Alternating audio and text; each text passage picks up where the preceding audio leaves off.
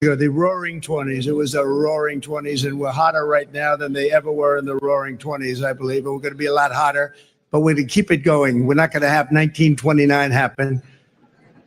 Although, if it would have continued the way it was, it might not have been too good. But when they built it, nobody knew what was going on. Nobody knew opulence. Nobody knew real luxury. Nobody knew poverty. They didn't know anything. And they learned a hard lesson. In 1929, they learned a very, very hard lesson. And we're going to turn our country around. We're going to make it so great, so strong, so powerful. We're going to bring it all back. I want to thank some people that have been so instrumental in doing such a great job in terms of not only policy, but people, and people love them. Brooke Rollins, who put this on with Linda McMahon. Linda has been a great friend of mine for a long time, right, Linda? I want to thank you very much. Next to you, and they met her still today. But there ain't no doubt I love this land. God bless the USA.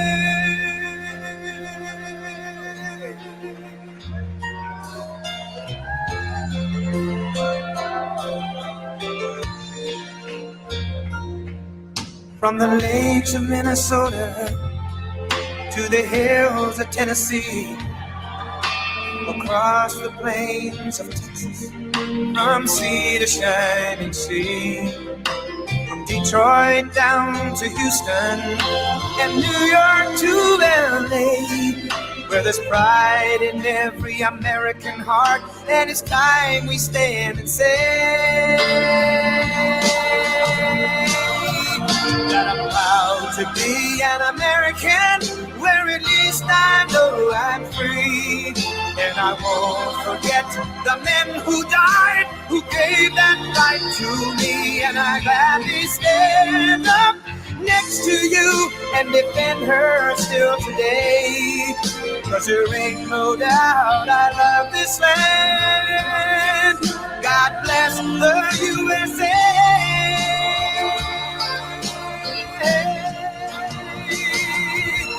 And I'm proud to be an American, where at least I know I'm free. And I won't forget the men who died, who gave that right to me. And I gladly stand up next to you and defend her still today.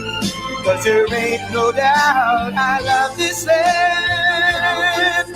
God bless the USA.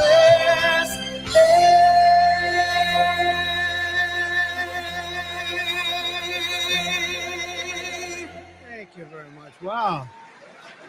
Well, thank you, Sly. You know, Sly does not do that. He doesn't do that stuff. And he did a beautiful job, and I want to thank you and John Voight for being here. John, the great fight movies, I think Sly has a lot of them, and John has The Champ. What a movie that was, right? But I want to thank everybody for being here. You know, when Mrs. Post and E.F. Hutton, her husband at the time, when they built Mar-a-Lago many years ago, the roaring 20s, it was the roaring 20s, and we're hotter right now than they ever were in the roaring 20s, I believe. And we're going to be a lot hotter, but we're going to keep it going. We're not going to have 1929 happen. Although, if it would have continued the way it was, it might not have been too good. But when they built it, nobody knew what was going on. Nobody knew opulence. Nobody knew real luxury. Nobody knew poverty. They didn't know anything. And they learned a hard lesson. In 1929, they learned a very, very hard lesson. And we're going to turn our country around. We're going to make it so great, so strong, so powerful. We're going to bring it all back. I want to thank some people that have been so instrumental in doing such a great job in terms of not only policy, but people, and people love them. Brooke Rollins, who put this on with Linda McMahon. Linda has been a great friend of mine for a long time, right, Linda? I want to thank you very much. And the America First Policy Institute, what a job they've done. But I said, you know, the policy is much more important if we do it for 8 years than it is if we do it for 4 years. So I said, let's do this. Don't worry about your policy. Let's get out and let's win the election. But nobody knew we were going to win it the way we wanted. That was a big one. So that was really great. And Javier, I'd like to congratulate you on the job you've done for Argentina. Your speech was beautiful, but the job you've done is incredible. Make Argentina great again. You know, MAGA. He's a MAGA person. And you know, he's doing that. He's actually doing that. Just happens to work with EA. That one we don't have to worry about. It doesn't work so well with other countries, but you know what? I think your numbers are working also. You've done a fantastic job in a very short period of time. It's an honor to have you here. That's really great. Thank you. Also, Speaker Mike Johnson, wherever you may be, Mike, in this very big and crowded room. Thank you, Mike. I went yesterday, just in case, I said, look, I want to tell you, I'm behind this man 100%, and he got 100% of the vote from Republicans. Are you sure? You sure, huh? No, he's doing a great job. Nothing easy. We actually had one little period, about 4 weeks, where we had a majority of one. That was not pretty, right? And you handled it beautifully. He just kept that stiff upper lip. But he's doing a really good job. And that was a great vote you got yesterday. Totally unanimous vote. Congratulations, Mike. That's beautiful. Members of Congress, all of whom voted for Mike, and they've been my friends. It's just a small group, but we have a lot of them outside, and we have a lot of them coming over the weekend. Byron Donalds, the star. Where's Byron? Byron, what a star. What a star. Thank you, Byron. Ronnie Jackson, Doc Ronnie, he's been a lot of things. He was my doctor. He was a great admiral, you know, highly respected admiral, great doctor at the White House, and now he's a very popular congressman. He won by 48 points. That's pretty good. Of course, it was a very, very Trumpy district, but he won by 48 points. But when he was a doctor, they asked him the question, the fake news, which is here. Look, oh, that's a lot. That's a lot. We invited him, and they said, can we come in? I said, we have nothing to hide as Republicans, right? Trabajo enorme en X que ha salvado a la humanidad. There is a silent, or rather silenced majority that has begun to make itself heard, despite the enemies of freedom clinging to power through propaganda, distortion, and censorship. And this is why I would especially like to thank the great Elon Musk for the wonderful job he has been doing to save humanity through communication around the world. Lo que ocurrió en Argentina primero y en esta elección en Estados Unidos ahora es una prueba cabal de ello. And what happened in Argentina first and now in this US election is clear proof of this. Porque en todo el mundo se están formando dos grandes posiciones antagónicas, quienes están avergonzados de los valores de Occidente contra quienes estamos orgullosos de ellos, el Partido del Estado contra el Partido de los Ciudadanos Libres, el Partido de la Regulación contra el Partido de la Libertad. Because throughout the world, two great opposing positions are forming. Those who are ashamed of Western values versus those of us who are proud of them. The party of the state versus the party of free citizens. The party of regulation versus the party of freedom.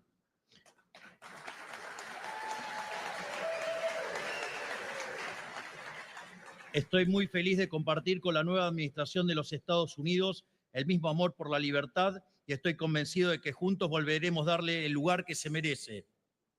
I am exhilarated to be able to share with the new United States administration the same love for freedom, and I'm convinced that together we will restore it to the place it deserves.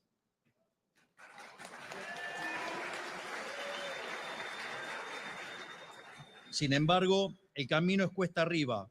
Poco a poco, el antiguo régimen se derrumba por su propio peso, pero el nuevo mundo tarda aún en nacer. However, the road ahead is steep. Slowly but surely, the old regime is collapsing under its own weight, but the new world is still taking its time to be born.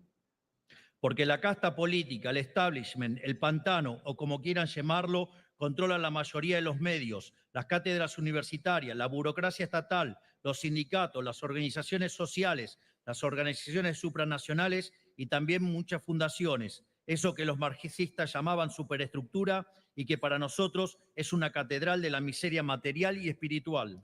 Because the political caste, the establishment, the swamp, or whatever you want to call it, controls the majority of the media, university chairs, state bureaucracy, unions, social organizations, supranational institutions, and also a whole lot of foundations.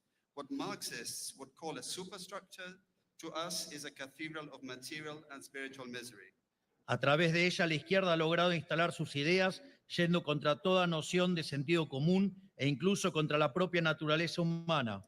Through that, the left has managed to implant its ideas, going against all notions of common sense and even against human nature itself. Y el daño intestino que la casta política le inflige a la cultura y al crecimiento económico no es un problema exclusivo de cada país. And the heinous damage the political castes inflicts on culture and economic growth is not a problem confined to individual countries. Porque como famosamente dijo el prócer de la literatura argentina, José Hernández, los hermanos sean unidos. Esa es la ley primera, porque si entre ellos pelean, los devoran los de afuera. Because as the great Argentine literary figure José Hernández famously said, brothers should be united, for that is the first law. For if they fight amongst themselves, they will be devoured by those from outside. 500 años antes de Cristo, en los albores de la cultura occidental, cientos de ciudades de Estado griegas formaron una liga para hacerle frente al despotismo persa. O sea, cuando Occidente enfrentó su primera prueba de fuego, los pueblos libres estuvieron a la altura y se asociaron para superarla. 500 years before Christ, at the dawn of Western culture, hundreds of Greek city-states formed a league to confront Persian despotism. In other words, when the West faced its first trial by fire, the free peoples rose to the occasion and teamed up to overcome it. Hoy, en el apogeo de la cultura occidental, encontramos una nueva prueba de fuego. En el frente interno, el combate contra el virus WOC y sus consecuencias nefastas. Y en el frente externo, la amenaza de nuevas formas de despotismo y terror son dos expresiones distintas de la barbarie, pero ambas peligrosas. Today, at the height of Western culture, we face a new trial by fire. On the domestic front, the fight against the woke virus and its devastating consequences. And on the external front, the threat of new forms of despotism and terror. These are two different expressions of barbarism, but both are dangerous.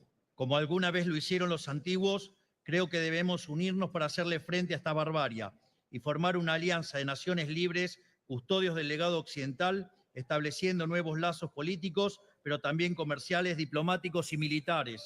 Just as the ancients one did, I believe we must unite to confront this barbarism and form an alliance of free nations, guardians of the Western legacy, by establishing new political ties, absolutely, but also commercial, cultural, diplomatic, and military. Okay. Thank you very much. Yeah, thank you. In other words, everybody, let freedom ring across the world today, tomorrow, and forever. Please help me welcome the incredible Rocky Sylvester Sly Stallone with a very, very special introduction. Sly, come on out here. Let's go.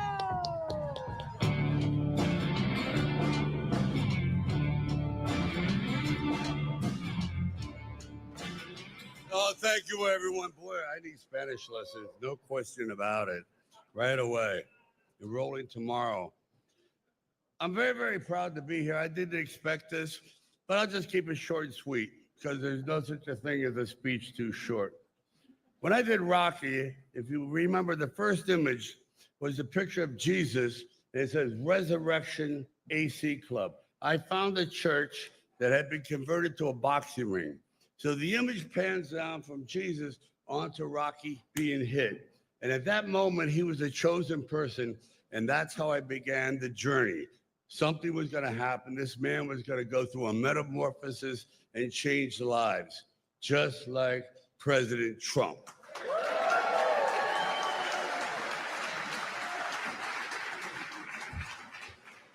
We are in the presence of a really mythical character. I love mythology.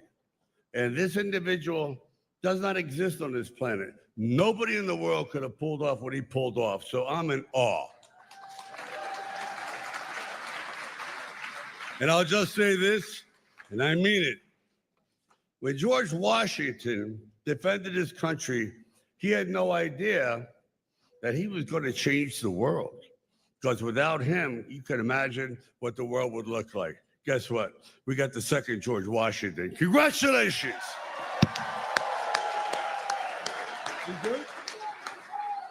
But And I'm proud to be an American, where at least I know I'm free. And I won't forget the men who died.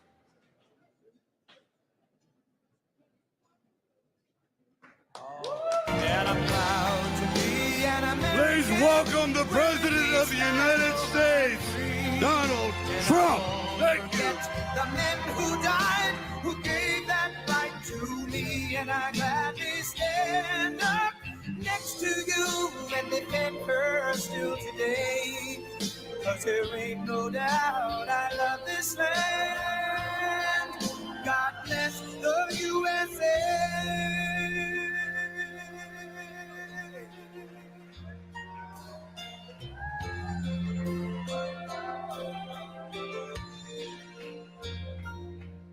From the lakes of Minnesota to the hills of Tennessee, across the plains of Texas, from sea to shining sea, from Detroit down to Houston and New York to LA, where there's pride in every American heart, and it's time we stand and say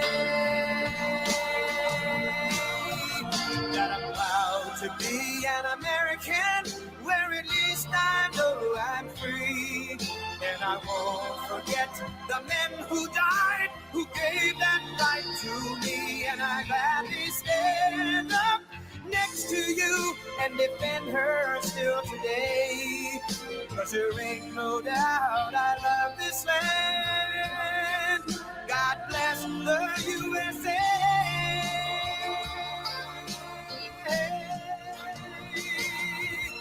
And I'm proud to be an American, where at least I know I'm free. And I won't forget the men who died, who gave that right to me. And I gladly stand up next to you and defend her still today. 'Cause there ain't no doubt I love this land. God bless the USA.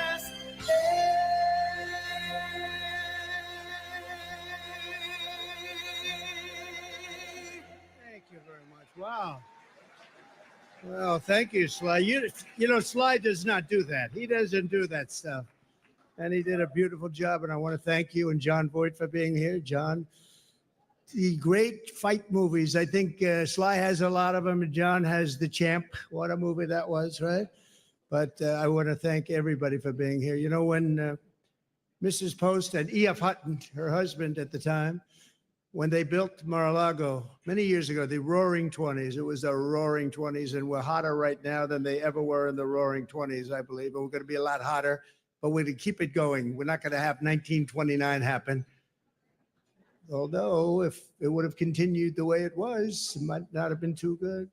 But when they built it, nobody knew what was going on. Nobody knew opulence. Nobody knew real luxury. Nobody knew poverty. They didn't know anything. And they learned a hard lesson. In 1929, they learned a very, very hard lesson. And we're going to turn our country around. We're going to make it so great, so strong, so powerful.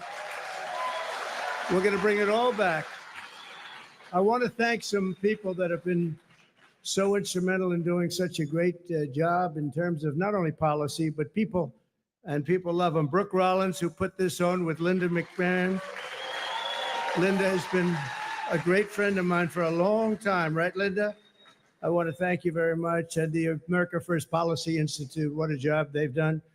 But I said, you know, the policy is much more important if we do it for 8 years than it is if we do it for 4 years. So I said, let's do this. Don't worry about your policy. Let's get out and let's win the election. But nobody knew we were going to win it the way we wanted. That was a big one. So that was really great. And Javier, I'd like to congratulate you on the job you've done for Argentina. Your speech was beautiful, but the job you've done is incredible. Make Argentina great again. You know, MAGA. He's a MAGA person.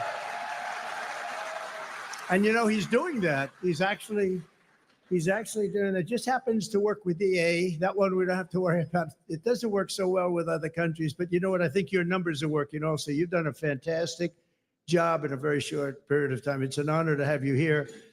That's really great. Thank you. Also, Speaker Mike Johnson, wherever you may be, Mike, in this very big and crowded room. Thank you, Mike. I went yesterday, just in case, I said, look, I want to tell you, I'm behind this man 100%, and he got 100% of the vote from Republicans. Are you sure? You sure, huh? No, he's doing a great job. Nothing easy. We actually had one little period, about 4 weeks, where we had a majority of one. That was not pretty, right? And you handled it beautifully. He just kept that stiff upper lip, but he's doing a really good job. And that was a great vote you got yesterday. Totally unanimous vote. Congratulations, Mike. That's beautiful. Members of Congress, all of whom voted for Mike, and they've been my friends. It's just a small group, but we have a lot of them outside, and we have a lot of them coming over the weekend. Byron Donalds, the star. Where's Byron? Byron, what a star. What a star. Thank you, Byron. Ronnie Jackson, Doc Ronnie, he's been a lot of things. He was my doctor. He was a great admiral, highly respected admiral, great doctor at the White House, and now he's a very popular congressman. He won by 48 points. That's pretty good. Of course, it was a very, very Trumpy district, but he won by 48 points. But when he was a doctor, they asked him the question, the fake news, which is here. Look, oh, that's a lot. That's a lot. We invited him, and they said, can we come in? I said, we have nothing to hide as Republicans, right? We have nothing to hide. But they asked Ronnie, as the doctor, he was up in the podium, who's the healthiest? Because he was the doctor for Barack Hussein Obama, Donald Trump, and he was the doctor for Bush also. They said, who's the healthiest of them all? He said, without question, it's Donald Trump. And I said, I like that guy. I said, I like that guy. And he's doing great. Jason Smith is here, a great, great congressman. Wesley Hunt, wow. And Mike Waltz, who's going to be doing a little other work for us in the very near future. We just nominated him, and he's going to be doing a great job in the administration. And I promised Mike that I wouldn't be taking too many more before we start counting the votes, okay? He said, please, could you slow down a little bit? I just like the people in Congress, Mike. I'm sorry. But no, don't worry about it, Mike. Just relax. Just relax. We have a man who has a seriously high IQ. I'm a person that believes in high IQs, and his is about as high as they get. He launched a rocket 3 weeks ago, and then he went to Pennsylvania to campaign because he considered this more important than launching rockets that cost billions of dollars. Elon Musk. Elon.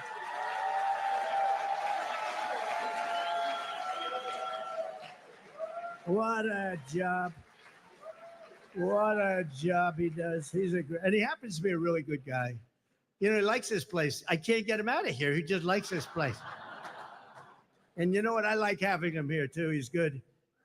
He's done a fantastic job. Really an incredible mind, and he's an unbelievable entrepreneur, sort of everything. I'm asking him, what do you do best? And we were not able to figure it out, but it's a lot of things. Another one who's another great mind and a great guy and so popular, and I think he's right. He wants to make people healthy. It's driven him pretty wild over the last number of years, and the Democrats didn't treat him well. He was doing fantastically well, and I think they came out with some rule that you had to do this, Mike. You had to get 70 or 75% of the vote to qualify to be in the primary. That was a pretty tough thing to get. And he was doing incredibly well, and he decided he can't do it, went independent. Now he's with us all the way. And today I nominated him for, I guess, if you like health and if you like people that live a long time, it's the most important position, RFK Jr. Bobby? Good.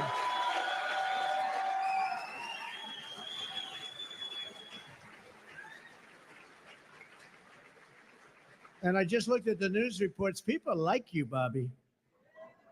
Don't get too popular, Bobby. Oh. You've reached about the level. Now, we want you to come up with things and ideas and what you've been talking about for a long time. And I think you're going to do some unbelievable thing. Nobody's going to be able to do it like you. And boy, does he feel it in his heart. So congratulations also to your family. And a woman who was a Democrat and was an independent, she went independent. And last week she said, I want to be a Republican because this is what I stand for. And I've always admired her And I've admired her because she was loaded up with common sense. And it's all about common sense. I mean, we're conservative in this room, but we can understand the other side. But what we really are is people with common sense. And I think that's why we won with the numbers that we won by. Tulsi Gabbard. Thank you, Tulsi. Great common sense. And you have Vivek Ramaswamy. It's taken people a long time, and now that name is emblazoned into their brain. But Vivek, wherever you may be, where are you, Vivek? Thank you, Vivek. Good. He's working with Elon on efficiency. They're working on efficiency, among other things, and they're going to be saving a lot of money and making our country stronger and better. And they'll be coming out with individual reports, but a big one toward the end. And you put those two together, it's going to be really great. So we look forward to seeing it, working with Elon, and that'll be a great experience. You're going to learn something from Elon, I think, right? It's going to be great. Thank you very much, Vivek. And great job. What you've done is fantastic. And somebody that I've admired for a long time, but I've really gotten to know him in my political life, but especially I think over the last year, more than maybe ever before, maybe more than even than the first 4 years, because we had a tremendous success through my first term. And then bad things happened and we had to wait. I couldn't wait. I was saying, they're not going to do it. They're not going to help us. They're not going to save this country. And it really dawned on me about 10 days out. I said, wait a minute, with 10 days, I waited 4 years, 3 years, 2 years. All of a sudden, it's 10 days. And then every day seemed so long. But I knew by the crowds we were getting, it was going to be really something. And Newt Gingrich got up and he said, this is a very special thing that's happening, because nobody has ever had crowds. And they just wanted hope. They wanted something. They just didn't want what they had. And nobody expressed it more beautifully than Newt Gingrich. And thank you, Newt, very much. It was really beautiful. And Callista, thank you very much. Thank you, Callista. But the American people have just delivered really something very, very amazing. The biggest political victory in 129 years. Can you believe that, Newt? 120. They said the most consequential election. I love that word. It's a beautiful word. Most consequential election in the last 129 years. Wow, that's something. So we swept all swing states. We won the popular vote. Oh, I love that. You know, in the last one, in my first term, they said he won the election, but they always followed by, he didn't win the popular vote. That's what they say. I don't even know, is it true or not? Who knows? But they would say he didn't win the popular vote, and we won the popular vote by records now. So nobody can say that anymore about us. Nobody can say that, because we won the popular vote. And I didn't win it, the people won it. The great people of our country won the popular vote, and that's what they wanted. And this was something really special. Won the White House, recaptured the Senate, and now, as of today, recaptured the House. Thank you very much, Congressman.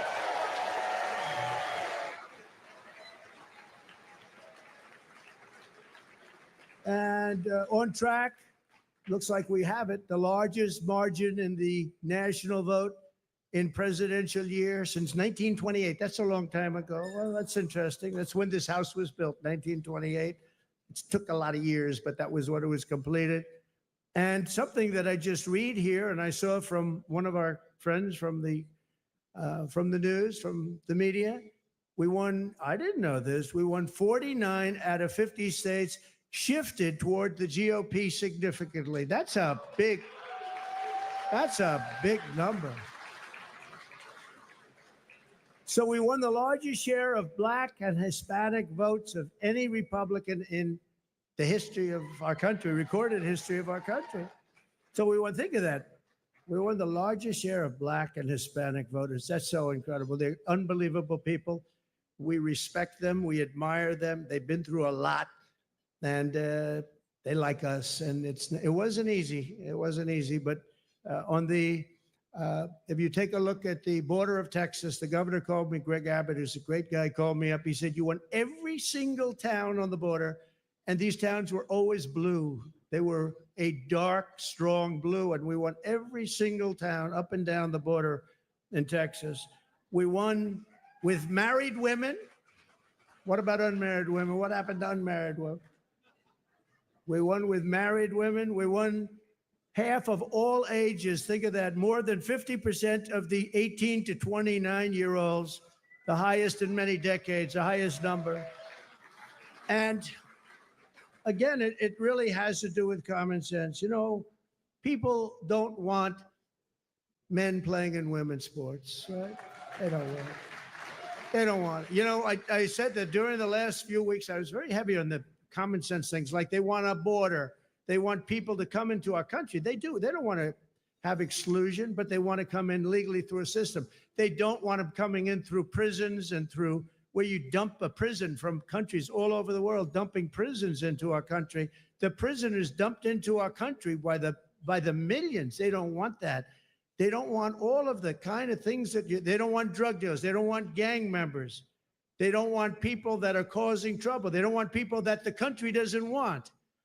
And they had I would say a truth, Elon would say an X, but it came out and it had 12 different things, and it went down a list of things. And part of it was that the cartels were bringing in drugs. They don't want them. It's stopping you. Wait till you see the numbers that are going to be released. In 2 days, things happened to our country. This is 2 days as of 3 days ago, but things are happening to our country that we didn't see happening for years. The caravans on the way up, 35,000 people, they're breaking up. They're breaking up. They're not making the journey. And we had 3 or 4 of the highest, I guess almost every single day we set new records in the stock market. We set new records economically. We're doing good. Now, the only thing is, Mr. Speaker, I think it's important, maybe you should pass a bill. You have to start my term from November 5th, okay? Or November 6th if you want. November 5th, because the market's gone through the roof. Enthusiasm's doubled. It's doubled in the last short while. And I watched a liberal commentator say, you know, whether you like him or not, there seems to be a beautiful light shining over our country and even over the world. I said, this guy didn't say that. But we have to defeat inflation. And while inflation's down, the costs are way too high. And when I went around, I heard something that was very interesting, the word grocery. It's sort of such a strange and simple, nice word. You know, I'm going out for groceries today. They talked about that more than any other item. The groceries are too high. And when you think about it, that's a very bad thing. And I talked about that a lot in the last couple of weeks, and it resonated. I tell a story about a woman. She got 3 apples, an old woman. She had 3 apples, and she brought them up to the cash register, and she looked at the woman, and she said, is that the right price? And the woman said, yes, ma'am, I'm sorry. Yes, it is. And she said, oh, that's okay. Could you wait 1 minute? And she took one of the 3 apples, and she brought it back to the refrigeration, and she came back gently up to the cash register, and she paid for 2 apples instead of 3. That should not be happening in our country. That should not be happening here. It's not going to happen here. We're going to make it a much different place. We're going to slash energy costs. We're going to get your energy bills in half, and that's going to bring down the costs, generally speaking. And we're going to have a whole new. We have a big announcement, and I won't tell you the name of the exact name. I think he's an incredible person. Got an unbelievably wonderful wife named Catherine. So I won't tell you his name. Might be something like Burgum. He's from North Dakota. He's going to be announced tomorrow for a very big position. So everybody's waiting. There he is. Hi, Doug. He's going to be announced tomorrow, and we have somebody else that's probably coming up with him to be announced, who's a big one. And we're going to do things with energy and with land, interior, that is going to be incredible. And so I look forward to doing the formal announcement, although this is a pretty big announcement right now. Actually, he's going to head the Department of Interior, and he's going to be fantastic. Good, Doug. Congratulations, Catherine. But we'll make the formal announcement tomorrow. We're going to reduce regulation, waste, fraud, and inefficiency, and these two guys are going to find a lot of it. We're going to clean out the corrupt, broken, and failing bureaucracies, and that's what we're going to be doing. And we're going to stop child sexual mutilation. We're going to stop it because it's time. It's time. It's time, and it's not right what's going on. It is mutilation, and it's not going to happen. We have to stop it. We have to get back to a great country with low taxes and strong military. We're going to fix our military. We did it once. Now we're going to have to do it again. We didn't know a big chunk of it was going to be given to Afghanistan. We're going to work on Middle East, and we're going to work very hard on Russia and Ukraine. It's got to stop. Russia and Ukraine's got to stop. Thousands and thousands. I saw a report today. Thousands of people over the last 3 days were killed. Thousands and thousands of people were killed. They happen to be soldiers, but whether they're soldiers or they're people sitting in towns, we're going to work it. So I just want to thank everybody for being here tonight. I really want to congratulate Linda, you and Brooke for the job you've done. And it's an honor to be here. And thank you, Sly. Thank you, everybody. Great honor. Thank you very much. Thank you.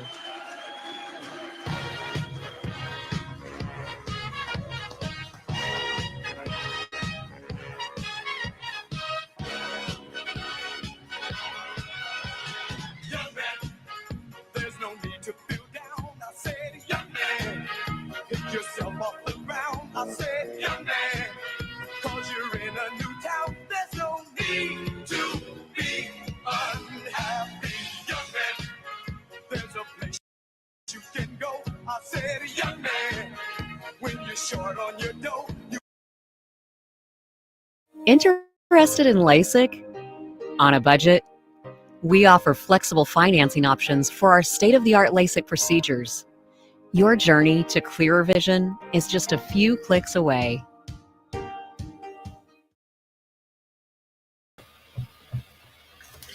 Okay, let's see if I can make sure this is working right. This is Not training expecting at a that. higher Very level, happy to see built that. to maximize their potential and yours, with the hands-on skills you need to boost your client's power, speed, and endurance. When their game is calling, Okay, testing 1 2 1 2. This should stop in a second. Okay, testing 1 2 1 2. Okay, good. This should stop. Good. All right. Wow, that was great. That was great. 1 second here.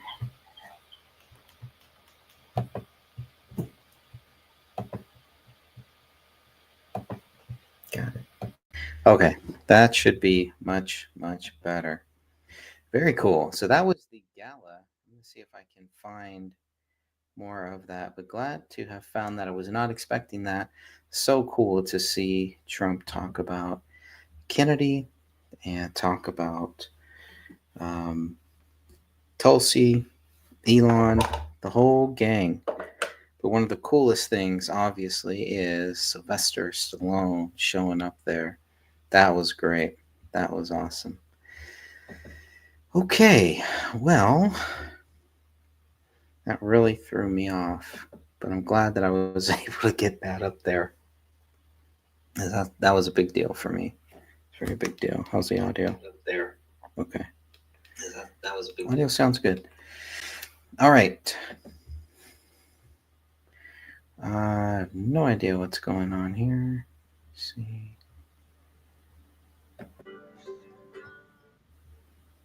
Yeah, having a hard time with the audio, with my audio.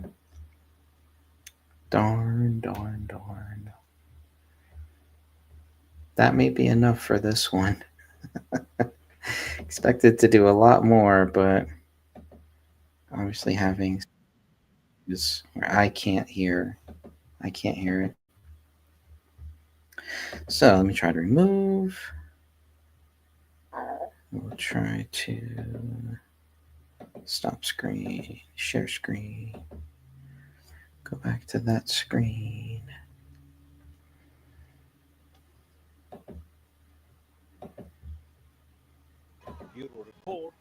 Very cool. Okay, now I can hear it. Now we're good to go. So I am gonna go to. That really threw me off, that gala, but that was cool. That was cool to see. That's good to see.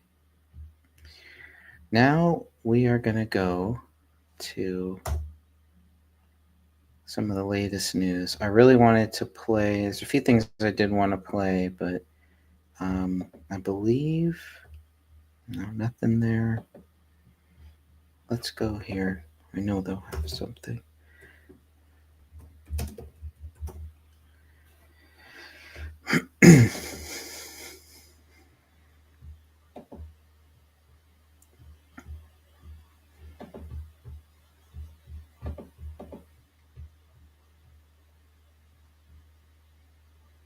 So they have a little bit on the gala.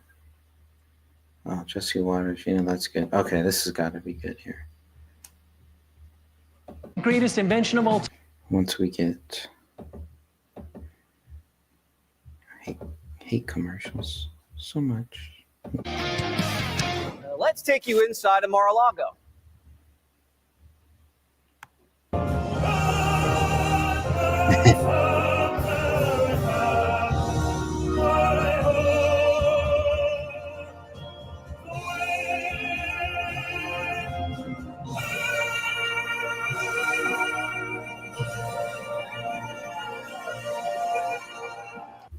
Trump, Elon, and God bless America. You can say the vibes are high at the Winter White House. And 47 says it's only the beginning. Just had a big victory you may have read about it. Setting records with practically every voting group, every voting class. They say most consequential win in the last 129 years. What's that all about? That's all right. I just wanted to win. Didn't have to be that much. I just wanted to win. So much winning. But we did. But too much winning. Too much winning. No, there's no such. Is there any such thing as too much winning? We have to win now as a country. And it's official. The Republicans have captured the House. Democrats are shut out of power everywhere. And now another Trump could be going to Washington. Nope, not Barron yet. Lara Trump could be Florida's next senator. When Rubio leaves for the State Department, DeSantis gets to pick his replacement. And Lara says she's into it. Now, while Congress shapes up, Trump's nominating people at warp speed. Just in. RFK Jr. has been tapped to be Secretary of Health and Human Services. Trump says RFK will make the department follow the science, not the money, be beacons of transparency, end the chronic disease epidemic, and make America healthy again. Maha. For 19 years, I have got every morning, without one exception, I have said a prayer to God to put me in a position where I could end the chronic disease epidemic.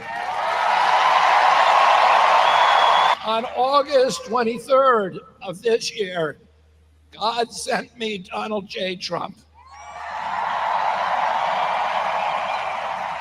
Big pharma, big sugar, watch out.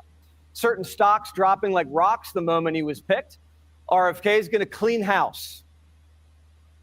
Doritos, Cheez-Its, Captain Crunch, gummy bears.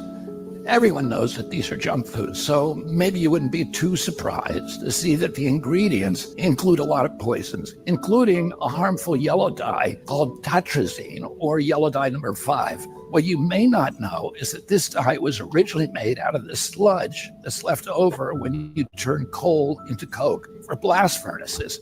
It's called coal tar, and I've actually sued many big industries for legacy contamination of coal tar all around the country because it's so toxic and it's so harmful to the environment and human beings. If we took all of these chemicals out, our nation would get healthier immediately.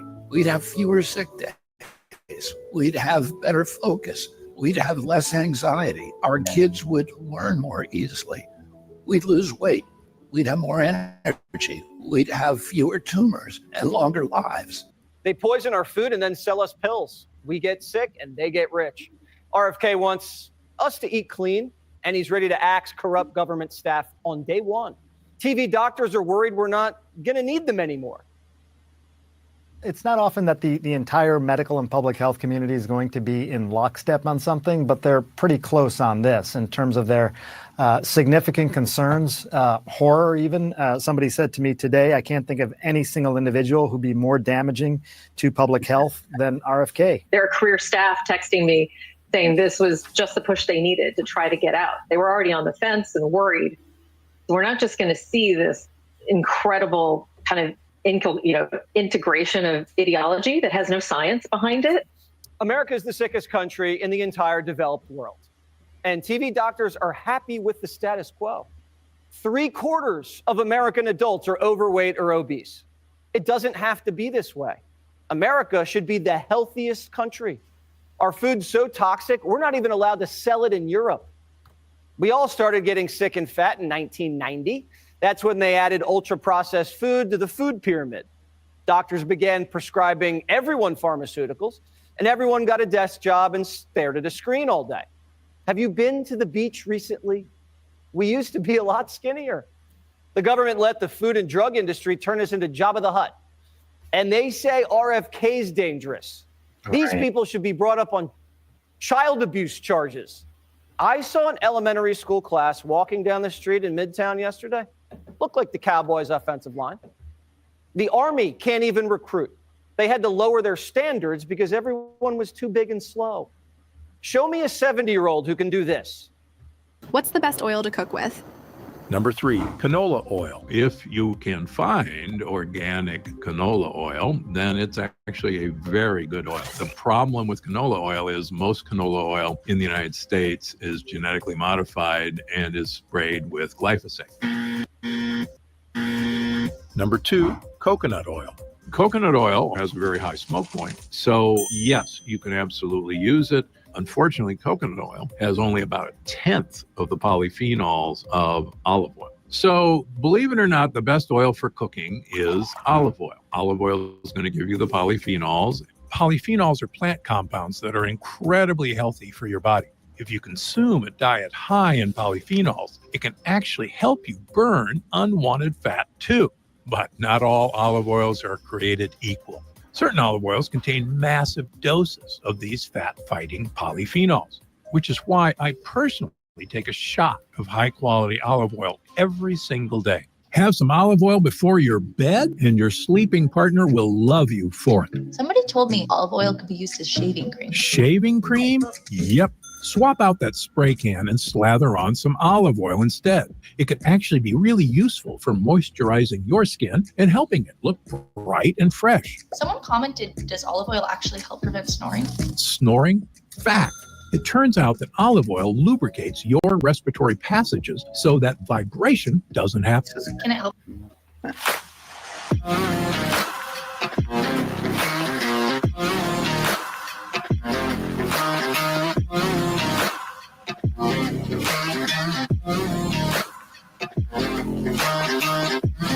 Now, this is the most powerful woman or man at Health and Human Services, Rachel Levine. Would you consider him or her healthy and fit? No. RFK Jr. would oversee agencies that lied about COVID and told us to hide from a virus that spreads inside. Why are Democrats so bent out of shape about a ripped 70-year-old wanting to take food coloring out of Doritos and go for a hike once in a while? This guy wants clean water and fresh fruit, and Democrats are calling him crazy. RFK Jr. saying, let's diet and exercise, and the left saying, no, stay inside, eat takeout, and inject Ozempic. If anyone tells you that's healthy, they're the threat. Trump's mandate was to make America healthy again, get DEI and CRT out of the Pentagon, and fire the spies who lied to us. If you're against that, you just outed yourself. The choice of Tulsi Gabbard as DNI is not in the best interest of the American people. It's not in the best interest of our national security. This is so extraordinarily dangerous. Being a serviceman, it does not make you qualified to lead the Department of Defense and to have access to our nuclear weapons. I'm very disturbed by this. This guy is clearly a sycophant for Donald Trump. The Attorney General sees the most sensitive intelligence in the government. He's threatening to blow up the department and has accused it of being corrupt. And there's a real fear inside the Justice Department that he or people like him would order investigations where there was no predicate, where there was no crime. So the CIA and Wall Street are going to be putting up a big fight over Trump's cabinet. Big. The country voted for change, and they're going to try to stop it. It's not just about eliminating their power, profiteering, and corruption. It's about exposing what they've done. Yeah, everything they're talking about, all the stuff that they're saying that they're worried about Kennedy and Trump doing is stuff that they've been doing to Trump, to Kennedy. So they should be worried because it's time to nix all that stuff to really make some real changes. And now you have two guys, you got a really good team that is going to go in there and clean this stuff up. Of course they are scared. And what they are accusing Kennedy and Trump and Matt Gaetz of is exactly the same stuff that they've been doing for the last 4 years, if not longer. It's wild. It's wild. Like the Department of Justice, who spied on Trump, raided his house, arrested him, and covered up for the Bidens. They're acting like the Gaetz nomination could break them. The headline in Politico, you thought the DOJ staffers were in a full-blown freak out before? What the F is happening? OMG. I'm struggling to find words. Why are they surprised that Trump wants a reckoning at DOJ? The department that covered up Epstein, Diddy, and both Trump assassination attempts. Who did you think Trump was going to put in charge there? Tulsi, Hegseth, Gaetz, Kennedy, Washington's worst nightmare. Sources inside the Pentagon say the mood's dark, feels like a morgue, and they're worried about a shakeup. Every single person that was elevated and appointed by Milley will be gone. The State Department's so scared of change, they're emptying their bank accounts and sending all their money to Ukraine. President Biden is committed to making sure that every dollar we have at our disposal will be pushed out the door between now and January 20th. These people weren't scared that Trump's a fascist. They're scared that he's effective. Washington looks like a bunch of scared teens trying to clean up their rooms before dad comes home. And everyone's being polite. You know, you don't want to get on his bad side. What happened to the threat of democracy talk? What happened to the fascist talk? By the way, I know I've said those things about Trump as well, but I'm not talking about me. I'm talking about his political opponents like President Biden. When they say it, it holds way more weight than me. I'm just trying to figure out, how do you go from he's an existential threat to democracy? So welcome back. Trump's picking firebrands to tear down the system that tried to destroy us. Fetterman calls it karma. I would describe it as God tier level trolling to just trigger a full-on China syndrome to own the libs in perpetuity. If the Republicans stick together, there's nothing anybody can do about it. We have everything they want, that we want, everything we voted for, everything we were promised. So you're going to see an avalanche of leaks and lies about these nominees to break the will of the Senate. And if the Senate loses its nerve, then the will of the people loses. Click here to subscribe to the Fox News YouTube page to catch our hottest interviews and most compelling analysis. You won't get it anywhere else. Would you? All right, that was good stuff there. Just keep rolling right on. Got another 6 or 7 minute clip here. The media is just, it's crazy. It's crazy the way that they're reacting. I mean, it shouldn't be crazy. I should be immune to this by now, but I'm not. I'm not yet. I'll play a few minutes of this one. President-elect Donald Trump, as he continues to fill out his cabinet and some of these very important posts of who will serve in a second Trump administration here. Of course, we've been following the news all day that Robert F. Kennedy Jr. Will be tapped as the next Secretary of Health and Human Services here. So this is getting a lot of attention as well. You'll remember that RFK Jr. in late August dropped out of the presidential contest. Remember, he was running as an independent himself and threw his backing behind former President Donald Trump there. And so they have been quite close ever since. Trump saying, "I'm thrilled to announce Robert F. Kennedy Jr. as the United States Secretary of Health and Human Services." He says, For too long, Americans have been crushed by the industrial food complex and drug companies who have engaged in deception, misinformation, and disinformation when it comes to public health. The safety and health of all Americans is the most important role of any administration, and HHS will play a big role in helping ensure that everybody will be protected from harmful chemicals, pollutants, pesticides, pharmaceutical products, and food additives that have contributed to the overwhelming health crisis in this country. Trump goes on to say Kennedy will restore these agencies to the traditions of gold standard scientific research and beacons of transparency to end the chronic disease epidemic and to make America great and healthy again. We'll be tracking all the reaction to this throughout the course of the evening. Of course, that's another major question for all of these picks. What is the likelihood that they will be confirmed by the full Senate? Or will Trump and his allies in the Senate use a method known as a recess appointment here? In the meantime, we do have more picks coming down in just the last hour. Okay, now at Veterans Affairs at the VA, Donald Trump has tapped former Georgia Republican Congressman Doug Collins. Doug Collins is a frequent guest here on Live Now from Fox. We have reaction from Collins on Twitter at the moment. Let's put this up. Collins saying, honored to accept Donald Trump's nomination as Secretary of Veterans Affairs. Our heroes deserve the best care and support. He says, we'll fight tirelessly to streamline and cut regulations in the VA, root out corruption, and ensure every veteran receives the benefits they've earned. Together, we'll make the VA work for those who fought for us. Time to deliver for our veterans and give them the world-class care they deserve. So, Doug Collins going to the VA. Back to our list here of who these picks were just today. Now, Deputy Attorney General, he's tapping Todd Blanche. Now, remember, the Matt Gaetz pick yesterday got a lot of attention for Attorney General. Todd Blanche, you might remember that name. He was the lead attorney on Trump's legal team for the criminal trials revolving around Donald Trump. And especially, remember, Todd Blanche, front and center, defending the former president in his hush money payments trial. Remember, he was convicted on all 34 felony counts.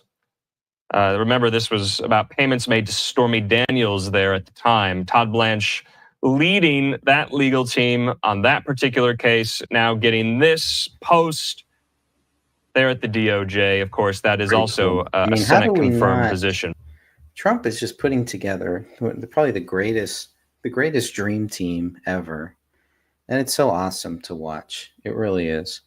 It's been amazing. And again, I was really thrown off by the gala, the Mar-a-Lago gala that just happened live. C-SPAN does have, if you do want to watch it, if you want to watch the whole thing in its entirety, it is on C-SPAN.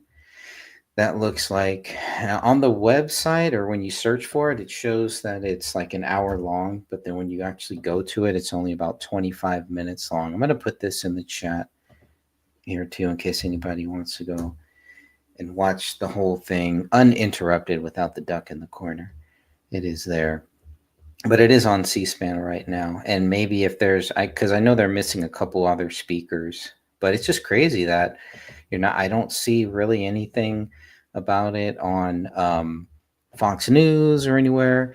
It's mostly international media that has been posting it. So that was pretty interesting. Obviously, this whole thing, it's so hard to keep up. I cannot keep up with everything that is happening. It's just way too much going on, but it's all good stuff, and it's definitely worth it.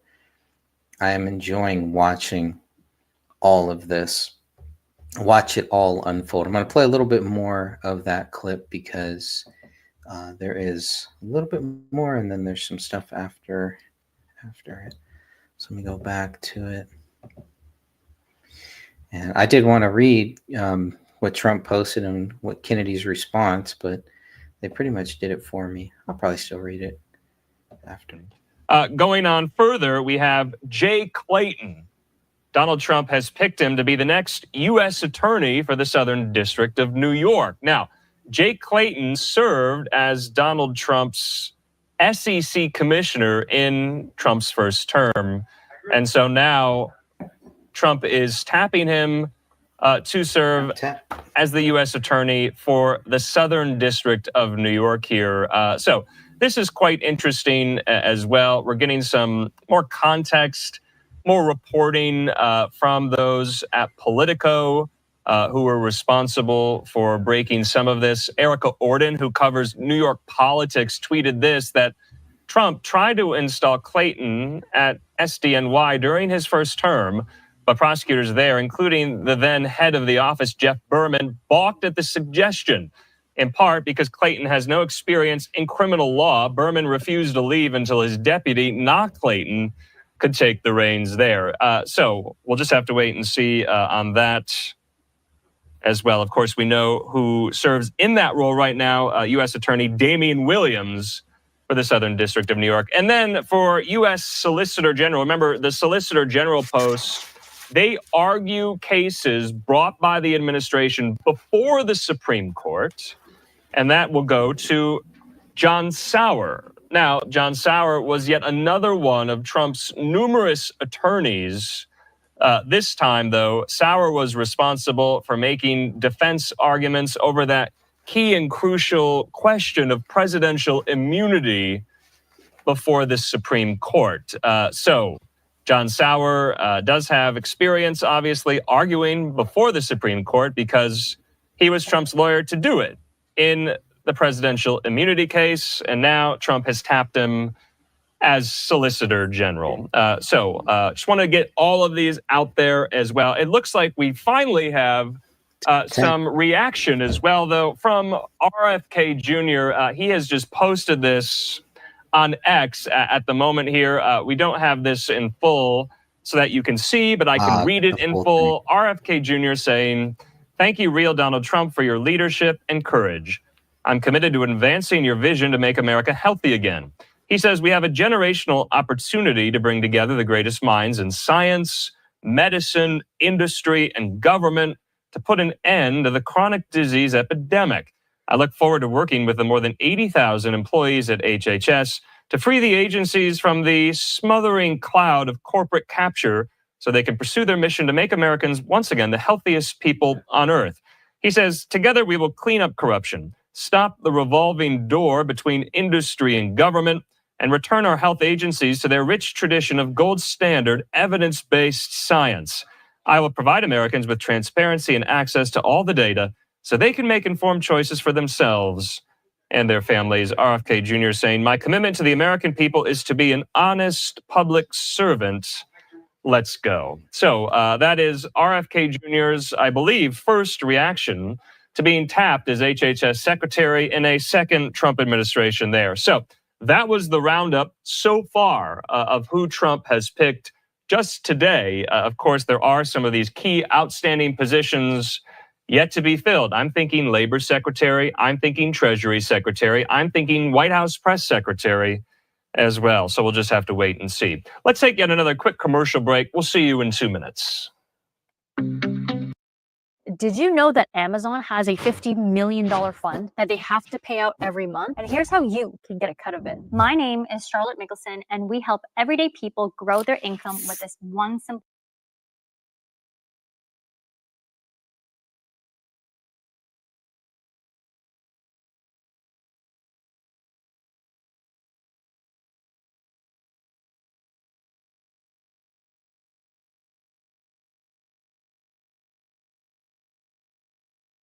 hours.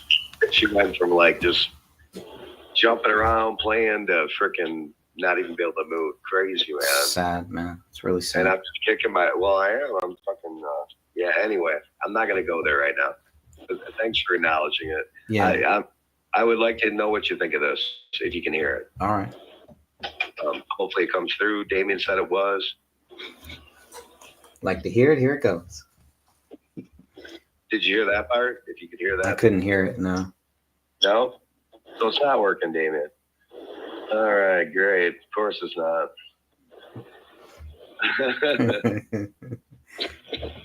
Is not. And Damien's at work. He's just kind of going back and forth. Ooh, he's at work. Oh, he's in trouble. Why don't I try without screen sharing? See if that works. Try this.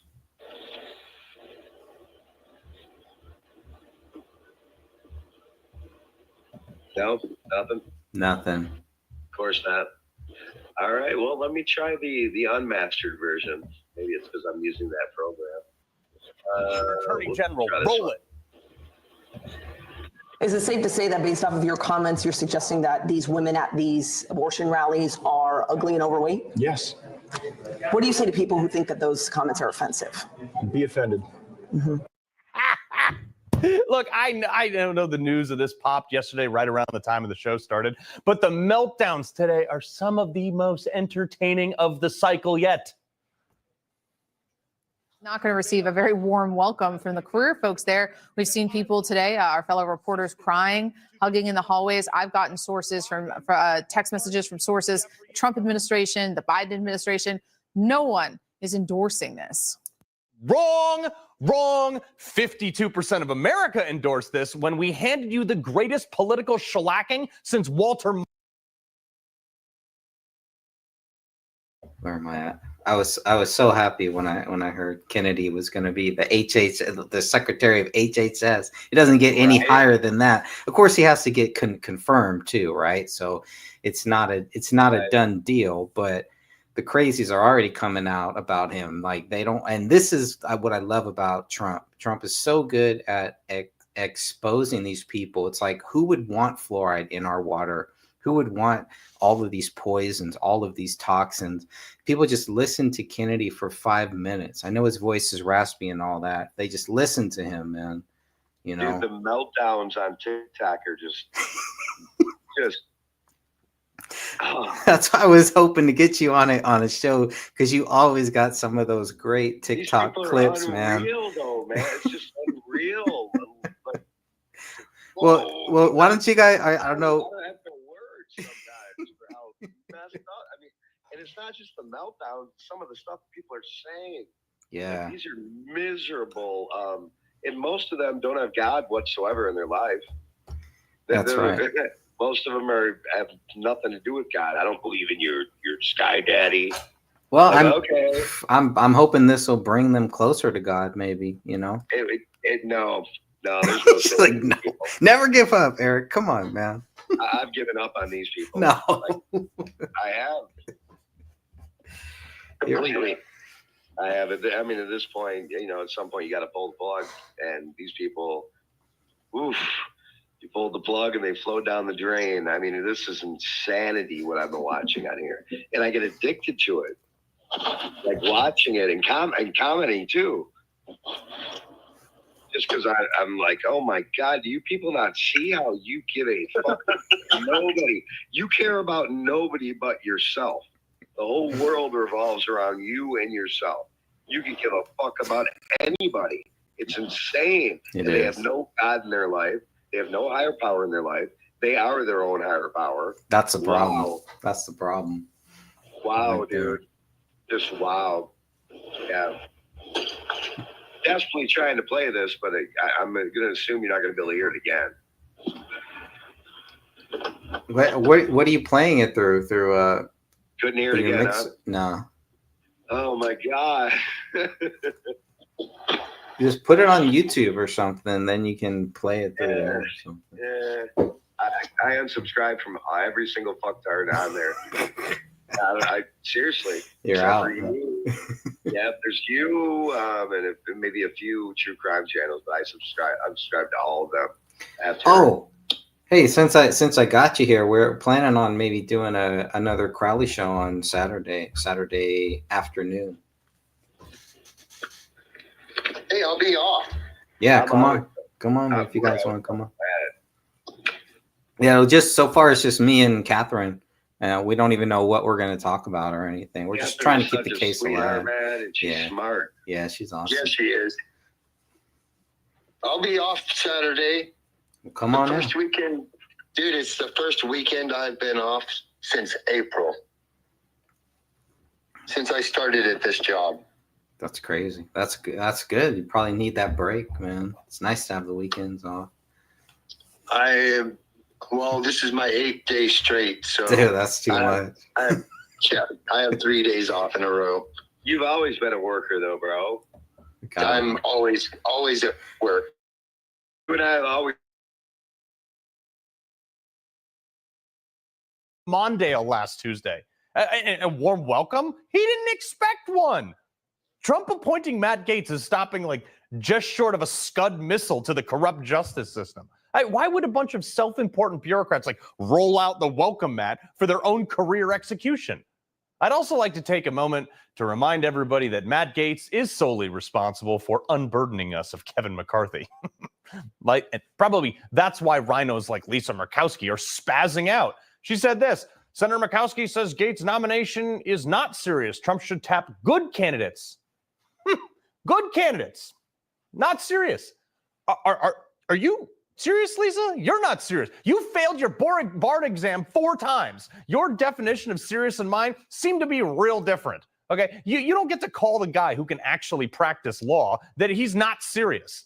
I'm not sure what part of last Tuesday these Republicans missed, but we, the people, gave you your marching orders. And when I see stuff like this, at least 5 Republican senators have expressed doubts about Gaetz, including Senator Susan Collins, Lisa Murkowski, Tom Tillis, Max Miller, Joni Ernst. Miller calling it a reckless pick that has 0 shot of getting through the Senate. Let me say this a bit louder for the people in the back. I don't care what you think. Joni Ernst, Trump won your state of Iowa by 14 points. Max Miller, Trump won your state of Ohio by 12 points. Tom Tillis, Trump won North Carolina by 4 points. Lisa Murkowski, Trump won your state of Alaska by 15 points. Susan Collins, Trump split your state's electoral votes. I'd say that's a pretty clear mandate for you to put him in the cabinet. Or you could roll the dice with a primary that I guarantee if you mess up these appointments will come stat. The old Republican Party is dead, guys. And the remaining fossils still sitting up there. It's like getting on a ship. These people are so weird. Hating the captain, so they're trying to sink the boat in the middle of the ocean. You people are ridiculous. Just give it a chance. The left is seeing this and they're just trying to say, oh, well, what we voted for was somehow a bad thing. Democrat Madeleine Dean from Pennsylvania, which, may I remind you, Trump also won. Content creators and YouTubers, are you making the mistake of not monetizing your videos on other platforms? You're spending all this time recording videos, hoping to go viral, getting brand deals, getting sponsorships, and yet you're probably missing out on a lot of money. Listen, as a content creator, you should be making as much money as you possibly can from your videos. Eric, what if you could make an extra 2K, 5K per month from just keep rolling on. I was think so about thrown Mr. off Gaetz with and the clip you just played. everything, but I do got some of the Gaetz stuff here. But you know what? I do want to also talk a little bit about, maybe play or kind of read through some of this with Kennedy and Trump, because it's fascinating to me. I'm fascinated by it. I hope you are too. This is what Donald Trump said earlier today when he was on, and I nearly jumped out of my seat. This is what Trump says here, and let me put it into full screen here. Trump says, "I'm thrilled to announce Robert F. Kennedy Jr. as the United States Secretary of Health and Human Services, HHS. For too long, America has been crushed by the industrial food complex and drug companies who have engaged in deception, misinformation, and disinformation when it comes to public health. The safety and health of all Americans is the most important role of any administration, and HHS will play a big role in helping ensure that everybody will be protected from harmful chemicals." You had Eric here, and then I'm going to continue to read on a bit. Pollutants, pesticides. Eric, I think you're echoing, my brother. Pesticides, pharmaceutical products, and food additives much better, that have contributed to the overwhelming health crisis in this country. Mr. Kennedy will restore these agencies to the traditions of gold standard scientific research and beacons of transparency to end the chronic disease epidemic and to make America great and healthy again. That was today at around 1:12 p.m. Pacific time. And we just got a response. Well, not just got a response, but about 2 hours later, Kennedy did respond to it, saying, "Thank you, real Donald Trump, for your leadership and courage. I'm committed to advancing your vision to make America healthy again. We have a generational opportunity to bring together the greatest minds in science, medicine, industry, and government to put an end to the chronic disease epidemic. I look forward to working with more than 80,000 employees at HHS to free the agencies from the smothering cloud of corporate capture so they can pursue their mission to make Americans once again the healthiest people on earth. Together, we will clean up corruption, stop the revolving door between industry and government, and return our health agencies to their rich tradition of gold standard, evidence-based science. I will provide Americans with transparency and access to all the data so they can make informed choices for themselves and their families. My commitment to the American people is to be an honest public servant. Let's go." Yeah, let's go. Let's go. It's been quite a crazy couple days, and finally we got it. Finally, we got Kennedy, because Trump had announced everybody else. He had said he found a place for everyone else, and I was getting very, very nervous. Like, okay, where's Kennedy? Where does Kennedy fall in line here? And I know Eric has joined us here too. And thinking about this, we are just maybe a week or so from the, I don't like to call it the anniversary or anything, but we are very, very close to the day when President John F. Kennedy was murdered back in 1963 on November 22nd. Today is November 14th. So the timing is right. The timing is good. President Trump has also said that he is going to put RFK Jr. in line at the head of the investigation committee to investigate the assassinations on our presidents, which not only includes President Trump, but it includes President John F. Kennedy.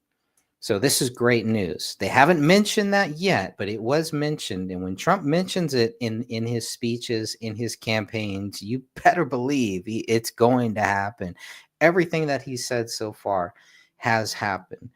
And even better than what I had hoped for. But I did not think that they were really going to put Kennedy in this spot as the Secretary of the Human Health and Services.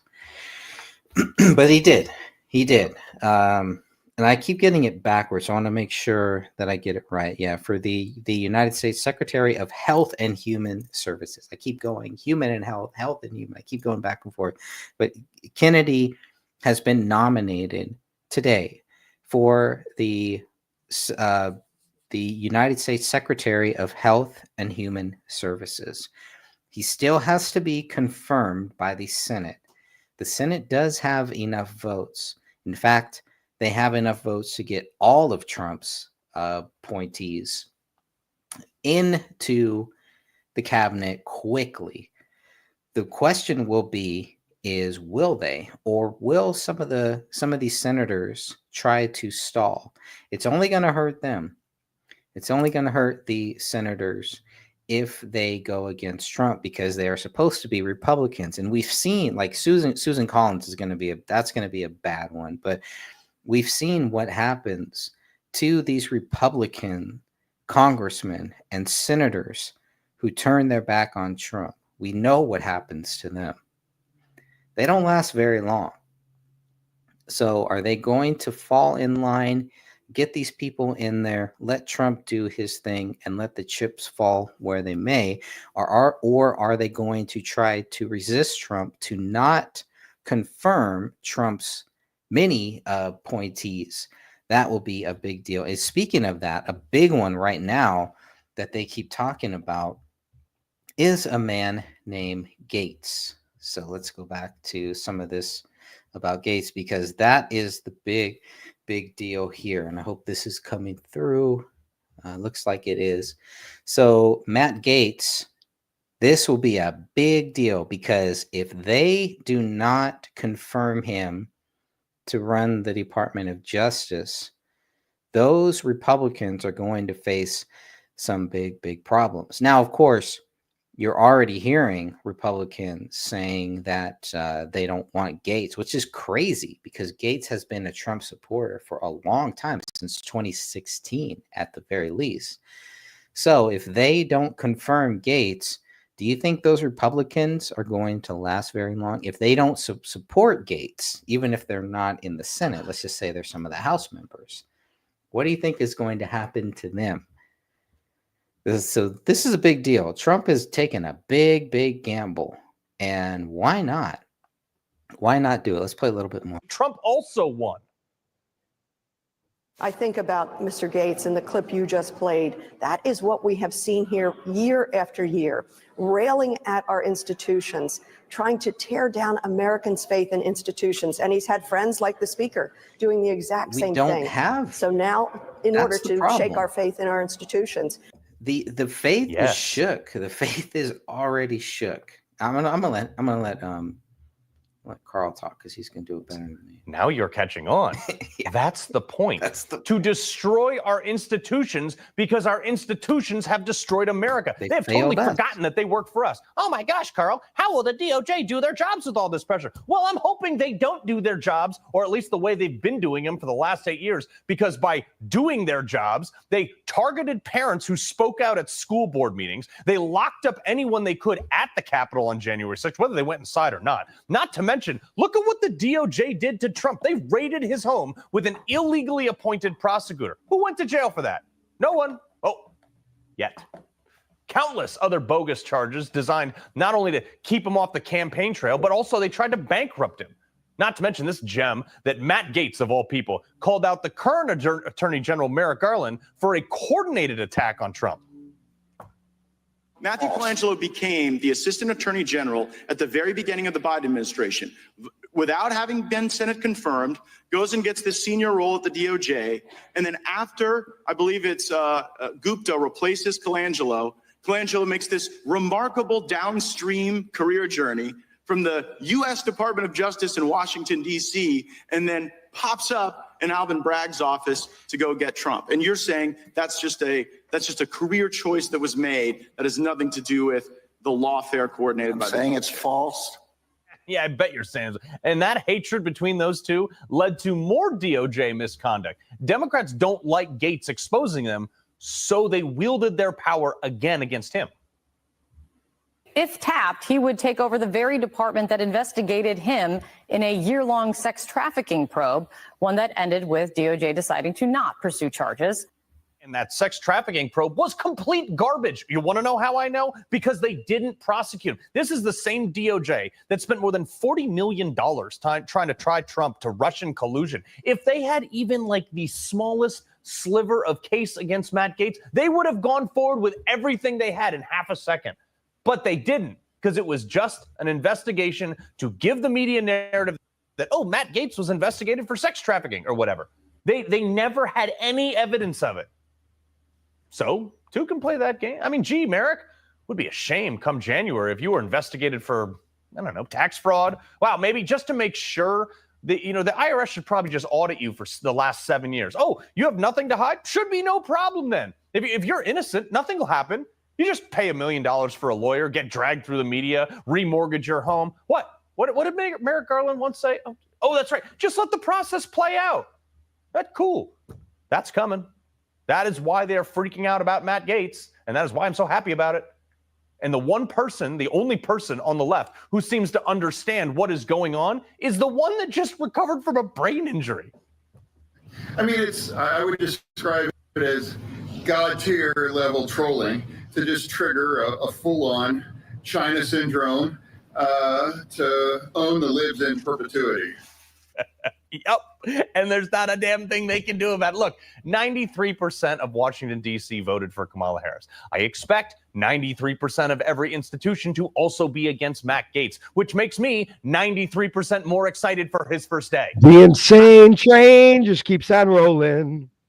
Carl, we have done things this way in D.C., the way they're supposed to go since we got off the gold standard. And look what it's gotten us. It's got us more than 400 federal agencies, 3 million bureaucrats, 30-something trillion in debt, and now the post office has a SWAT team. America, who is very clearly smarter than D.C., this time said no. It's time for some change. He loves the Constitution. The insane train just keeps on rolling. That's nuts. It's too much. Just keeps on. I'm just, there's so much happening right now. It is so hard to keep up with all of the. Since I'm on here, I probably should. Sorry for cutting you off. Go ahead. Well, I should probably dig into what I've saved in my TikTok feed. Maybe play a little of that because I've saved a whole bunch lately. I mean, it's interesting. I'm subscribed from a bunch of nutballs on YouTube, and now I'm checking out a bunch of nutballs on TikTok's videos, and it's a really anyway. Again, thanks for having me on as always, brother. You have shown true commitment. You have just like freaking trudged on through the trolls, the opposition, the people who have come at you. You've just kind of been like, shh, get out of the way. I'm going to keep on trucking. It's what you've done. Kudos to you, man, for trucking through all this. Because back when we met, probably I would venture to say maybe eight years ago. We've known each other a long time. 2015, since 2015. So more like 9 years ago. Yeah. And you've just powered on. It's spread been the truth. I mean, I don't think I'd be on here if this is the Kamala channel. You actually, you may do well on those channels, just trolling some of those people. So it may be. Well, I had this idea, Greg, that we go on. Have you tried a live broadcast on TikTok yet? Have you even tried it yet? I haven't. I've never figured it out. And then my Kennedy and Trump channel on TikTok got banned. So that thing. You can only do it on a phone. Oh, okay. Interesting. Until you get, I think, 10,000 subs, then you can get access to do it on a computer. Yeah. That's why I never did it. I was way past that. I didn't even try. I should have tried. They killed my channel for impersonation. I guess they thought I was Trump or Kennedy or. Oh, it actually went down, huh? Yeah. Yeah, they took it down as soon as it started doing well. But I was like, okay, that's cool. So I'll just keep doing this, and I have my Greg Fernandez one, and I can move all the content over there too. But it's like, well, it was a fun experience because I had no idea what TikTok was except for, people shaking their ass and stuff, shaking tits and ass. There's some really good cops videos and sovereign citizens getting arrested and stuff like that. But yeah, okay, yeah. I mean, there's some cool shit on there, but right now somehow my FYP is all right. It makes me feel way out of touch. Right. It's like I don't know what you're talking. We may be a lot older than you, but you're right. You're freaking 20 something or 30 something, and you look older than we do. What are you doing wrong? Let's just ask you that. And they're always like this in the camera too. I know. That they have their face right in the camera. It's like, why are you doing that? I don't know. It's all about them because it's all about them. They want to be right front. Thank you, Greg. All about them. All about them. Right. The crazy thing for me that I still can't handle is all these when girls and women saying bro. For some reason, it just triggers me. It drives me crazy. It's like, why are you saying bro this, bro that? We should talk about those trigger words. I mean, those trigger words get me. They get me, man. They don't actually trigger me, but they do. I mean, let's be honest. When they talk about, so you have these people that say the word like, not every sentence. Like every sentence is standard, but they'll use the word like 2, 3, 4 times in the same fucking sentence. In the same Like sentence. it may and they title their videos like I don't understand why this happened. Like, why did You know what triggers me when they start a sentence with that one time when, or when this goes wrong, or that's like what had complete the happened sentence. was that's a Tamatar line. That Tamatar girl used that shit, dude. What had happened was Yeah. That right. one time when And this they don't person trigger. was- We laugh about them though. These I what we're seeing all these videos on TikTok, which I'll show with you. Yeah. Triggering's probably They're not like, the right word. Yeah. and there's just wow. smoke coming out of their freaking ears, and it's crazy, man. I think a Damn. couple of them that I've seen, I was like, is this real, or are they? I feel like they're just really playing to the camera because they want to get on Fox News and they Well, want to that's get on it. these They do, shows and and they stuff want like to that, follow. like, They have no how friends in real embarrassing. life, and again, no relationship with any higher power. Yeah. That's the one thing I've noticed these people have in common is they Well, the difference. adamantly deny that there is a higher power. You know, it's crazy, man. They I won't think even the open up difference- to it. The difference between your fan club, especially Tamatard, is she doesn't put her face on camera. That's like the big thing. It's like, what was that TV show, Inspector Gadget, where you never really saw the villain's face? You always wanted to see clothes, but you never really saw the villain's You face. saw Gargamel every now and then. We did. That's right. Yeah, yeah. And there was a couple other shows that were like with that. Showing our age again, aren't we? Who's Inspector Gadget? You don't know Inspector Gadget, Right? is. But there's I probably don't a lot know. of people that don't. But the thing they had in common was they had no concern for anyone but themselves. It was Right. so obvious they had no spiritual qualities to them. It was just All about them. All about all no about clue. them. No clue. No. What do we call that? No self awareness. No, Which, hoping to maybe make one. I mean, just people recording videos, and they're not even saying anything. Have you seen these? They're just sitting here like this, and then it has words going across like, "This is how I felt when Trump won," and they're just like, like, what are you doing, man? Like, It's wild. you It's actually so crazy. made a plan. You thought about this first of all.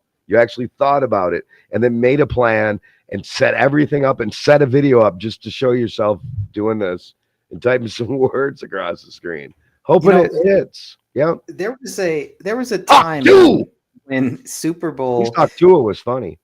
I don't even know what that is. I still have not Just spit on that thing. gotten in there. But You I know can what that imagine. is? I don't. But I can imagine. I respect There you was even a- more for not even knowing what that whole thing is, because it's not important. I can guess. My guess is probably not as bad at what it really is. But there was a time when Super Bowl ads were not just people being stupid. Then it became cool to be stupid. And then we had all of these videos where everybody it's like now they want to be stupid, and they didn't realize you're being stupid. You're just at the stupid. Kamala You're not even rallies. acting. Like at the Kamala rallies, they had like freaking Cardi B and all these freaking They paid them millions of shaking their dollars. ass. Like that is like that. I'm voting for that. Have you seen how much they paid those Oh, people of to course show I up? have. Of course Dude, I have. I'm like, that can't be real. That can't be It real. was Why real would you though. pay That was them? going to really do it. And you're talking about, I would say 40-year-old and up in the black sector. If you're 40-year-old and up and you saw that, I don't pretty much I would say 95%. I'd venture that maybe 90% flipped. Like they were going to vote for Kamala, and they're like, they're looking at this going, this is not, Like, I'm this voting ain't for right. this. This ain't right. Right? 50 and up demographic, definitely. I always 60 thought and up, every one of them was going, what the Now- hell? stallions. I always thought that when I hear stallion, I think of a male horse. I don't think of a female. So I don't know about horses. I don't know that much about horses, but I always thought stallion was a male horse. I could be wrong on that. So It when I hear is. Stallion is a it male horse, right? and a mare is So- a female horse. Correct. Okay, so what is this Megan the Stallion thing? It's a woman who is a stallion. I don't. I'm so lost with this stuff. I'm so lost. Cardi B. Okay, I get that. Then you have Charlemagne, who calls himself a I'm sure god? somebody who's really researched it can research these names and connect it with some kind of evil deity. It always hurts my happens. brain. It hurts my brain thinking Right, about it, 'cause doesn't it's so stupid. It's so dumb. Like this is not. This And is people are not like, good. the stars are all leaving. All the evil stars are going to leave the country, which they're not. They just said that. Have you heard They of always lie. anyone? I'm Has going to listen anyone to what they say. I'm going to do what the TV tells me. I heard, yeah, I've been hearing these people are going to leave. They're going to leave. I was like, well, leave then. Leave. They What are you don't waiting leave. They just, and they'll. Where are they going to go? Where are they going to go? If there's no country that's going to be better. They're living in the greatest country ever here, and what they're going to see in the next 4 years is 4 years of reasons why this is the greatest country. And 4 years from now, they may come back and say, "Yeah, you know what? It wasn't so bad. It wasn't as bad as how things were under Biden, because it wasn't. It cannot get any or as always, the counterpoint. Trump was installed on purpose to create this type of nutball division, and we don't know. I personally, I'm having a hard time even believing that anymore. And That's I'm sure I will lose a lot of people who are like, "Oh, Spitfire and Greg, they don't get it, and Israel's responsible and for everything." Israel did everything. It's not like that. This is, and maybe it is. We don't know. We don't know what's going to happen, but I'm thinking that having him in office right now would be a boss move by the New World Order and the Illuminati and whatever you want to call them, because it's going to create. I mean, we have seen.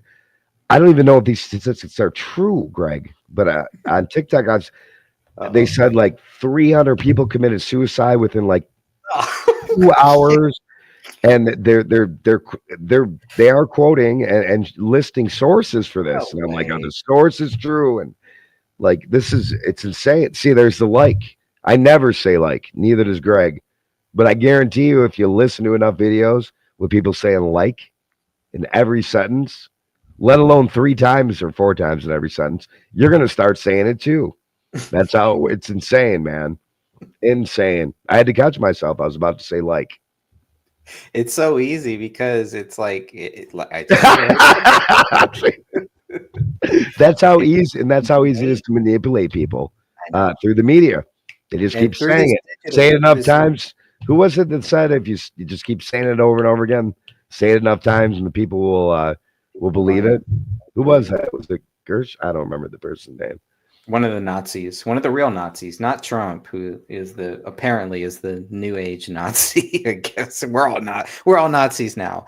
We're racist. All of us who voted for Trump were racist. Let's break that word down too. Nazi, not C. Check it out, folks. Once again, not C. Now look at all your favorite rock stars and the pop stars and the actors and see what they do. Not see.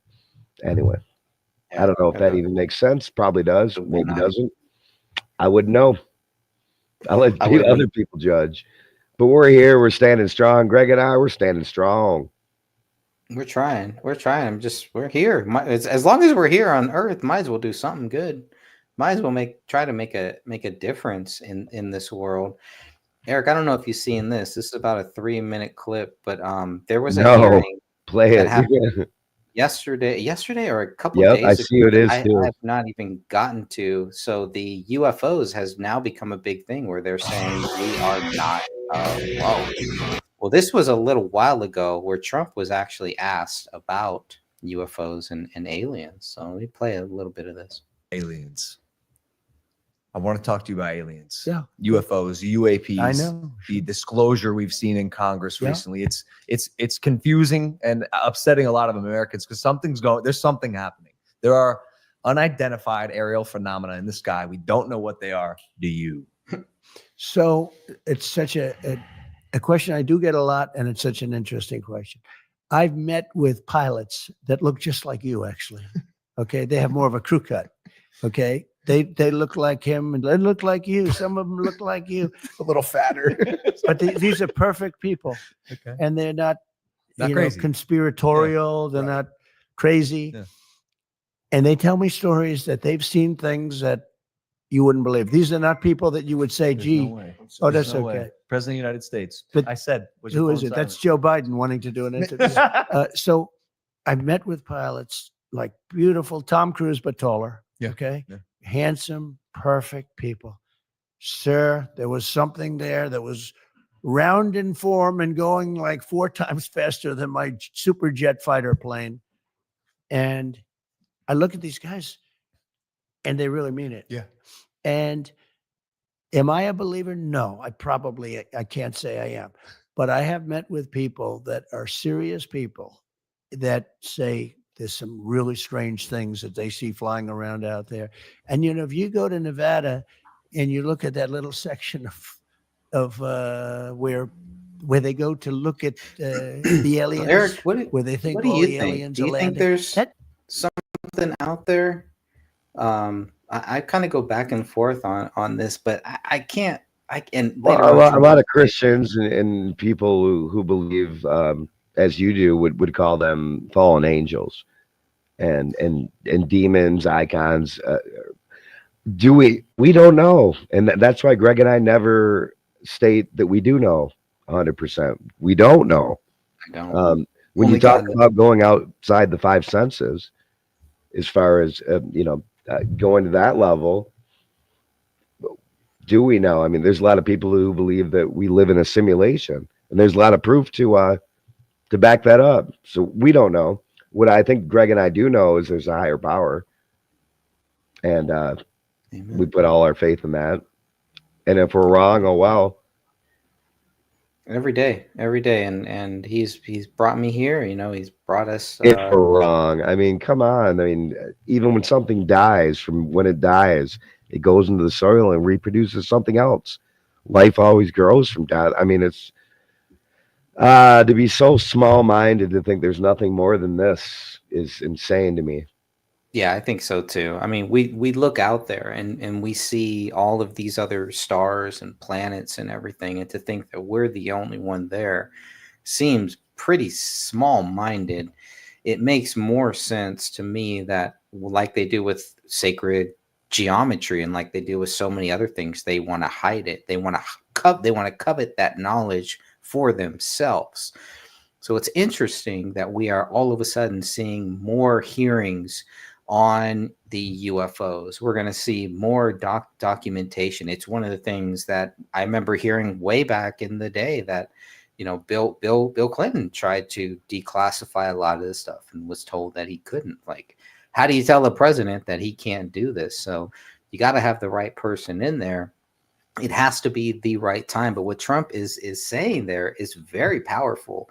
When you think about that, he's saying, look, these are credible people that have told me they've seen something out there, whether it's some technology that some other country has, or whether it's something, it is an unidentified flying object.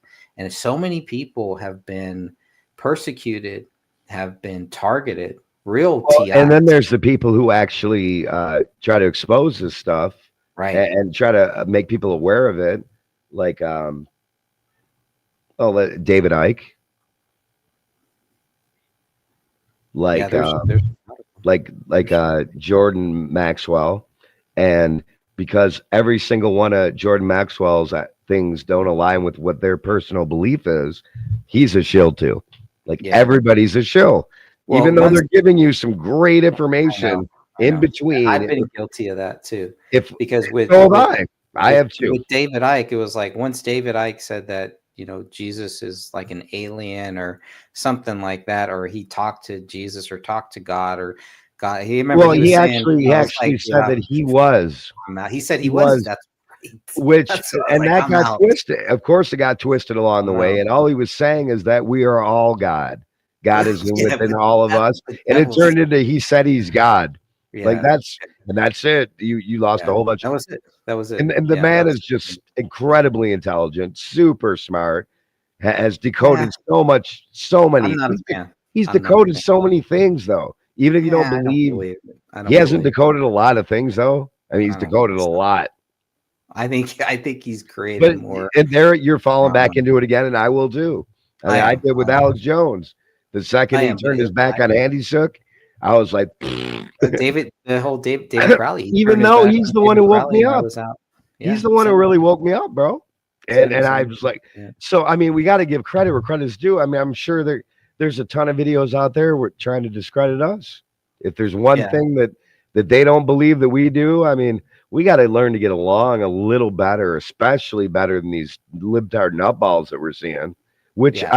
You can't- I but you did don't bring up some clips. Compromise your values. My pronouns. Yeah, compromise your Compromise that, you know what? That triggers me too, Eric. This whole pronoun thing, because when I think of pronouns, you know, I don't remember the same things that they're talking about. No, because they didn't exist. Cis. didn't exist. What's the It was- cis didn't exist. It's It existed in some module in a second-year medical student for this amount of freaking sentence in their module. The word cis. That's the only place it existed. We used Crazy. to live in this world where the wise people were the ones who were older, were the ones who had lived through it. And the more that I get older, the more that I understand those are the real wise people. My elders, the elder people who have lived through it, who have done it, not these younger people who. That's why I said at 50 years old or 40 years old and up, that people who watch this booty shaking at the freaking the presidential hopefuls freaking convention. Ever rhyme. Greg, thank you. This is actually the first time I've laughed in a week. Good. I thank you so much. Good. I was really upset, not upset, but just to see who those people were on the stage who supported Kamala Harris, one of Detroit's own, right? And you got him up there, a guy that I knew was fake and phony Eminem as a $3 bill. I knew Like that guy what? was Now, phony. from what I've done the research on him, I mean, he pledged his soul to the Illuminati and the Dark Lord a long time ago. And once you do that, That's how he got to where he was. there's no coming back, though. There's not like you can pledge your soul to the fucking dark side. Like, give your soul to Lucifer and say, no, I don't want to do that. I want it back. That's not the way it works. Once you pledge your soul to Lucifer, it's over. I would say it's in my difficult. opinion. I would say it's difficult, but I would disagree. I'd say Jesus Christ, it's all, the door is always open. If it's real, and it has to be, you can tell everybody that you've turned. Jeffrey Dahmer found Jesus Christ when he was in jail. Did he? What do Only you- God knows for sure. And I'm yes, just and that is possible. for That is me, once you sign that contract, and being a businessman, you know, you sign that contract. So how you have to give something up to give it back. Now, I mean, I don't see him giving up anything right now. I see him fulfilling his promise by dancing like a circus monkey.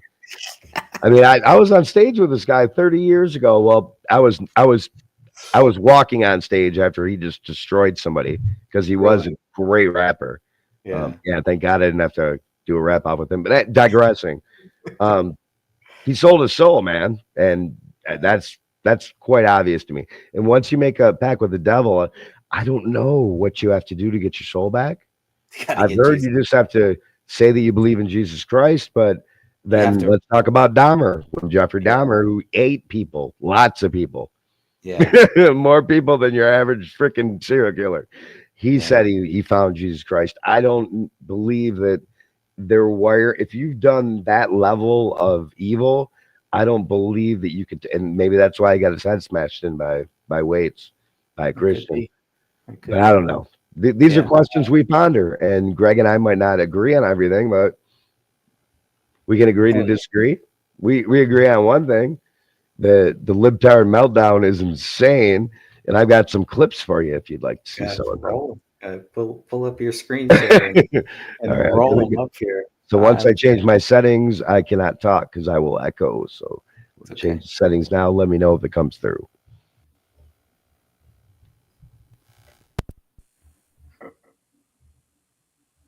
You're doing a screen share, or are you just going to play it through? Oh, there we go. There we go. All right.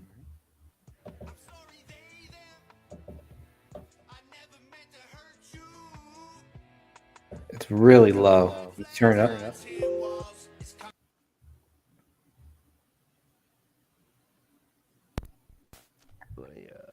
See, this isn't. Why do I have to keep changing my sound settings to talk? I bet I'm echoing right now, right? No, you're not echoing. It's low. I'm echoing. not. Oh, I'm not. I'm echoing.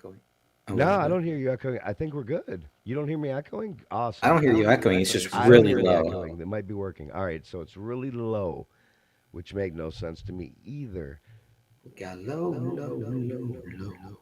Let's try this. Low, huh?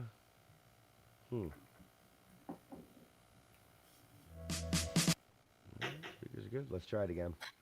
This is this is Tom McDonald. I was going to say, it looks familiar. Tell him what he thinks about Eminem. And again, Tom McDonald's not going to assault Eminem as being a bad rapper because he's not. He's amazing. Is it true he's getting rid of his tattoo? I don't know. I've heard that. Is that better? It's still low. All right, check your sound settings and see if. Oh yeah, no, you're right. You're right. Go for it. It might be yours. Yeah, you're right. Oh, it is. Oh, good. Okay, so we can hear it now. It's usually me. Put your pride flags high, 10 walls. It's coming out the closet. One more time. This looks like a job for me. I don't care about the economy. I'm a billionaire, so if you're me, it don't matter who wins the presidency. I mean, it is true. It doesn't matter. That's pretty good. You could hear it?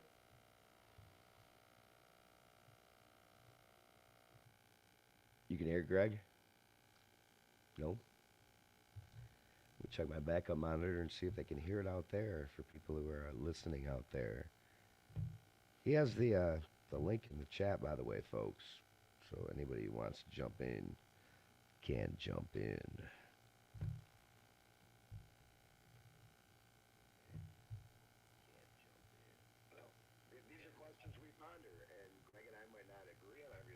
Okay, it sounds like it's coming through.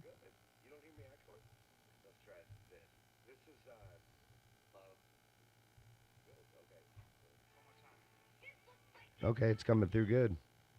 So I don't know where Greg went, but my backup monitor tells me it's coming through good, which is playing through different feeds. So let's go through some more of this fun. This is some fun stuff, folks, here. To all the Swifties that lost their bets on Kamala, you can make it back on Kalshi by betting on Taylor Swift to win a Grammy. To all the Oh, Greg just messaged me and said he's got to reconnect. So, yeah, I got you, brother. Being an openly queer and masculine presenting person in a customer facing job is I had a man come in today, and because he didn't get his way, he felt it was appropriate to belittle me and speak down on me, and then also call me a man-woman thing. And I have no issue being misgendered at work. I know I'm a masculine presenting person, and Yeah, I that's don't. enough.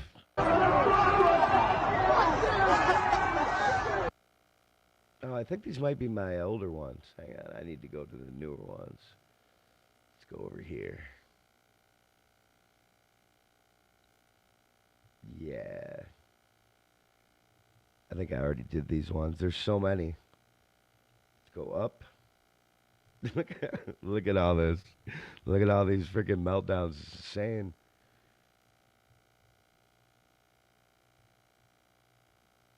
All right, let's just start with this one. I know I didn't play this one.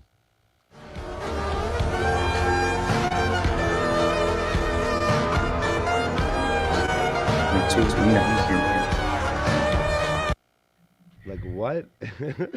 What did she say? No, sorry. I just Oh, woke up here. this morning. Fuck. Look.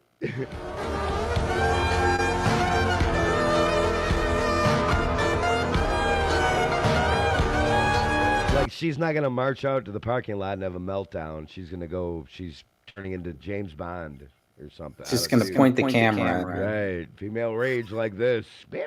It was some cool. It's just insane. No, sorry. I just woke up this morning fucking evil. How's that? I'm me. I'm just fucking evil now. Like this morning I woke up and my head spun around in circles and black sludge poured out of my throat like The Exorcist because I'm a fucking evil bitch now. That's what it is. Awesome. Good job. Great response. That's what happened to me when somebody I didn't want to be elected got elected. Like, This a PSA to every black woman that raised that fucking money for Kamala. You raised $40 million in one motherfucking night for a campaign for a concert and fucking speeches. You motherfuckers are dumb. this goes out to all the you're not black if you fucking didn't vote for Kamala, folks. You think I'm about to fucking vote with y'all? You spent $40 million on concerts. You stupid motherfuckers. I tried to say this without cussing you dumb motherfuckers out. It don't work. And I'm not about to sit there and keep biting my lip. We too damn close to the election. You raised $40 million in one night for this motherfucker. Now notice he said close to the election, so this was pre-election, and Interesting. and he figured it out, right? You got a fucking concert and a fucking Beyonce speech, and you happy with that. These the same motherfuckers that pay $1,000 for a fucking picture with Chris Brown. You think I'm voting for you? You think I'm voting with you? You gotta be the dumbest motherfucker that ever walked this planet. You just threw my motherfucking money away to people that's already fucking rich. No, that is just Yeah, isn't that awesome? Love it. That's pretty good. Love it. Let's say Trump wins. What happens? Yes. I think it will be the cause of the greatest mental health crisis in the history of the country. Are you being serious? Again, this was, and I love watching these videos of people who got it before it happened. That's what we're looking at right here. This was pre-election again, and that's what we're seeing. 100% serious. There'll be alcoholism. There'll be broken marriages. There'll What? Be, yeah. It'll be less anger and more Even Tucker's saying what? a fa- Okay, yeah. failure to understand how it could happen. So traumatic that it is impossible for even the most mentally healthy person to truly process and incorporate into their daily life. But that's exactly what happened, brother. That even. But don't you think that's a small minority? These people. No, You I don't don't think think it so? is. No, I think it is whatever mostly that other half that voted for the other side. That's mostly them. And I think 71 they said it million. really well. Even people who are normally mentally healthy are not after this. And they said it and talked about it before the election. Here, so I will go to secret gardens in my mind. People need a key to get to. Like, what is screw going to a lesbian bar to cope as a short-term solution? Like, that's your short-term solution to shit. Thank you for letting us know. I need to know if anyone is starting a lesbian commune that we can all just live our lives on or hide away at for a while. Like, what? Can we make that happen? I need to make that happen. They could have been doing that. They didn't have to wait. Dude. Congratulations, America. You let a bunch of angry white dudes choose your future. I didn't know I was white. Congrats. Yeah, I didn't know the tens of millions of black folk that voted were white, but apparently they are now. That's kind of racist to call every Trump supporter. Oh my God. I thought you saw it. What the fuck do you mean? You are Oh, I hate supporting when this they clap. motherfucker! Have you seen her? Eric, that's another one of my triggers. When This they is clap. insane. Yeah, but you know what? We got to stop saying these are triggers. You're right. I gotta Be find like, a we word. triggered you, right? All right, I all say right, it all right. too. I'm gonna say this bothers me. I just, how about? I feel like I'm echoing. These people are Echoing. insane. Let me listen on the back of monitor. Talk real quick. Go ahead, talk real quick, Greg. Oh yes, I am echoing. You are echoing. I okay. am. Doing my Phil Collins. That's okay. You know what? In your settings, if you hit echo cancellation, you probably won't echo. You can still be able to hear it. And I can play the videos without echoing. This is. It's like, I have echo It's like cancellation. Christmas. We're getting like actually our stuff together so people can hear it well, and we get to watch these meltdowns. And you know, I think what? I just can't talk when you play these videos, or else it perhaps echoes. This one right here. Holy crap! What the fuck do you mean? You want a better economy and you are supporting this motherfucker? You are an 18-year-old woman? Like, if we didn't tell you this was real, you'd think it was parody, right? Yeah. And you're gonna use your first motherfucking vote on that motherfucker? Ouch. You are cursing your entire fucking bloodline. Oh yeah. I'm sorry, but I'm not. Y'all are too fucking stupid! Okay. Too fucking stupid! Oh my god. How do you Are think the she ones that is? should be taking a written fucking Okay, I'm gonna just go ahead and. Schools should add litter boxes to their bathrooms as a part of the Therian community. Oh my god. Yeah, we're gonna. What's the difference between a wet raccoon and Donald J. Trump's hair? A wet raccoon doesn't have $7 billion fucking dollars in the bank. And your father was never considered smart. He was never considered a good senator. He was only a good vice president because he understood how to kiss Barack Obama's ass. Don't be rude. Don't be rude. No, I'm not going to give you a question. I'm not going to give you a question. You are fake news. She's shocked that I picked her. No. She's like in a state of shock. I'm not thinking, Mr. That's President. okay. I know you're not thinking. You never do. So, if you become president, will a woman make the same as a man? And do I get to choose what I do with my body?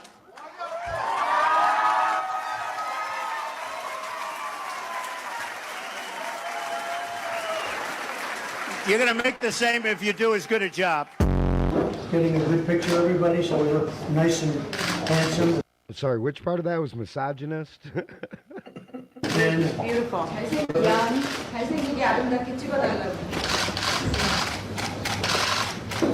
Did you use that $916 million loss to avoid paying personal federal income taxes? Of course I do. Of course I do. And so do all of her donors. If I were running The View, I'd fire Rosie. I mean, I'd look her right in that fat, ugly face of hers and say, Rosie, you're fired. That's great. Fat ugly face. I am so sad to report this. It breaks my heart in two. We have a bunch of celebrities leaving the country. Stephen King, Miley Cyrus, Rosie Oh, boy. O'Donnell, Mark Hamill, Tom Hanks, Not Luke. Barbara Streisand, Billie Eilish, Meryl Streep, Julia Roberts, Luke forgot to use the Force, apparently, folks. Whoopi Goldberg, Robert De Niro, Jennifer Lopez, Chris Rock, Ben Stiller, Cher, Alec Baldwin, Sean Penn. I wish. And the reason I'm playing this is not the ridiculousness of it. It's the fact that not one of these celebrities has actually followed through with leaving. And they've all said they were gonna. Madonna, Matt Damon, Jennifer Lawrence, they can sit together. Colin Kilpatrick, Amy Schumer, John Legend, Chrissy Teigen, they can sit together too. Thank you, Trump. Hillary Clinton, Mhm. George Lopez, Like the garbage is taking itself out. This is great. beautiful. Samuel L. Jackson, Kevin Spacey, Al Sharpton, motherfucker, Eddie Griffin, Spike Lee, Amber Rose, Eddie Griffin, he's Neve dead. Campbell, and Chelsea Handler will all leave the country when Donald Trump wins. Again, Greg, so I cannot stress this enough. This was put out, everything I'm playing right now was put out pre-election. So all these people, indeed, that she's reading about said they're going to leave. Guess how many have? Zero. But you're still going to leave. Everything that he said So is- these people said they're going to leave, and you like somehow, for some reason, worship them, and they didn't. But God. True. She's on video saying she wanted to defund the police, and now she says she didn't mean it. She's on video saying that she wanted to open the southern border. Now she says she didn't mean it. She's on video saying she wanted to end fracking in this country. Now she says she doesn't believe it. She cast the deciding. Have you seen this one or played it? No, I haven't seen. Like, I don't want to play anything you've seen or played before, but that's why you have me on, probably, so I can play shit like this, huh? vote on the Inflation Explosion Act that made houses and groceries unaffordable, and now she says that she wants to lower prices for American citizens. Kamala Harris, if you want want to do all these things, you ought to drop out and endorse Donald J. Trump because he's already done them. It's that simple. Everything that he said is true. No. All right, now we are post-election, folks. Uh-oh. Well, I This think there is was it, one or right? two videos in there post-election, but this is all post-election now. He hates folks like. My bad. No. Oh, No. I did. I already played these before. Hang on. I had to catch it. Impossible to be a Here we go. woman. You are so beautiful and so smart, and it Listen to the kills me music when they're you playing. don't think you're good enough. Sitting there, the music I'm gonna choose for my particular video about me is I'm so beautiful and I'm so smart. You are okay. You're not the problem. Like if you have to take an early lunch break because you couldn't hold together anymore, then I bet you never came back to work after that. We're screwed with Trump anyway, so fuck it. Fuck it. Fuck it. Fuck everything. Fuck everything. Kamala should have won. Why didn't Kamala win? And that's obviously parody. But the other things we're gonna listen to aren't. Yeah, isn't that a great? You seen this one? Let's play it. No. I'll play it again for you. It's freaking wonderful. We're screwed with Trump anyway, so fuck it. Fuck it. Fuck it. Fuck everything. Fuck everything. Kamala should have won. Why didn't Kamala win?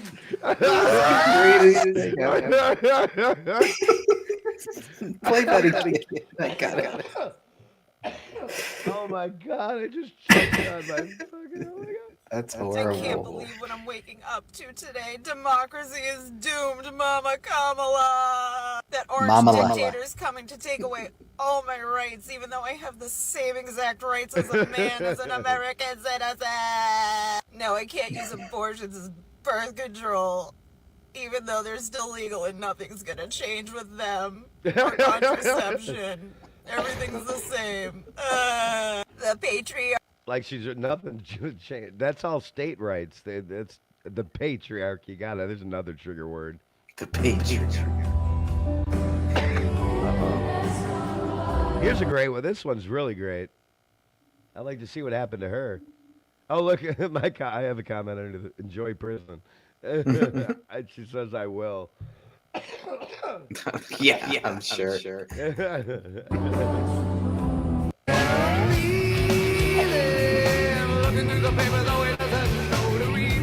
Trump's been president for less than a day, and there's more money in my bank, and liberal women don't want to procreate, leaving liberal men wondering how come they can't impregnate each other. The trash has already taken itself out. I'm sorry. No.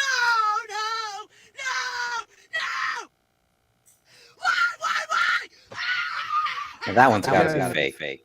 Yeah, we Right, announced it, but I mean, Okay, you saw that it's not much different than the sarcastic videos we saw before. Why? Yeah, people have probably seen her. How did we get here? How did we get here? This is all real. What in the People alley like of you. nightmares is going on right now? All I can say is how fucking dare you? If you voted for that man, if you voted for anybody other than Kamala, and you live in one of the states that it was, close, or if you didn't vote, fuck you. Like this is right here. Once you get past all the other Karens, this is the boss Karen right here. She got the glass, everything, the glasses, the evil stare. Secret podcast. Go, I chose family. I chose women. I chose America. How the fuck is this still happening? All I've ever known politically is hatred. I'm done. All right, I mean, there's plenty. There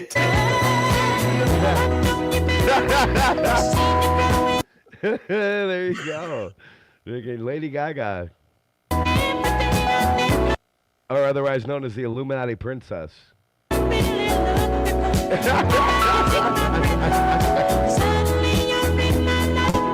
Greg, those highs, though, you know. Oh yeah. Until then, go yourself. What's your name? My name is Ma'am. Party of joy.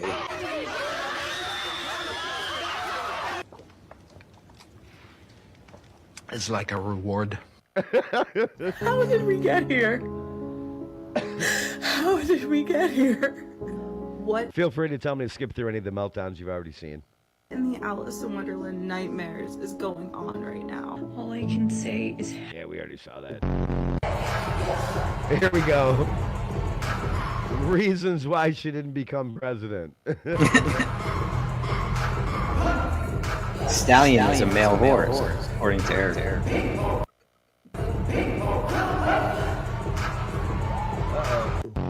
Wade, and they did as he intended. I feel like Trump was running her campaign. You guys are at the wrong rally. It's just sabotage her. What's amazing to me is nobody mentions any other candidates that might have been more qualified than her. That might have been a female. Kennedy. Female. Oh, female. Candace Owens. This is insane. No, I think you meant. Camilla says you guys are wrong at the rally. The person who says Jesus is the Lord. Have you heard this? Yeah, I've seen. Oh, you have? Okay. I'll play this one still. Go to the smaller one down the street. And also, what else are you going? we picked up the shackles yesterday. Shoulder to shoulder, gave freedom away. Our daughters will abhor us, and they'll sing a dreadful chorus. What have you done? Sister, what have you done? What have you done? We picked up the shackles. I'm sorry. No.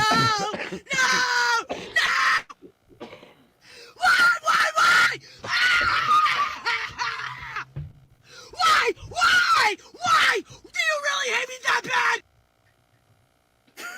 So I have there's a dude who, like, you ever seen these guys who make when people make funny videos, they actually put music to it. There's music to this later on.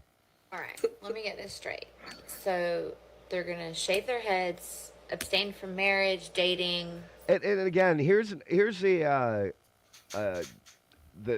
epitome of filters gone wild, folks. So if you go to this chick's freaking profile, she doesn't look anything like this, like nothing like this.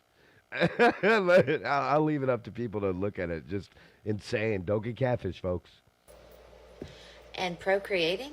Like, whose face looks like this, like that clear? Anyway, filters gone wild, folks.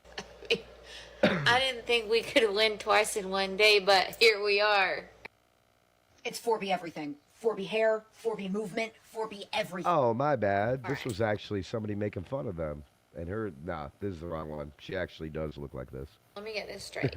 So Anyway, let's go to the next one. It's 4B everything. 4B hair. 4B... Do you know what 4B is, by the way? Greg, are you familiar with this? Only recently. The 4B movement? Yeah, only recently. No men, no procreating, no nothing. It's anyway. Yeah, It sounds like it's gonna die off. Yep. Well, you know what? If they decide not to procreate, then that's a win-win again. Please. Oh my. What's this now? Uh-oh, here's my robot friend. A male loneliness epidemic. I'll tell you what. Whatever this happens to be a reaction to, it rather sounds like a tantrum that a child would throw when they... And she's not a robot. She's just that good. I know. I just love it. Right? No. She's just proper. Every good parent knows. She's so proper. Knows the thing Yep. She probably rides you like a bull, too. that you're supposed to do, or rather, She not destroy supposed to me. do, is give in to the child when they're throwing a tantrum. Because the only thing that it does is reinforce poor behavior. Dude, I'm going to make it a point to try to get her on with us. Dude, my body is not ready. If a person really stops to But your mind it might is. explain a lot of the Your body ain't ready, but the mind is ready. I'm scared that we've been seeing You can't look at her. currently in the world with a lot of individuals out there, because it seems that at some point in their lives, someone probably gave in to their tantrums previously and rewarded. See, there's a lot of the stuff that Greg and I would really love to say succinctly like this. So unfortunately we dig into a little beer or wine, and we don't say it as well as she does. I'm 2 glasses in. Man. If you've lost faith 2 in boxes in. I can't hang. humanity, clap your hands. If you've lost faith in humanity, and this is your villain origin story, if you've lost faith in humanity, clap your hands.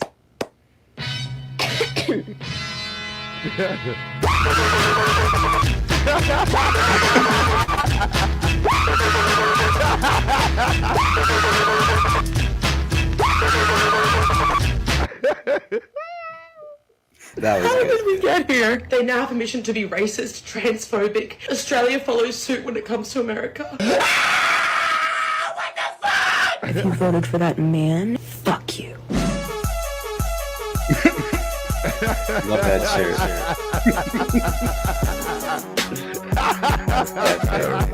Ultimania, running wild. Yeah, baby.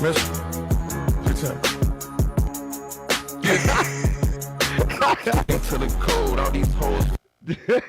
That was awesome. Dude, when I become a hospice nurse so I can do elder abuse toward Trump voters, will anybody be mad? Dude. Damn. Right? And I didn't read that incorrectly. It's just the poor sentence structure of this person who's going to do this shit. But here we go. She's a really genius. that ass hurt over Trump supporters to say some fucked up shit like that? I stopped at a rest stop so I could do this video because I'm making a 16-hour drive to go bury my mama who was on hospice. You probably need to get right with Jesus before you say any more fucked up shit like that, little girl. Amen. Right?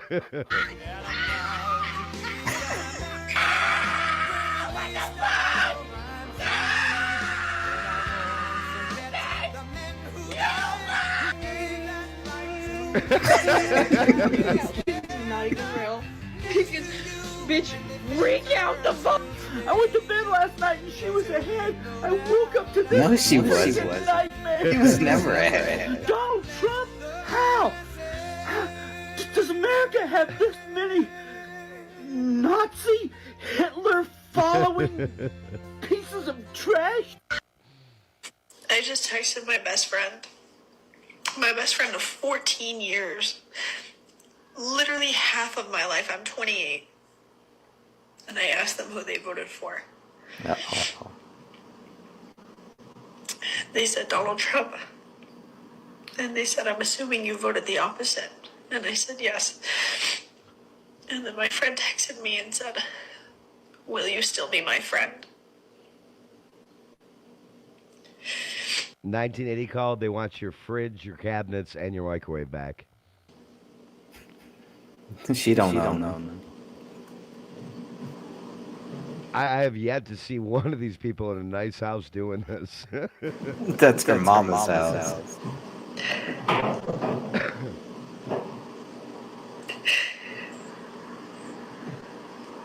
That's my grandma. She just tripped down the stairs. I don't care, though. She voted for Trump. Half of my life. I am so frustrated! Look at the poor dog. What is wrong with you? I can't do this anymore. I'm literally sick. I dare you to tell me to calm down right now. Calm down. Simmer down now. Quick question. So does anybody know how to find or hire a hitman? You can't make this shit up, Greg. Or woman? Mentally ill. Because we don't want to be sexist. So, but I think we could pull this off collectively. If you want to chip in, Hit DM. person. Quick. Yeah. Hey, genuine question. How do you go to work today? How do you Look at the crazy eyes, bro. going about your day? My question is, how does she get a job? With half a chub knowing RFK is about to gut the FDA and the USDA. With half a chub knowing RFK is about to gut the FDA. And Only half a chub? chub? Yep. Half a chub.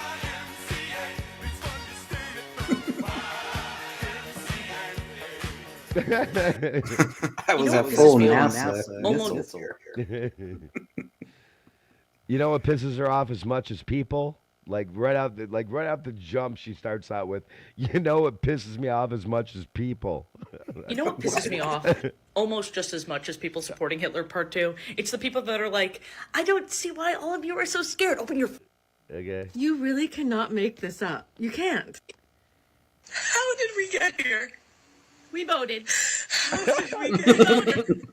We What vote. Alice in Wonderland nightmares is going on? Oh, it's great. That's my mommy right there. It's not a nightmare. All I can say is how fucking dare you?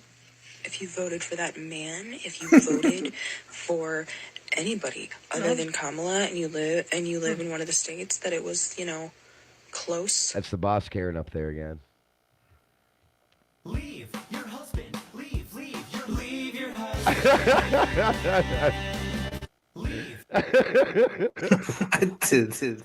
That's disturbing. Shave your head and leave your husband. Poison the drink.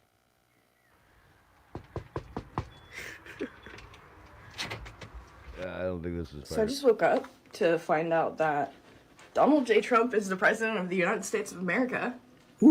And quickly proceeded to have a panic attack and cry. As if that is any different than any other day, but I digress.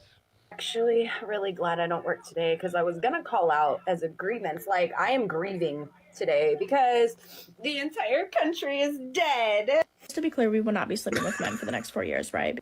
Hey, genuine question. How do you go to work today? How do you? We have no choice. Because if we don't feel our feelings, they grow. Right? They turn into illness. This is a freaking therapist, by the way. Like therapist. Yep. Hey, this one is for Painful. 51% of American voters. Actually, it was way more than that. But go ahead. Suck my dick. Suck my dick. America, how can you do this to us again? What the fuck? I don't think I can really get out of bed today. Oh my god. But no matter what. But I did get up and take a shower and do my hair and make myself look good for this video. I'm not going back in the closet, and I'm... What the hell is that? Now here we have the infamous shower cap. Now, folks, shower caps are always a sign of great intelligence and wisdom. Knowing that I woke up, bitch, this not about a fucking book. Fuck that shit right now. So I'm not gonna be nice anymore. I hate you if you voted for Donald Trump. All right. And I have no respect for you. Awesome. And you Sweet. Wow, congratulations. Well, thank you. You just sent us back 50 years. All right. Really? Been doing the same thing for 50 years. Concentration camps. Yep, she's going to send us a postcard from the concentration camps. How does that make, anyway? Concentration camps don't want I just wanted to tell you, I support the 4B movement 100%. Go ahead, shave your heads. Don't have S3X. Don't procreate. Don't have children. Don't get married. Because then it'll be easier for us to find normal women that aren't psycho hose bitches. Thanks. We all win. It is such a win-win. We've already seen you. Well, then you're gonna like this one. Oh, that was so. This lady right here, she that was my comment that she put up there. I love the meltdown. Make mental institutions great again. That's my comment. I'm done crying.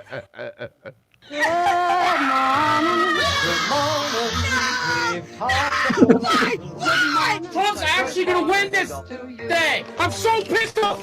Good morning. The bigotry and hatred. I might wake up a motherfucking flame. We're scared for our lives. We're scared for our friends. I hate this dumbass who can't shut his little.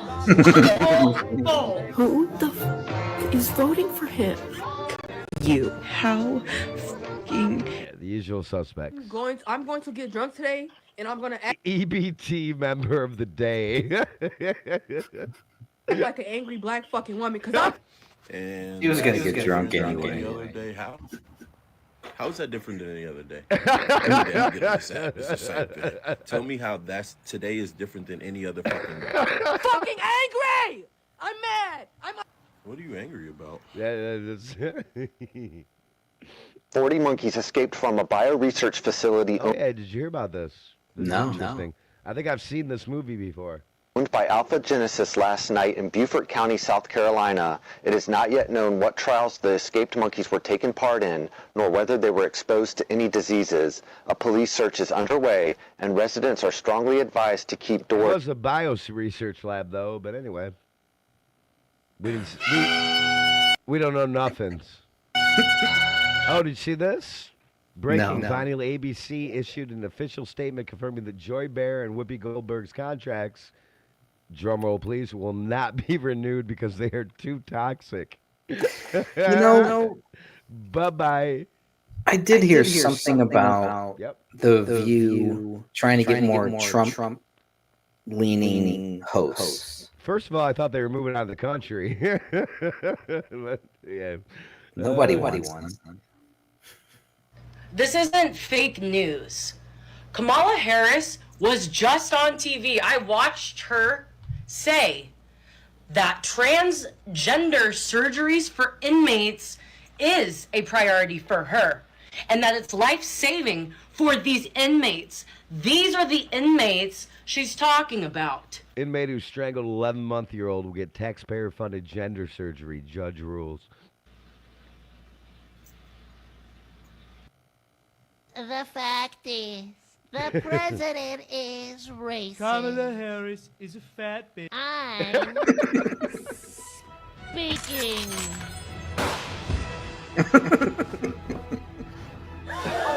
And I'm a woman. Woman speaking.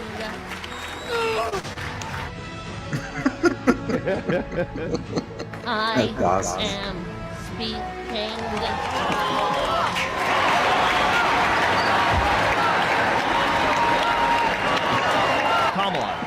Kamala. Oh, no, I'm speaking. Kamala. The moderators have decided that the mics will be muted like in the last debate, so no one can interrupt you. Isn't that great?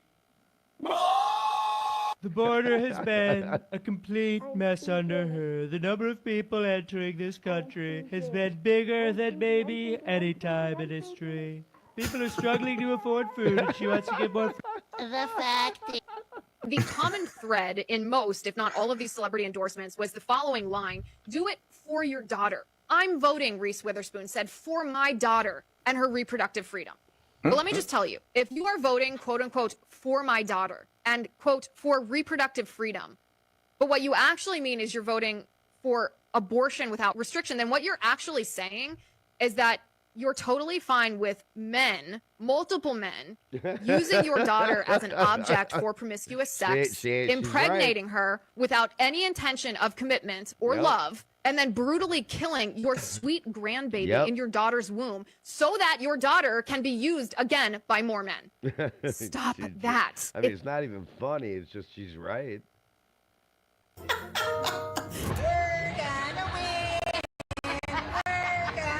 There's no world in which Donald Trump could. We're gonna go past. I swear to God, if you.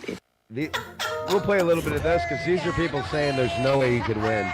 I love these. There's no world in which Donald Trump could, no imaginable world in which Donald Trump could ever win a popular majority in America. What are we going to say to Donald Trump in November? Bye, bye, bye. You can call her Madam President in 19 days. So. It's going to be a landslide. I think they're going to call it Tuesday night, too. She's definitely going to win the popular vote. I think he will, of course, go batshit insane as he always does. He won't accept it. These are the greatest pre-election cocky, taunting videos that Yeah, Democrats. there's a bunch. I swear to God, if you idiots elect that demented man, I will burn this whole fucking place to the ground. How did we get here? I'm done. Nice to meet ya. Having a little trouble with the fact I beat ya. I guess so. Music to my ears got me thirsty, though. Ooh, good gushing. You done got me buzzing. Nothing hisses about like an arrogant twat balling on TikTok. Raise a chef. If this is how you teaching your kids, they don't have a chance. Harris did not win. Who won? Trump. Bro, have you seen this? This is her talking to her kids. Like, what the fuck are we watching here, folks? If this is how you teaching your kids, they don't have a chance. Harris did not win. Who won? Trump. So I'm Take a breath. Yep.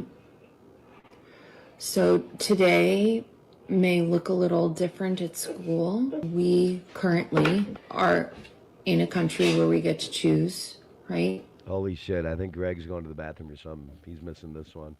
I'm here. Oh. I'm just Dude, this I'm in shock. Talking to her. Okay, that she's talking to her kids. And people have Where are the different kids? priorities. They have different values. Should be Some in people school. hear what he has Who the fuck talks to their kids about the? to say, and they don't believe Talking him. to her And some kids. people hear what he And has these are little kids, like toddlers. to say, and they Toddlers believe should be him. looking down. A little above toddlers because they're actually in school. I think they're first and second graders. And they agree with him. I am shocked. Oh, you're I'm right. very She is sad. talking to her kids. You're right. And now you're crunk. Oh my God! Thank goodness that I couldn't take no more of this soy. Yeah, I hate that. Oh, here it is. Greg, you ready? This is fucking. I love this. No! No! No! Why? Why? Why?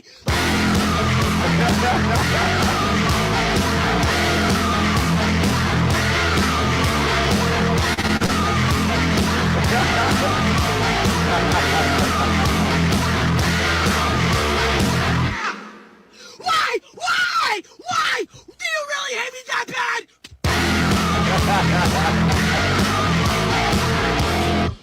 Like, I don't see anybody on the other side making something creative like that.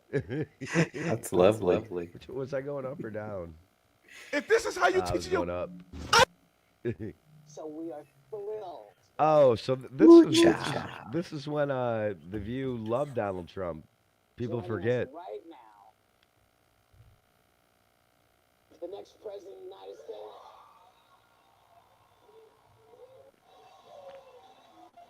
People forget, Greg. They loved him then. Now they love this.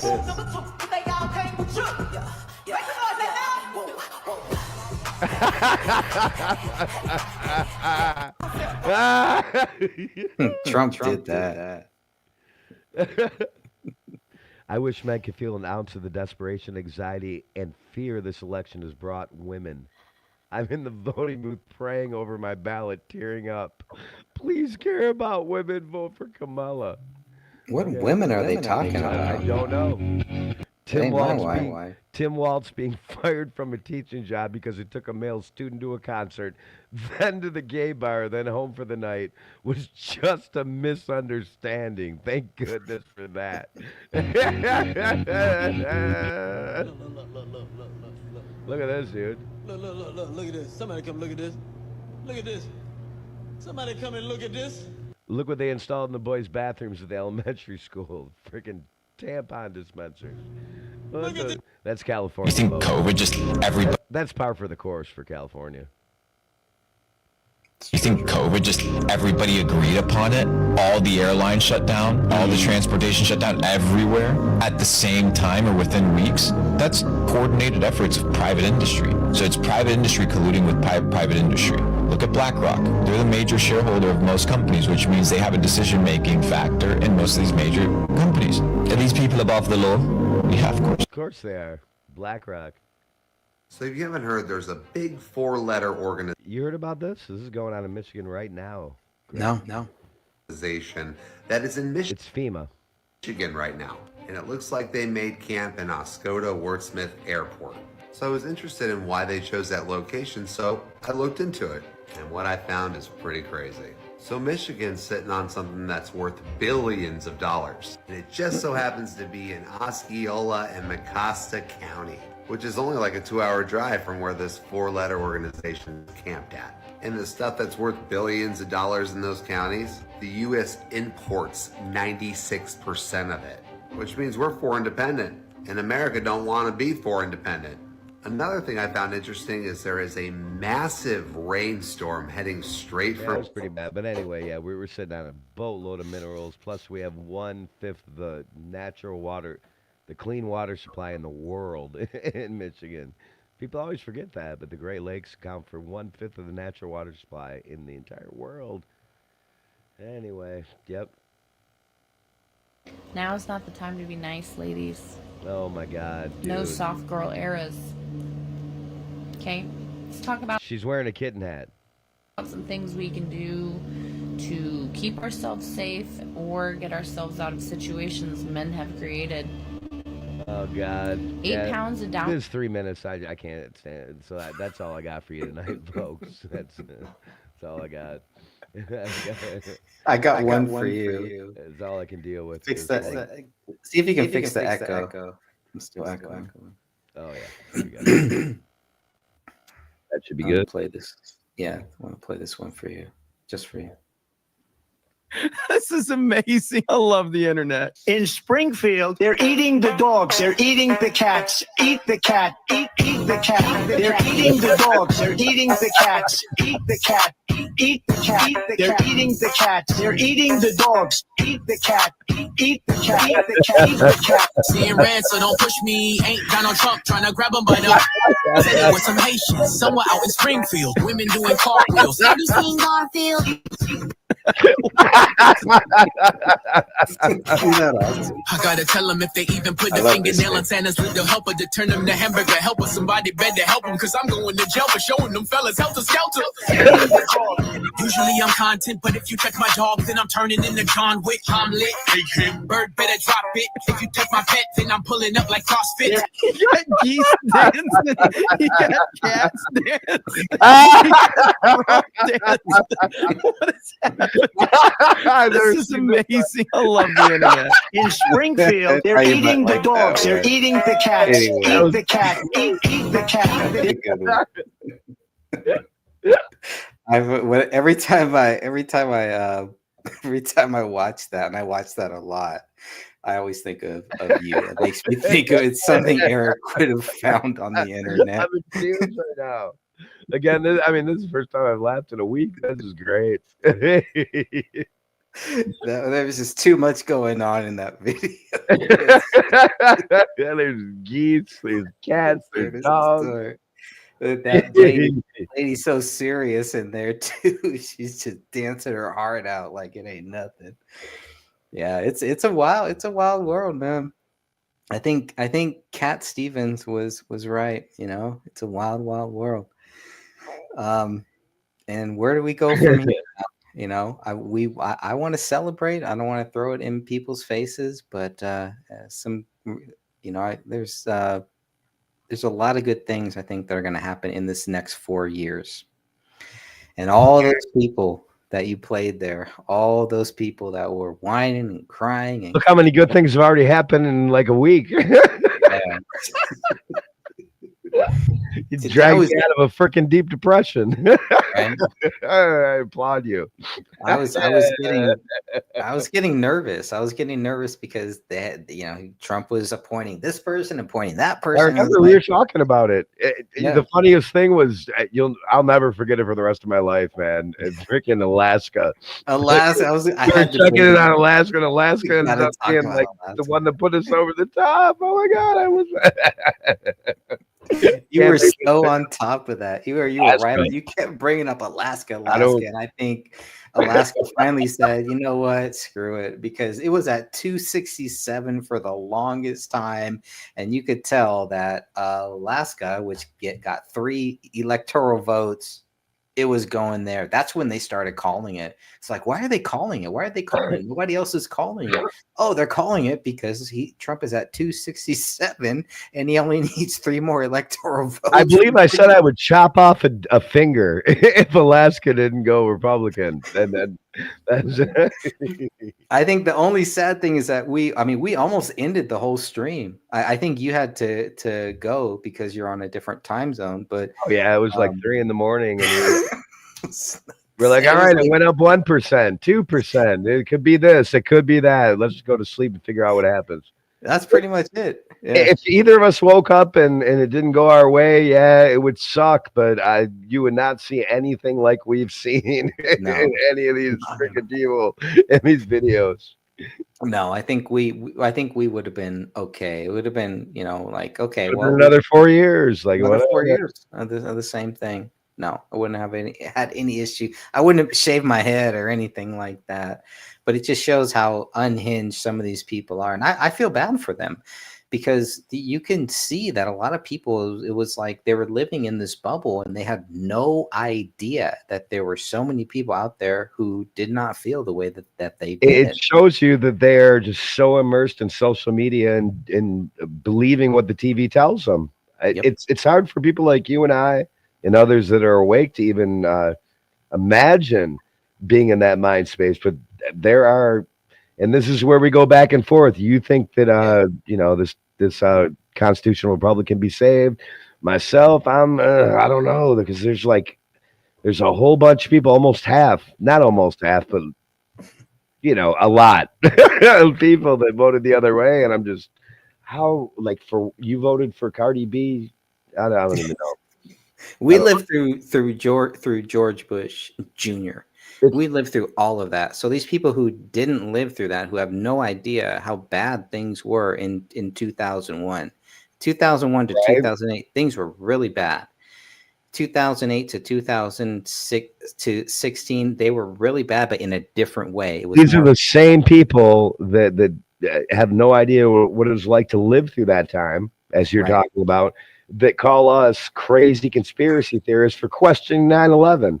Right. Like, the second you question anything, like, the TV didn't tell me that. I Googled it. Guess what? Google is not a fact-finding machine. It's a search engine. Like, stop thinking that anything that you Google is facts. It's a search engine. It is not a fact finder, but that's the world we're living in, brother. No, that's part of the problem, is that they are censoring so much news that a lot of people just don't have access to it. And they don't have access to see, okay, what is the other side? Because when they look up Donald Trump, if you were to Google Donald Trump, you're not going to find anything positive about Trump. It's all going to be negative. Right. So if you only look at that, if you grow up in that world, which back in our day, before the technology era, we would call that child abuse, where you just are continually telling children lies and false stuff. Now, it's one thing if you believe it, and it's one thing if you know that it isn't true. Those are two different things.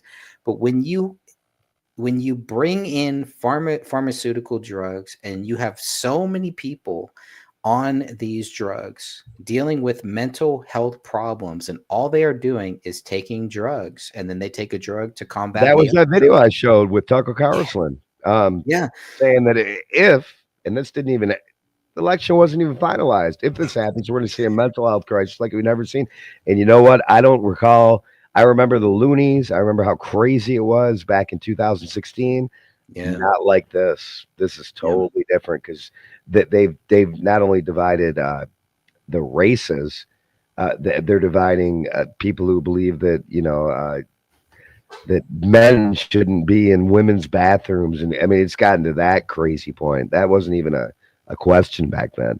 And thankfully, we don't have to worry about that so much anymore. And I'm happy with that. We'll see what happens, but this definitely brings it back. This, everything had gone so far out, and this is bringing it back to where these people who feel like they could just go out and just play, and all of a sudden somebody says, you know what, it's time to stop playing. It's time. Right. We got work. Time's over here. Yeah. Playtime's over here. You living in your virtual little world. That's not how the world works. Right. And what they are finding, what the doggy style, I like to call it, the the Department of what is it, doggy? The Department of Government Efficiency. What they are finding, even though they're not even really a real thing yet, they are finding that there are federal government people that we are paying, and they're working from home. They're not showing up. They're not going to work. So how much money is being wasted when we look at all of the government money? When we talk about tax, my taxes pay for this, my tax pay for that. Your taxes are paying for so many bad things that have nothing to do with what we should really be even under the person we voted for as leadership. Our taxes are going towards things that Greg and I probably are completely against, but we are against a lot more of the things that we are for a lot more of the things than we're against. And that's the important part. These people, they don't even know what they're for or against. They're just doing what the TV tells them. It's what I thought it was, Greg, when I watched all these meltdowns and just this incredible insanity going on, is that mind control. I mean, it really is a thing. Part of the mind control is people clapping and saying you're doing a great job. Right. Just like how Joe Biden did the same thing to Joe Biden. After Joe Biden lost that horrible debate against Trump, Joe Biden's out there saying, you did great. You did and there's so people great. on TikTok That's going, Biden won. Total mind control. Yeah. There's just like you could put a picture of Jabba the Hutt up and there'd be people going, you're so beautiful. You're so pretty. You're big and beautiful. Right. Big and beautiful. Big is beautiful. And sleek and slimy. We love it. It's unbelievable. Sleek and slimy, right? Smell great. You smell like the morning mist. Greg, I don't think we can top anything we've done. I'll try to play the song for you if you want. Sure. Yeah, if you got it. Just let me know if it's coming through. And we'll see. Audio, take my cancellation off. All right, we'll see if it comes through. The rest of my vision, lyricism. Yes. It's coming through? Yep. All right, cool. Hopefully it comes through okay. So this is my first venture into a real studio. Damn. Decades. Like I do all my own. Yeah, anyway, let's just play it. Hello there. I knew you were going to expect that. Welcome to the Resistance. We are the Resistance. We are the rise of the New World Order. We never forget. We cannot forget. Now enjoy the show. Until the seas of despotism arrested my vision, lyricism with synonymism, symbolism, rhythm. Until they Tupac me or kill me in prison. Chemtrail conditions, stem cells, and Leo Strauss philosophy. The birth of a neocon policy, a Zionist versus Israel democracy. Controlling the hemisphere because we the people been living in fear for the past 100 motherfucking years. Intelligent understanding the facts they deserve to know. No government plan should impose its restraints against your will. Who do we trust? Trust the facts. Expose the crimes of the power structure. And in the fire because the truth is now treason. The U.S. Empire is meddling in every foreign election. See where the next drone heading? Civil debt in Yemen. Wasn't barely reported because the weapons were exported. From the politicians in the Pentagon, the Saudis bought it, and the babies and the children, they were slaughtered. Polarization, altercation, deplorable demoralization, obedience to authority, colonize the minority, social norm to conform, the immoral majority, white supremacy, succession of separatism, the terrorism of American exceptionalism. Fuck the pronoun speak. Fuck a Tuskegee VD. Grave plaque, soldier pop, course rod, spin over Monsanto weed killer, non-Hodgkin lymphoma, whistleblower men are afraid because they know it.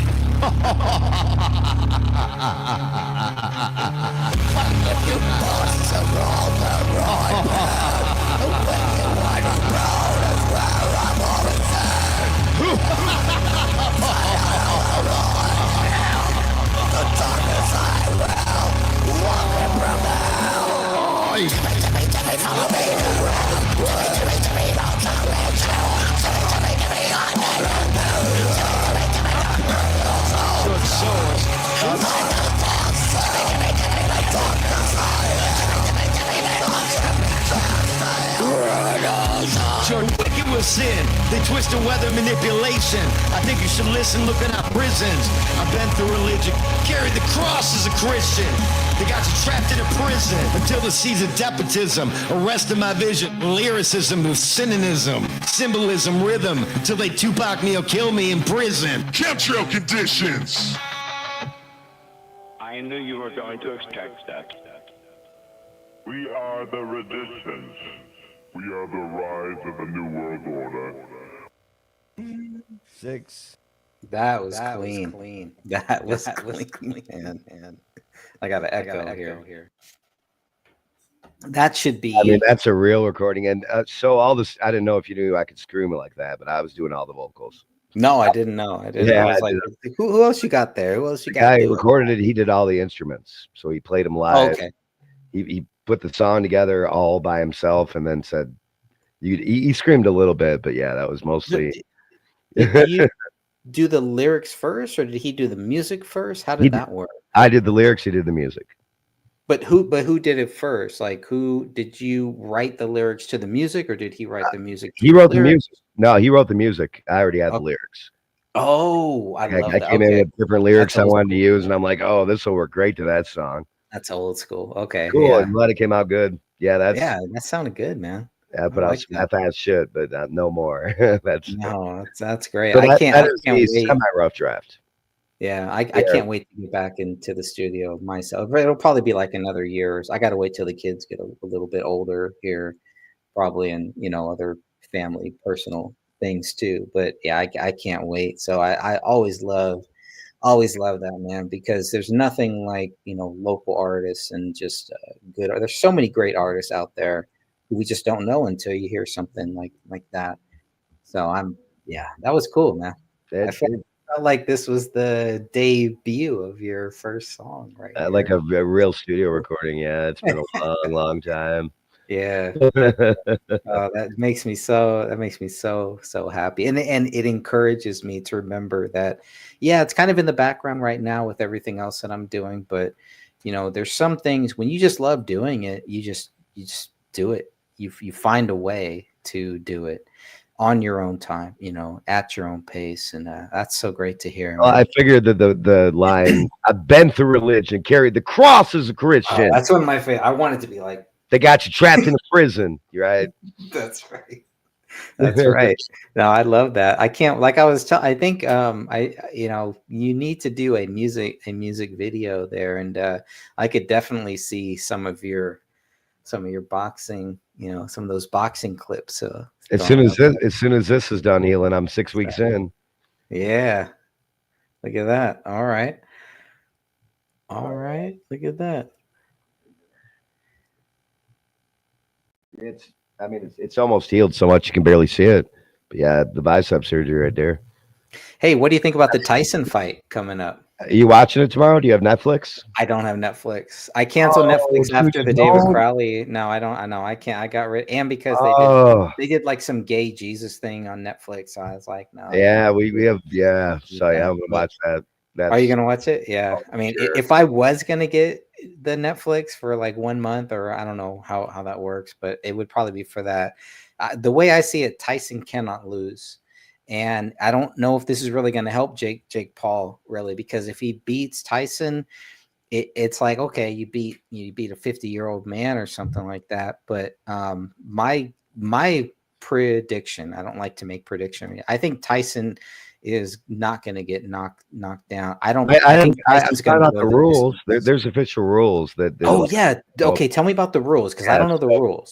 This is the biggest one. There's a bunch of them, but the biggest one is that the longer the fight goes, the more rounds it goes, the more they get paid. See, I don't want to hear that. I don't want to hear that. As a fan, I can state that as a fact, 100%. This is why I can't get into boxing. It's like, I just watch wrestling because I know it's scripted. I know it's, and this is why I didn't like the Nate Diaz fight with Conor, because it was like, I could just tell like Nate wasn't. And even in the UFC fight with Nate, like you could tell he wanted to make money. He wanted that trilogy. Yeah, he wasn't back when Mayweather. Remember when Mayweather came back and they were fighting, and He was I fighting. never liked Mayweather fight. They're so boring. He came back and was doing those, and the purists in the boxing world, like myself, who've been around a long time, like that was the same thing was in the contract. The longer the fight goes, the more So they what do make. you do, Eric? What So do you we do? knew it. Do you say, look, if you knock this person out in the first 3 rounds, you get an extra $1 million or something? Is that what you have to do? Because I mean, those early, So here's those the early thing. Tyson fights were amazing, and people hated it because it ended so quickly. The money is made through the people who view it, the pay-per-view or through Netflix or wherever it is. I'm shocked they're not doing it on pay-per-view but anyway, digressing. The money is made by the people watching. So an early knockout does not make more money. The longer the fight goes, it's been that way for a long time. If it's on Netflix, though, it shouldn't matter, right? I mean, as far as the fans, right? I don't know how it works, but I know that it's written in the contract. The longer That's the fight, ridiculous. yeah, I don't know how the money works with Netflix, but apparently they're down with it. So yeah, so I mean, you have a 58-year-old fighting against a 28-year-old, and I mean, he's a big. And any other planet other than Earth, I mean, Tyson would destroy this guy. I mean, no disrespect. He's a big dude. He's Jake a Paul. big guy. He's not a bad fighter. He's just not on the level of a Tyson. Well, he's only had like 10 fights. He's like 9-1. So he's still, he's only had a couple fights. I didn't realize that Tyson had 50. He's like 56-6 or something like that. Like he's, he hasn't lost that many fights either. And he never turned down a chat. Yes, he's a badass, and it's almost ridiculous. My coach is 70 fucking years old, and I'm a national champ. And there's lots of world champs, professional world champs, that my coach would still smoke. So I mean, anything other than Tyson smoking this guy is ridiculous, in my opinion. He's only 58. That's not that old. It's not that old, but you watched Tyson's previous fight, a couple of years ago. So it was kind of the same thing where people were like, it wasn't anything special, or he didn't knock Tyson him out. trained a lot harder, and if you look at him now, he looks a lot different than that last fight too. But who knows? All the world's a stage. We'll see how it goes. I know there's a lot of purists. I'm only 52. But I know there's a lot of boxing purists that are 60, 70, 80, 90 years old watching this. It's going to be great. It's great for Tyson doesn't win this. Yeah. I mean, it's going to take boxing the wrong way. You think so? It's going to sink it. I don't see how Tyson can lose. I mean, again, if Tyson wins, it's like, damn, he knocked out a 26-year-old. But he's a big dude. I just don't. I think the How only many thing fights does Jake Paul have? He's got like he's only had 10. He's only had 10. He's got 10 fights, and Tyson's got 10 fights against average opponents. Tyson has over 60 fights against the best in the world. Yeah, everybody. Yeah, it's just Yeah, Tyson's been there, done that, kind of where he knows.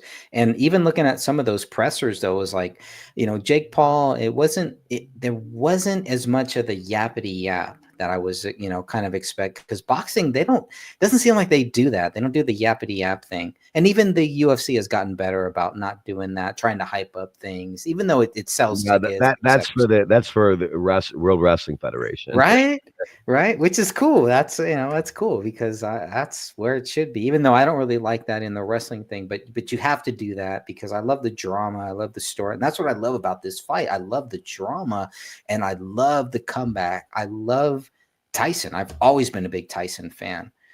Always. Mike Tyson. He needs to he bit somebody. He bit Holyfield's ear. I remember watching that, and there's still some fights that I would love to see. People think that because Tyson's older, because these fighters are older, that we don't want to see them. I want to see them. I want to see the older fighters. I would love to see Tyson and Evander Holyfield. I'd love to see them. And the problem with that is that if they lose, they'll say it's their age. But again, if you're in the gyms, if you're sparring with these people, I mean, I spar with world champs all the time, who are old, way older or state champs. The point is that these guys, the younger bucks, the ones who are even like world-class fighters, they don't want nothing to do with these people. That's why this fight, watching this, it's like, I don't even know what to say, man. I think this is going to help. Real. If it was real, Tyson would knock him out in the first round. You think so? You really think so? You really think so? Okay. Because that's the way he used to come out. Boom, boom, boom, bang, bang, bang, bang, bang. But there's a lot of incentive to let it, go as long as it can. I don't like that. And that's why I think that's why a lot of people move from boxing to the UFC, because I was a big boxing fan until the UFC 1 happened. I was like, I'd rather see this because, 16 rounds. God, the original UFCs were UFC those were awesome. Why did those go away? Crazy. It was so crazy. I wouldn't mind seeing them bringing that back, just because it shows you what can happen versus, freaking you got this art and that. Yeah, those were great days. I don't think we'll see those days again. No, I mean, at least just do like a one night only thing to say some like open UFC night once every year. You do a tournament one night, with all of these people who have never done a UFC fight, et cetera, et cetera. You could really do something like that. I mean, those happen. I know they happen here close to where I'm at in Detroit. They're underground fights. They still happen. Those are the real deal. That's where people are betting real money. That's where the mafia is. But then again, the mafia has their end. Whatever the mafia is like, well, you're gonna win tonight. It's not Cosa Nostra. There's different forms of mafia. Different mafias, absolutely. Yes, our government is a mafia, if you will. But I digress. There's money. There's a lot of money, like crazy amounts of money on fights like this. And that's usually where things go sideways. That's usually where they go. I've seen it, Greg. We've talked about it. I mean, if they make it legal, I mean, they grilled Pete Rose about sports betting, and then all of a sudden, everybody's doing sports betting. Now it's cool. Now it's cool to do that. But Pete Rose can't in the Baseball Hall of Fame because of it. Whatever. Yeah, it's totally ridiculous. My fighter, remember he was 580 pounds. Is that the video that you posted the other day? Yeah, this is third fight. So he fought against Butterbean's son. No way. Yeah. I was a huge Butterbean fan until he knocked out my wrestler. He didn't listen to a damn word though that was coming from he threw punches. He did okay. He lasted. I mean, almost the whole fight. Okay. So when you have somebody so he lost I think it was 120 pounds for that fight. Really? So he went from 580 to I think he weighed in at 450. He lost a shit ton of weight, which he felt better. I just kept telling you're twice this guy. You're more than twice the guy's size. You need to lean on him. Yeah. Put your weight on him. He did it once. And then never. They're sitting there exchanging. I'm like, why aren't you grabbing him and leaning on him and putting your weight in the back of his neck? But anyway, he's learning and he's growing. He still wants to fight. So that's cool. That's what happens with him. And he probably learned a lot. I think he learned a lot from doing those things, from doing those fights.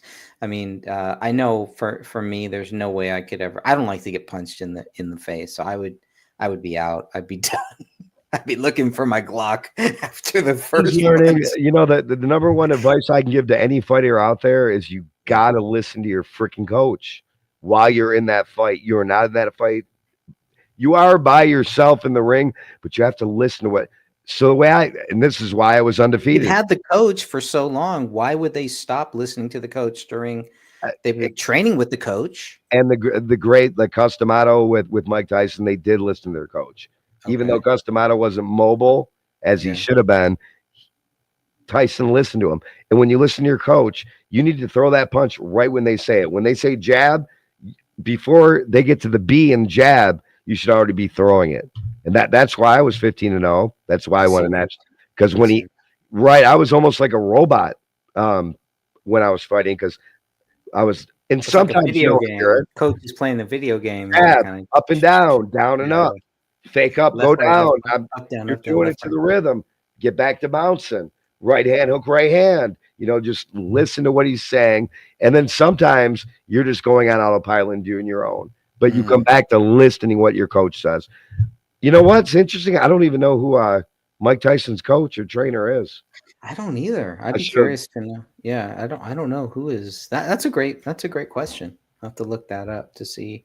Because the other thing is, I hope this isn't Tyson's last fight. Win, lose, or draw. I hope he continues on because he's so entertaining and so good. For I think this business. will be. I think if he loses this fight, he won't fight again ever. You think so? If he wins this fight, yeah. I mean, this is pretty much his swan song. He's 58. No, but he's facing somebody who's 26. There's no way you want to go out like that. I mean, you know what? let's Let's talk about when he lost his title. Who he went out to? Yeah, I don't. Who was that? Buster Douglas. Buster Douglas. Remember that? He was favored and his mind wasn't right. And that again, that comes into play with fighters too. Whether you are the most ultimate best fighter, what's going on in the background in your personal life. That's what happened with Mike Tyson. With what was that girl's name he was seeing? Oh yeah, that chick. Who accused anyway, all that stuff that was going on, that gets in a fighter's mind, and that changes things. And Mike Tyson he's as solid as he's going to be. Yeah, why would he fight again after this?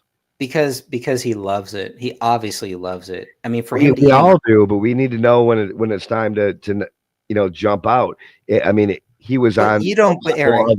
He's considered one of the top in the world ever. I know, but as a heavyweight boxer, okay, our body doesn't heal maybe as quick for 58. Maybe it's a passing of the mantle. It's a passing of the title because. But he would be fighting against world champs if you wanted to continue. Now it's time.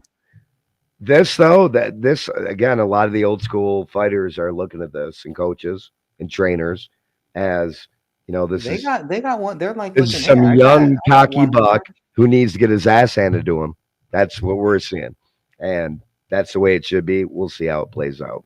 I think people look at Logan Paul and they look at Jake Paul and they're like, you just want to go after. Well, and they don't have the coaching that these guys had. They don't have the same coaching. Most of the great coaches have died. Maybe that's where Tyson will come in. Maybe he'll end up being Jake Paul's coach, and kind of guide him. Now, wouldn't that be that? Now that would be awesome. That would be great. That would To be great. see. Yeah.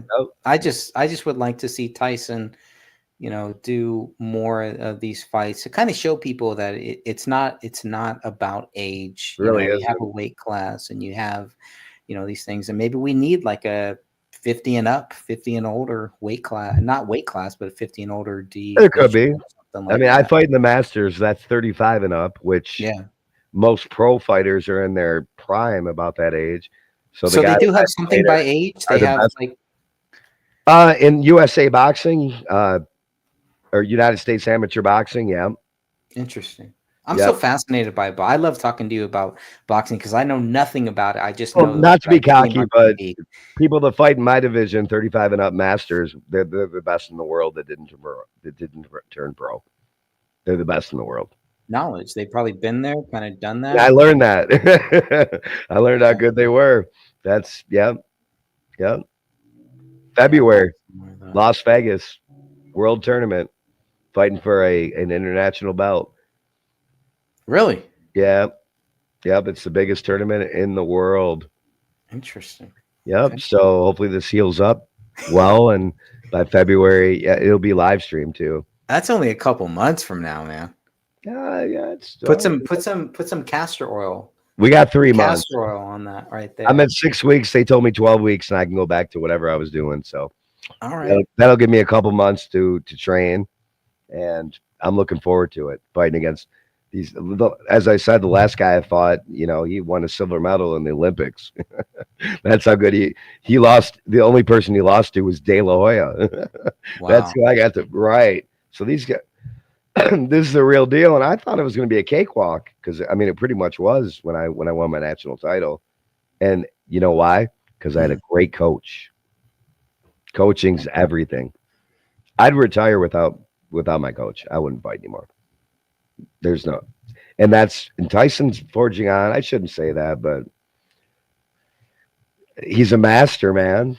He can make that transition at some point from fighter to coach? You think maybe? Sure, it's really hard for us though, man, not to Is it really? hang the gloves up. You want to get in there. And that's what I'm saying. Like, I feel like just looking at Tyson, like you got a few more fights in you.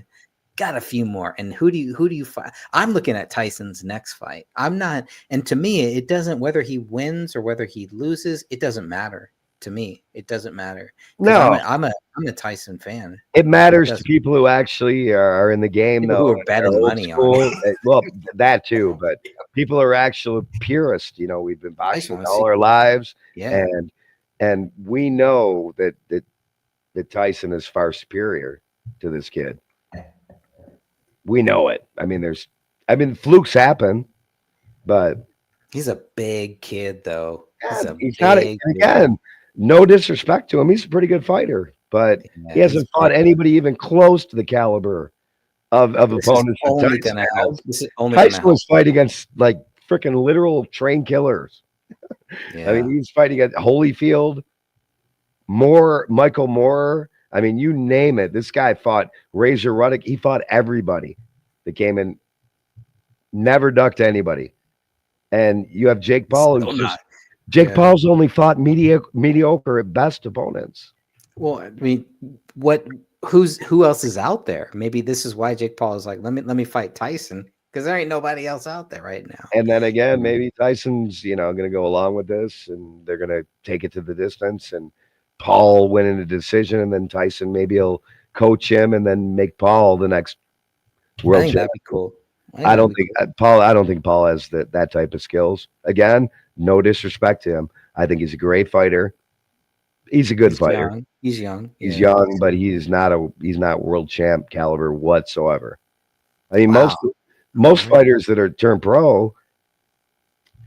Real quick, hang on one sec. I will be right back, but I want you to look something up real quick, and then I got about 10 more minutes. Sure. I want you to look up A fighter and B fighter, and I'm going to come back and tell you something about where Jake Paul's right now.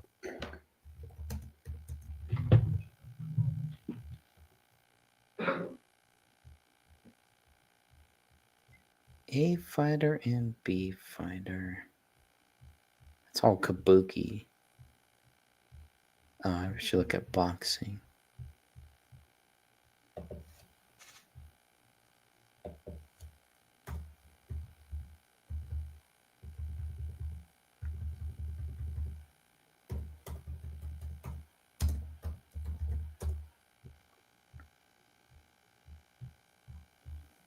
Okay. Let me look at. Okay, let me go look that up. I have to check on something here too. Hopefully we don't lose Eric. But give me about 5 minutes or so. I'll be right back.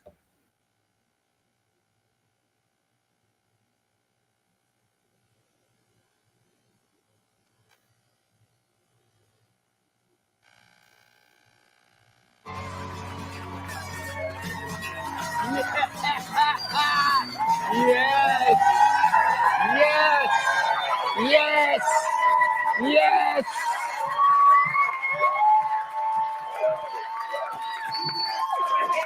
In your face, losers! Happy Thursday, everyone. It's official. The Republicans have clinched a majority in the House of Representatives. In response, the Democrats have clenched a majority of their buttholes. Buttholes.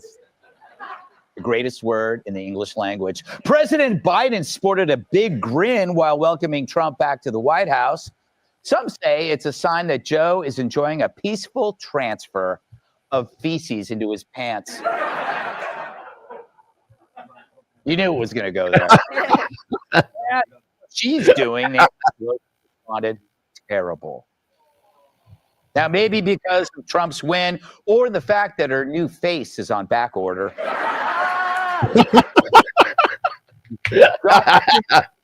Time Republican Senate leader Mitch McConnell. Mitch plans to return to his home on the Galapagos Islands. The food delivery app called Wonder just bought Grubhub in a $650 million deal. The deal includes the world's most famous delivery driver. Paying your bills on time raises your credit score, right? Wrong. In fact, this is one of the 3 major credit score lies you're being told by the Greg, you big there credit still? companies. All for any of these Hello? 3, and it doesn't matter what you do. Getting to 720 Greg. and above will be a long, hard struggle Hello? if you ever get there at all. Greg. In fact, if you're one of the 153 million Americans with a credit score below Calling Greg. 720, it's probably Greg. because you're unwillingly falling for one or more Bruh. of these 3 deadly Hello? lies that the big credit companies want you to believe. Not only are these lies flat out Greg. wrong, and not only do they make it Hello? nearly impossible to get a great credit score, but in Greg many cases Fernandez. fail Calling for them, Greg and they'll send Fernandez. your score spiraling in the wrong Greg. direction. Which is why right now I'm going to expose 3 dangerous Oh my lies, tell you goodness. exactly what to do instead, and finally show you Greg, the it does not proven, need to be little playing known, this. and 100% legal So far, Trump's cabinet selections include Fox News All-Stars Pete Hegseth, Tulsi Gabbard, Vivek Ramaswamy, and Lee Zeldin. And I know. And look who the White House just added to their landscaping crew. Let's hope his wig doesn't blow off. You there, Greg? Special effects Yeah, I'm galore. here. Yeah, sorry. Did you Whoopi look up Goldberg A&B claims a fighter? bakery turned down Yeah, I her looked up- birthday let me just order pause due to her political views. So here's how it works. You have an A fighter. The A fighter is the one who pays the B fighter to come in and fight.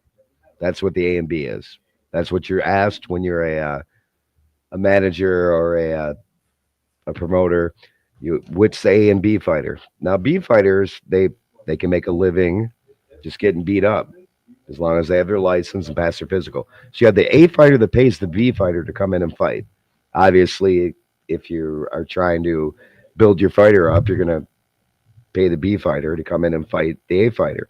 So these fighters aren't making any money to start with, but that's how you build a 10-0 record, like Jake Paul is, because Jake Paul's obviously an A fighter, and he brought in B fighters. That's why he brought in MMA fighters and people who aren't that good at boxers.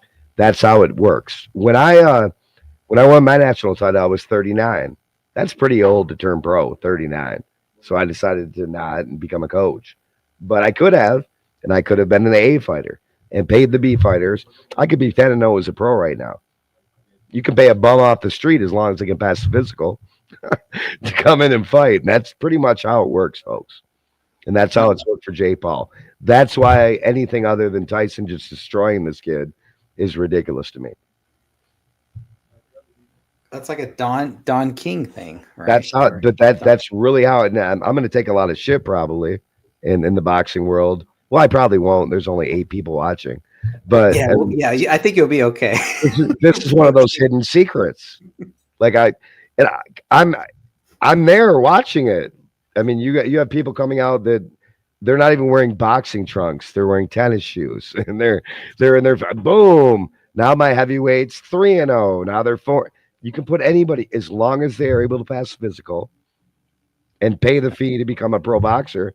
There's no rules to become a pro boxer. There's nothing you have to go through. You just have to pass the physical. That's it. And you're a pro boxer. People don't know how easy it is. That's why it's so crazy the world I'm in now, because 52 years old and I'm fighting against the best in the world. Most of these guys are better than, I would say the last 2 guys I fought against were better than anybody below the top 5 professional boxers in my weight class is a pro. Wow. Right. Would you Crazy. Would you fight Tyson? How much money? I think that's the main question. People are like, yeah, throw me some money here. But I mean, And, I mean, who else How is much money would it take for you to fight Tyson? I ain't fighting that dude. You can just go out and go in front of him and just fall to the ground. Fight's over. You got paid. See how that works? I'd rather smoke a couple blunts with them. That's what I've seen with the A and B fighters. You got the A fighter and the B fighter who doesn't even know how to box. And they come out and the A fighter just bang, bang, bang, bang, bang, and it's over. Watched it so many times. It's sad, isn't it, Greg? That's the way it works. Yeah, and I don't know. I think that's why, like, what do you do to reinvigorate That's why amateur boxing boxing and is everything? more widely watched than Olympic boxing. Well, we got problems in Olympic boxing now too, right? With these men and women's Yeah, sports you have and men and women's everything. sports. You have pros can fight in the Olympics now too. Pro I'm boxing. curious about how is this going to work because I don't know if the Winter Olympics or the Summer Olympics, but it's going to be here in California and it's going to be under Trump's watch. And I know he doesn't have any say as far as, oh, we can't, regulate, men and women in the Olympics, but it is going to be interesting to hear Trump's views when they are doing it here, if they have boxing here in Los Oh, Angeles. well, there will be no line of anything of any transitioning male becoming female boxing in the Olympics. And the U.S. government has no control over what the Olympics, what they do, right? They're a private organization. They do their own thing. Is that Right. Okay. Yep. But it's going to be in the U.S. So, So you all the Trump can do is just talk about how wrong it is and how no. It's in the U.S. I don't think anybody's going to allow that to slide. Oh, really? No, You don't think so? no way. Nope. Be interesting to see. He doesn't have any control, and if it's in California, I'm sure they're going to want everybody to be. No, any dude who wants to box as a female, they should have to box Tyson first. Oh, that would be cool. Those two, the dude who got in trouble during the Olympics for boxing as a woman, I'd love to see Tyson fight that person. I'd love to spar with him though, just to learn from him. Oh, yeah, sure. I remember when I was, I think it was like 10-0, getting ready for the national tournament. I was sparring with, and he's still a close friend of mine, 3-time world champion Tony Jones. You can look him up, Anthony Jones, Baby Jones. He fought the best of the best and won 3 world titles. And his head wasn't working so well anymore, meaning he took a lot of shots and sometimes he wasn't thinking right. So when I, at this point in my life, I didn't know him that well. I knew him. We've trained together, but we weren't really close. And so I asked him, I'm like, I want to spar you, Tony. Like, can we spar? So my coach tells me later on that Tony took that as like a challenge to him. So Tony Jones, he was I think he was 185. So he was a super middleweight, I believe, and middleweight. Well, he won 3 titles in 3 different classes. So he was right in there, and I was much smaller. And I didn't know this, but he took it as a challenge. So we got in there, and I'm just being in there with this guy. I'm like, oh my God, I hope this guy doesn't hit me too hard, man. And but we're going at it, and I mean, really going at it. And my defense is really good. I mean, we're sparring. I have bigger gloves, so I can guard. Did pretty well, but I didn't know before that he took it as a challenge. That he was in there to fuck me up. So after hearing that's when I knew I was ready to fight for a national title. Nice. After that, not that, and again, when Tony Jones got in there with me, he was not in shape. He wasn't training. You know what I mean? He was just still that badass presence, just like Tyson is. But yeah, I didn't know that. I'm like, fuck. So afterwards, after my coach told me this, next time we got in the next week, I was like, Tony, man, I want to learn from you, man. Please don't fucking knock my head fucking into the next state, dude. That's not fuck. Yeah. That's how you learn, right? That's how you learn through things like something. that. But again, to most purists, Mike Tyson should knock this punk out in the first round, and Jake Paul has no business being in there with a legend. But this is the world we live in now, so we'll see what happens. Yeah, I think it's a win-win for Tyson because nobody really expects him to really win. I don't see how he could really win here. Who? Tyson? Tyson. Oh, no. In the boxing world, there's nobody who believes he will lose. I haven't heard from anybody. Not one person in the boxing world. None of the heavyweights, middleweights, lightweights, bantamweights, coaches, all these pro. I haven't heard one pro trainer or boxer say that he would lose. Like, there's no way he should lose. None. There's how can he lose to this kid? This kid hasn't fought anybody. He's fought a bunch of chumps. He's never had a puncher like Tyson. You don't lose your punching power because you get older. You might lose some stamina. You might not get moved as well, but you don't lose your punching power. Yeah. Unless you have an injury. Tyson still knows how to duck down low and come up with that uppercut. And if Jake Paul gets hit by one of those, it's lights out. Your toes freaking tap across the piano keys. And it's lights out. You go to the ozone. Uh-oh. Can you hear me? Yeah, I can hear you. Just Tyson, I mean, this kid's never been hit by what Tyson can throw at him. But we'll see what happens. I'm interested to watch. It'll probably be a fiasco like the Mayweather fights and the other bullshit pay-per-view fights. Yeah, I'm just looking up some of his fights. Some of his, Jake Paul? Yeah, some of his fights. He hasn't fought anybody. I don't know. He's fought Yeah, Anderson nobody. Silva. Anderson Silva. And Anderson Silva is not a boxer, though. Tommy He's an MMA fighter. Probably the stepchild. Greg, hold on. Anderson Silva is an MMA fighter. Nate Diaz, MMA fighter, not a boxer. Andre August, whoever that is, the problem child, apparently. But the two fight, Anderson Silva is a badass. Nate Diaz, another badass. Nate Diaz, but yeah. they are not pure pro boxers. They're MMA fighters. It's true. Tyron Woodley. Another MMA fighter. He hasn't fought anybody. Another MMA fighter. Nate Robinson.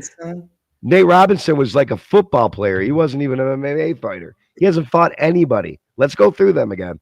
Because I know. All right. So Jake Paul is 9-1. Right. Who the fuck did he lose to, by the way? His only defeat came against Tommy Fury in. Oh, that's right. Tommy Fury, who is in a split decision. Tommy Fury, ding, ding, ding. Another MMA fighter, not a boxer. But I digress. All right. Deja, I don't know who Deja is. I don't know who. Nate Robinson's a basketball pro and budding YouTube boxer. I mean, come on. Keep going. Ben Askren. Retired mixed martial artist, not a boxer. A mixed martial artist. Tyron Woodley. Tyrone Woodley. Who is he? UFC. Keep going. UFC champion. So we haven't seen one professional boxer. Tyron Woodley 2. He fought him twice. Yep. And he fought an MMA fighter twice. Anderson Silva, another MMA fighter. Not that Anderson Silva isn't a badass, but he's not a boxer. Tommy Fury. Let's look at Tommy, another MMA fighter who's not a boxer. Tommy Fury. Not a boxer. None of these guys are. Nope. Keep going. Who's this None guy? of them. Nate Diaz, another guy who's a UFC contender, not a boxer. Here, Andre August. Andre August. Who's What that? about him? I don't know. One of the toughest fights of his career. Now, I don't know about this fight, but I'm gonna guess if it was one of the toughest fights of his career, that was probably a boxer. I'm guessing. I don't know. Let me look him up. Andre August. It looks like he knocked him out in the first round. KO in the first I round. can look him up real quick. Andre August. Off the back of his bout with the problem child went up against 10-1. Andre August. Oh, here's his box rec. So, by the way, if you have people saying they're pros, and if they're not lying, they're on what's called box rec, and you can go to. So Andre August is 10-2. He is a pro boxer, and interesting, that was his toughest fight. He was 10-1 before. Is that the guy who beat him? Yeah. Paul. Oh yeah, okay. So No. Paul beat him. Paul beat August. Oh, he did. Yeah. Let me see what he fought. So the to make August. All right. So here's who the guys. Oh my God, this proves totally everything I'm telling you for the A and B fighter. So August is obviously an A fighter. He's got 2 losses by KO, 1 draw, 10 wins. So let's look at the combined records of his opponents. Okay. Steven Medrano, debut, meaning he didn't even have a record. That's a bum. Rudy Lozano, debut, bum. Patrick Symes, 1-1, another bum. Randy Montgomery, debut. So he won his first 4 fights against nobody. Then he fought Joshua Kuhn, who is 1-0-1, another bum. Won that one. Then he fought Ramiro Garcia, who is 0-4. Then he fought Eric Abraham, who's 3-3. Then his big step-up fight, Greg, was fighting against Jeremy Parks, who has a combined record of 6 wins and 25 losses. Then his next fight, George Garcia, 5 wins, 16 losses. Next fight, Christian Solizano, 7 wins, 13 losses. Are you hearing this? These are the guys he's fought against. He's fought against nobody, and he built himself a 10-2 record doing it. I could do it right now. Maybe I'll do that, Greg. You're making me maybe I'll just turn pro at 52, pay bums to come in and get myself an undefeated pro record. I could do it. I could show it to you too. Be easy. But yeah, so this guy that was actually a pro boxer was a chump. This guy's garbage. Wow. So the more you learn about, you can get a 5-star rating on BoxRec. Here, let me screen share it. He got 1 star. That's how awesome he is. It's garbage, dude. Total garbage. It's all ego trips and shit. A lot of these people. That's why they do it. Here, like a TikTok. He's a TikTok boxing champion, is what you're saying. Yeah, these guys are garbage. Am I sharing it? Nice. Yeah, there it is. So here's the one of his toughest fights, pro boxer, and this guy's garbage. Look at his eye. He's garbage. Look at his record. He fought a debut, a 1-1, a 1-0, an 0-4, 3-3, 6-25, 5-16, 7-13. Like he was going. You're not impressed. Oh my God. His loss was right here to a guy who was 3-3. Oh my God. Yeah, no, not impressed at all. I could do that. I could do this tomorrow. How many boxers you think are out there with this kind of record? I mean, how old is he? 26? I think he's 28, but keep going. We're going through his opponents. Let's go through the rest. Yeah, I want to. So we found the one actual pro boxer who thought it wasn't even. Yeah. Eric is not impressed with. I'm not. This is such good. I think you can appreciate this too. Just what garbage this game is. Because you know what you're talking about. I don't. Ryan Borland. Continuing his path to becoming a boxing world champion. This is how I don't want to say trigger. Okay. Okay. Here we go. Took on former Golden Gloves champion. Now, folks, let me tell you what a former Golden Gloves champion is. That is a state amateur champion. Okay. That's a state amateur champion. Now, there's 3 different classes you can be in to become a Golden Glove state amateur champion. There is open class, which is the toughest class. And then there is the 2 classes below, the ones that have 1 to 3 fights, novice.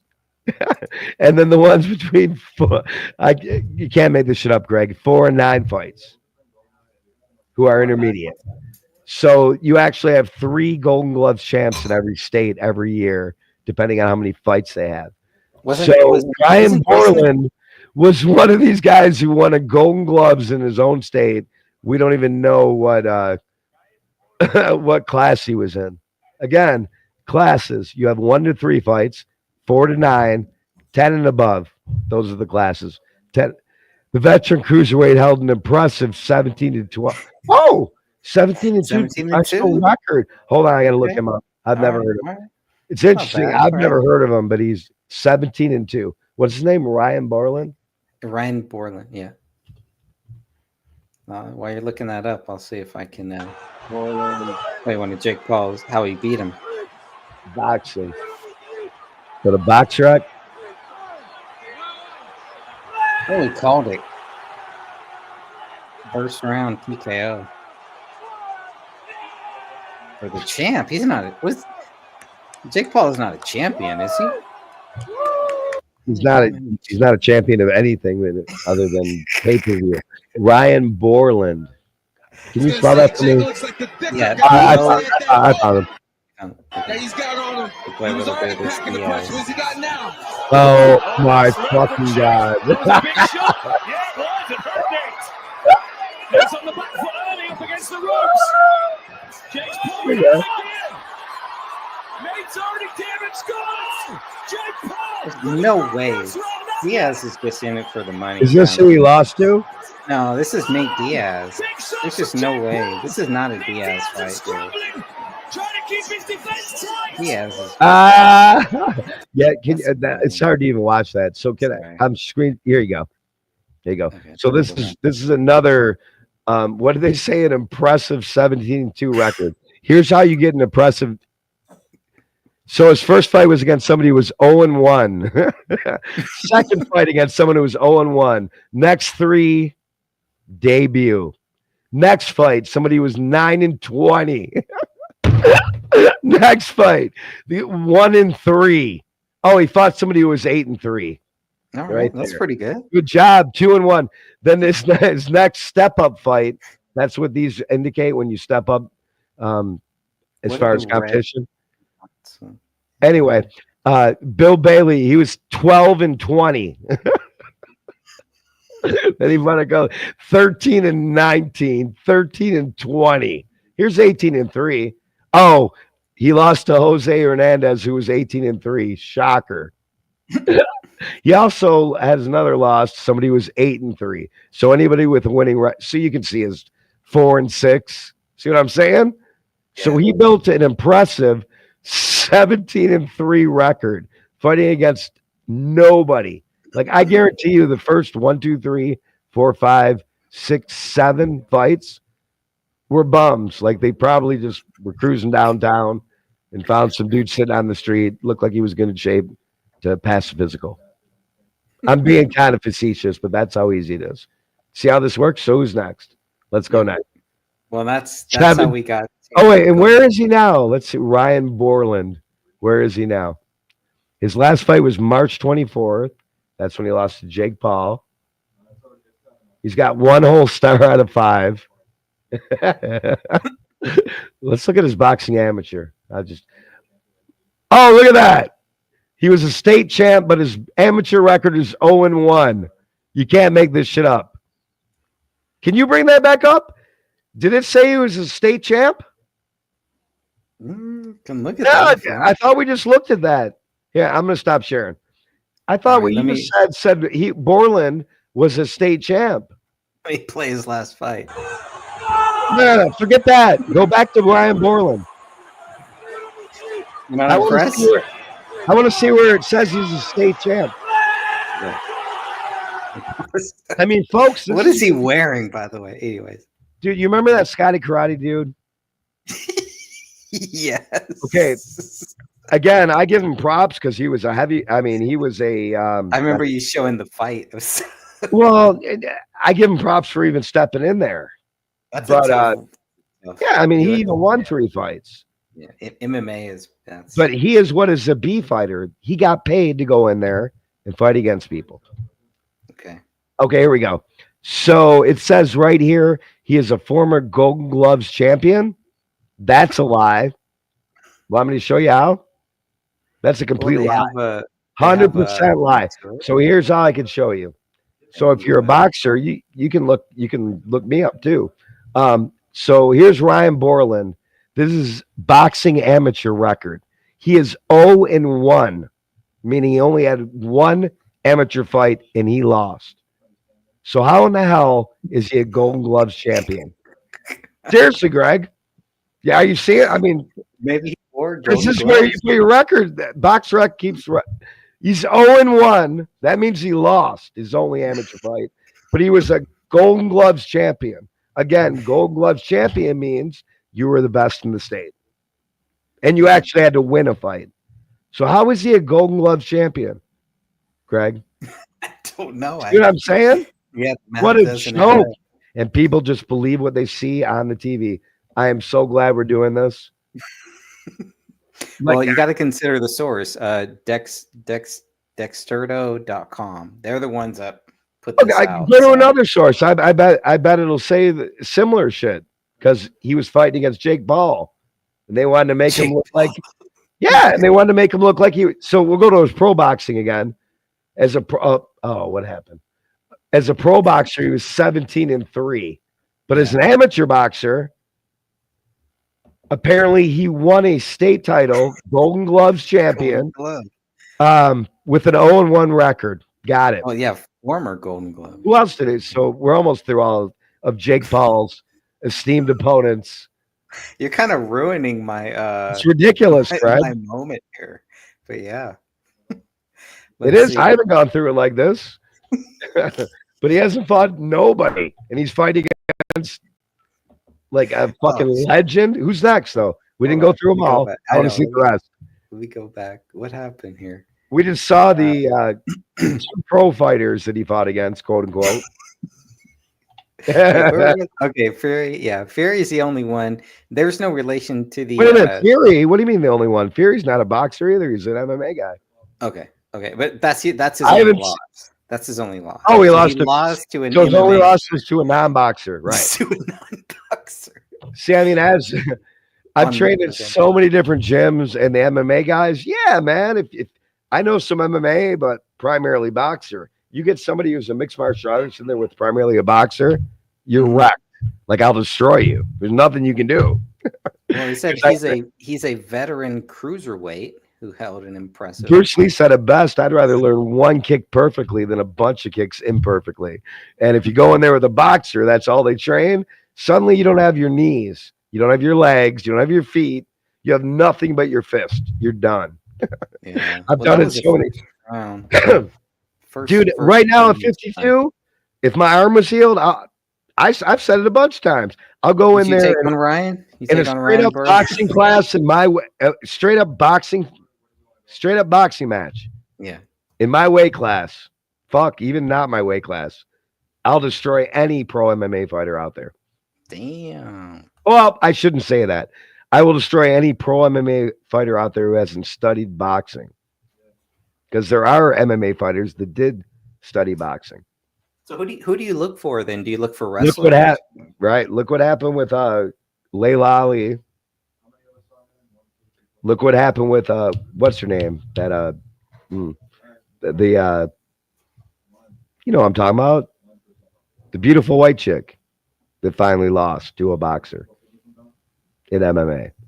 In MMA, movie star girl. I mean, oh wait, I'm not even showing the screen. Here, I'll just put an MMA fighter. I know you're talking about Ronda Rousey. Ronda Rousey. So Ronda Rousey was undefeated, badass, and Ronda Rousey's opponent got a boxing coach, and Ronda Rousey lost because she got knocked out by somebody who knew how to box. So I shouldn't say that. That was way too cocky, and I take that back. she kind of fell into that. Conor McGregor is a hell of a boxer too, and an MMA. He's primarily an MMA fighter, but Conor McGregor is a hell of a boxer too.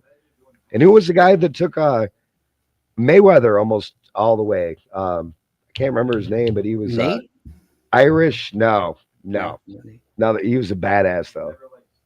Let's see, Mayweather versus. It doesn't really matter. Okay, so Mayweather feel like someone who was always. I do remember this one. Which one? Hasim Rahman. Who's he? So check this out. There was a boxer, a pro boxer named Hasim Rahman, Mm-hmm. who was a world champion pro boxer. Rahman, if you look him up, badass, legendary. So they take some chump who has the same name, and they say, "I want to look him up now." Oh, I guarantee it. I Well, can. this is saying this is what it's saying. After Tommy Fury, the guy who beat Jake Paul, the only one who beat him after he bowed out in 2022, Paul was forced to look for another opponent. Instead, it settled on a pro boxer, Hasim Rahman Jr., the son of an established. There you go. Right, the son of a world champ. Because I know the name Hasim Rahman. But Okay, that's him. How do you spell it, real quick? As Hasim Rahman. Unfortunately, this fight was let's also look canceled. Let's look up this chump's record. Yeah, this says this fight was also canceled after. Okay, so I'll share this with you. Okay. This is I believe what the TV tells me type shit right here. It really is, because they put the name Rahman in there, Hasim Rahman, who a lot of us boxers know is a legend. Oh, okay. So am I sharing it? Oh, there you go. So there's the real Hasim Rahman. 50-9, legendary, badass.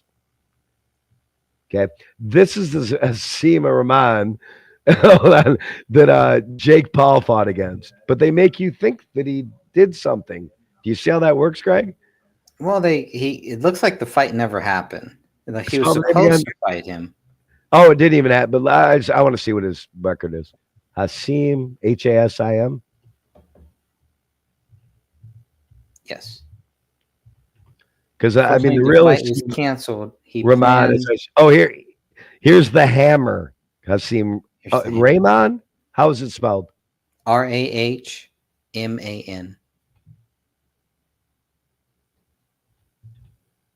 But it never happened. So, do I have the spelling right? Is that right? Yeah, Rahman. And the first name's right, because he doesn't exist as a pro boxer. If that's correct. Hasim. Yeah, it sounds like he never. Wait, really tell me how the first name's spelled. Hasim. I didn't spell it right. Here we go. Oh. Hold on. Oh no, he doesn't exist. Look, where he's not here.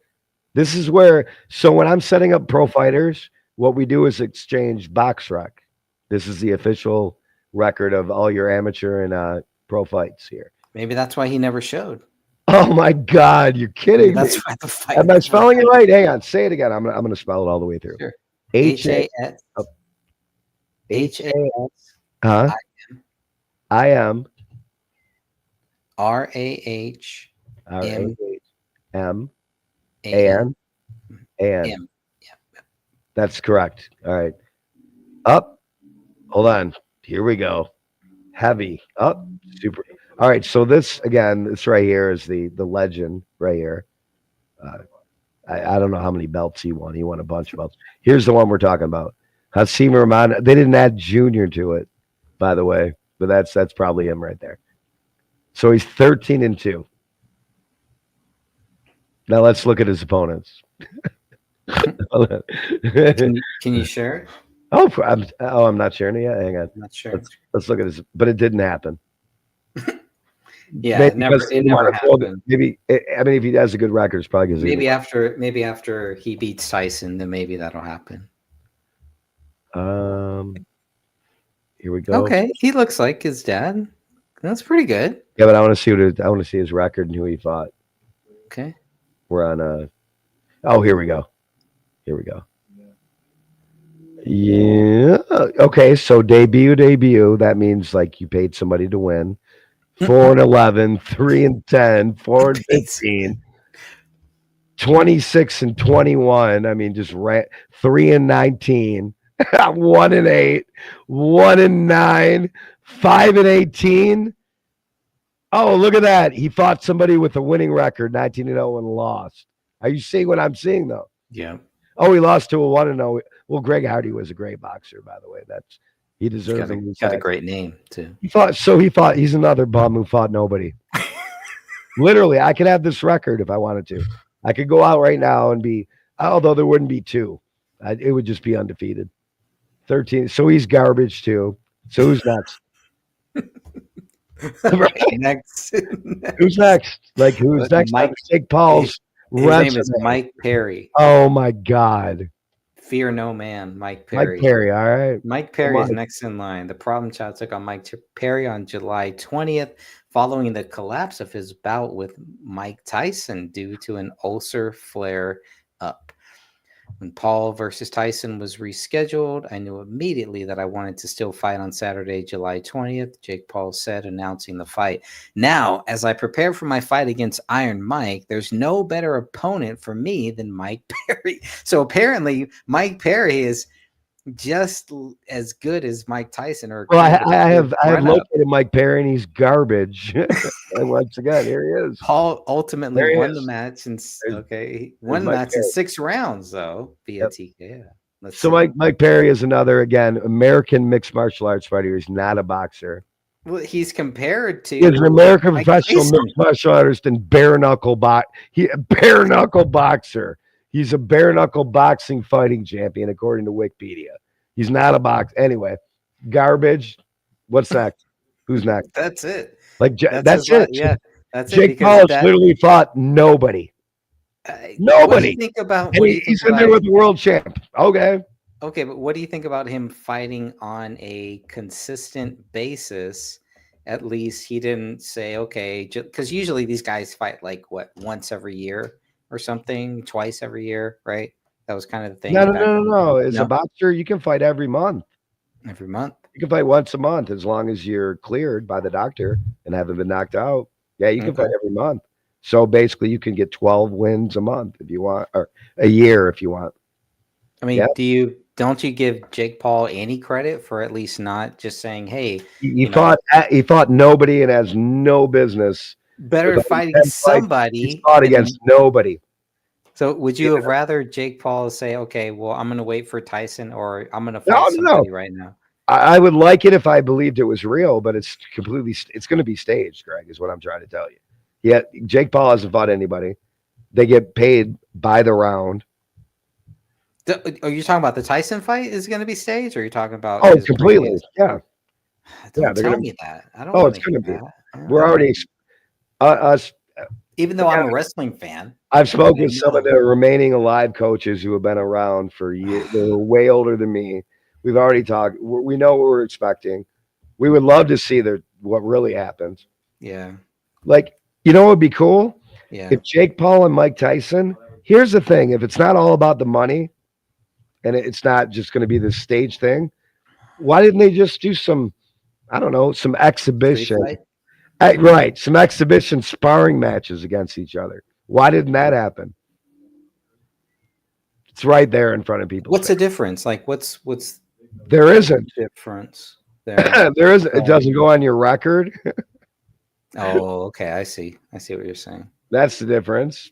I saw there's like no a money John involved. Jones- You're just fighting. Yeah. In there fighting. You're just going. Yeah, I saw a John Jones thing because I remember when John Jones was like the most hated person in the world, and he did some exhibition fight. Didn't really get a lot of credit or anything like that. It didn't get a lot of notice. I don't even know who won, but it was a big deal that he was just back out there doing that. But I would love. I mean, what's Tyson? What? I don't know. I mean, now you have convinced me that Tyson could win this fight.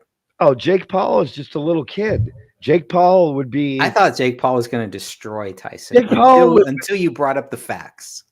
Mike. I mean, let's bring up Mike Tyson's box rack. I mean, he fought fucking everybody, world champions, and destroyed them.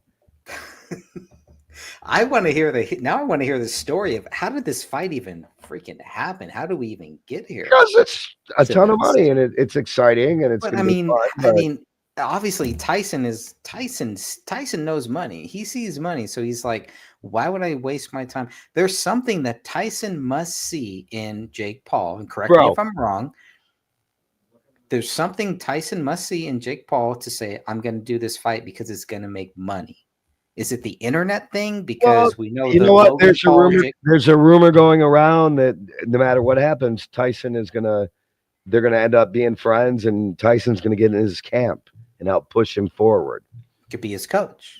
We don't know, but I mean, Could be his Mick to his Rocky. Mike Tyson fucking fought against George Foreman, people, and Jake Paul's fought against who?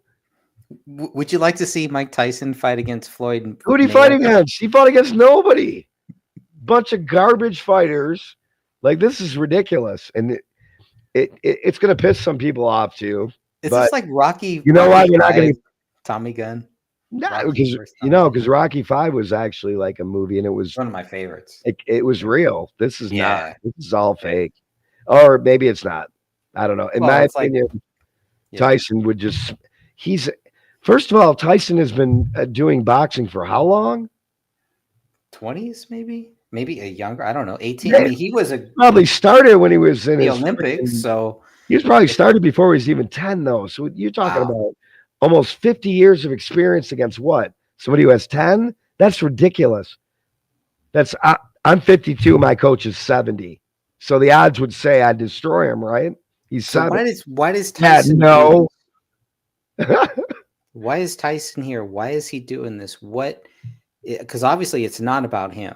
It's not about it's not about redemption or anything like that. And you know what's interesting is we don't know. And Tyson's just a little bit. You think he's a little out there? A little bit out there enough to. I don't know, fucking man. I don't know. I think Tyson's been smoking so much weed. I think he's Okay, right I can at tell you the this: point. Jake Paul's never been hit by anything like Tyson's going to throw at him. Ooh. Never. Maybe that's the moment. Maybe that's the moment we want to see. I think Nate Diaz can throw a pretty good punch. Yeah, we'll know from the first round if Mike Tyson's pulling punches or what's going on. Okay. It's All right. yeah, it's going to be crazy, man. Now I know you probably can't stream it live, obviously, but can you do some type of just put your phone recorder on, do a play-by-play? Because man, that's going to be epic. Yeah, I To might be hear able to your do that. live, thing. Even if we just replay it later on the next day or something like that, I'd love to hear your play-by-play of what's happening, who's doing what, because we don't want a Don King thing. I think that's what and even Rocky 5 really. Dude, if Mike Tyson loses, we have officially gone. You think so? Okay. All Yeah, right.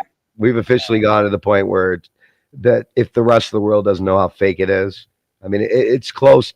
Some of the things I've seen myself, Greg, personally, it's close to freaking WWF wrestling. I know, and that's the problem. Is like at least WWF wrestling is like this is what we are, right? When we looked at boxing, it was like it wasn't supposed to be like that. For years, it was. That's why I loved. It wasn't. Yep, it wasn't for MMA. years. Yeah, I mean, it was like because we knew. Like Okay, Jake Paul, why are you fighting a legendary dude? Why aren't you just stepping up and fighting? I don't know. Some of the top why would contenders in Tyson? your- Why isn't he fighting top contenders in his division?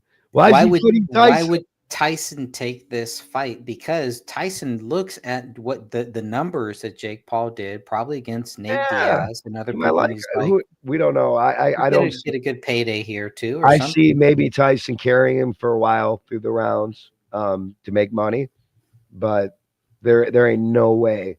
If Jake Paul knocks him out, that's crazy. I will tell you this: if Tyson knocks him out, it will be almost as good as President Trump winning the 2024 election and putting Kennedy into the Secretary of HHS. It will be that good for me as a Tyson. It'd be that good fan. for boxing too. It'll restore people's faith. You're right. You're right.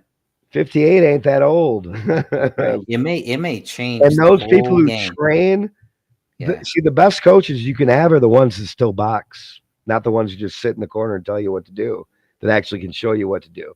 And I would venture to say that even most world champs in every category in pro boxing still would say there's no way I would beat my coach. And you're talking about a little kid like Jake Paul, who's fought nobody, against Mike Tyson, who fought Holyfield, Foreman. Everyone. I think he fought Rahman, actually. Asim Rahman. I think that was one of his knockouts. He fought everybody. Anybody. Michael Moore, a gold medalist in the Olympics. He fought everybody.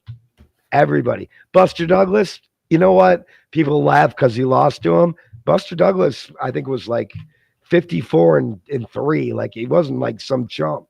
These guys, we looked at their record of who Jake Paul's opponents fought against. 1-15, 12-50, 1-1, 0-1, 0-1, 6-9. I mean, it's ridiculous, dude. Just ridiculous. Did Tyson really slap Jake Paul? Have you seen that? No, I don't know. That's what I'm seeing. He slapped him.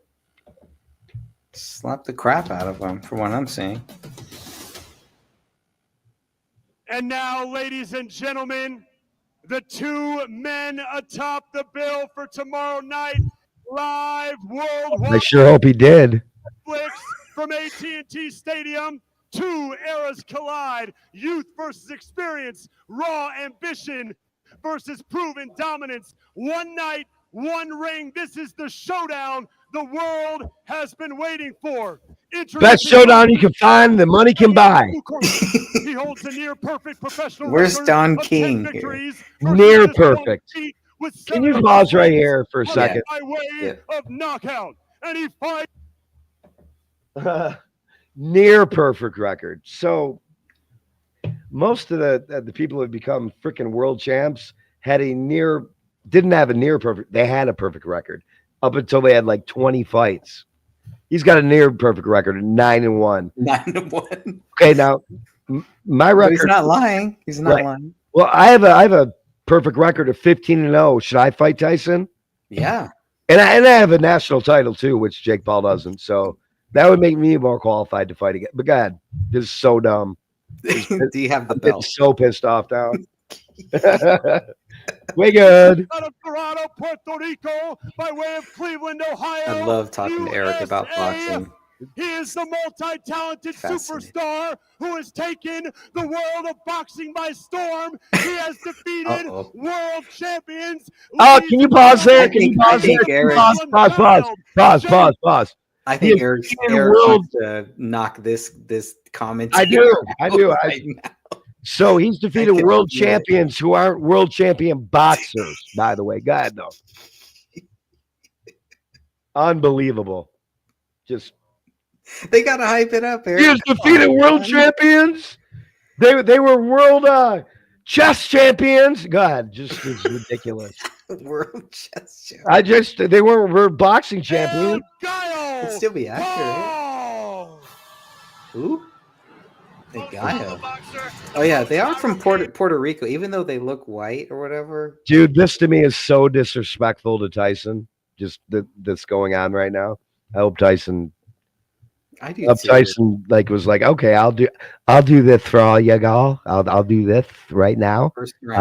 I'll do it, and then just gets in there and fucking changes his mind, like the mafia. It's like we're gonna make you rich beyond belief. He just goes in there and knocks this disrespectful little punk the fuck out. It's ridiculous. Oh, where is he? Oh, they gotta do the intro thing. I see. Jake Paul doesn't even have a fucking doesn't even have a 2-pack. He doesn't look as big. Well, look at his stomach, first of all, and anyway, this is so dumb.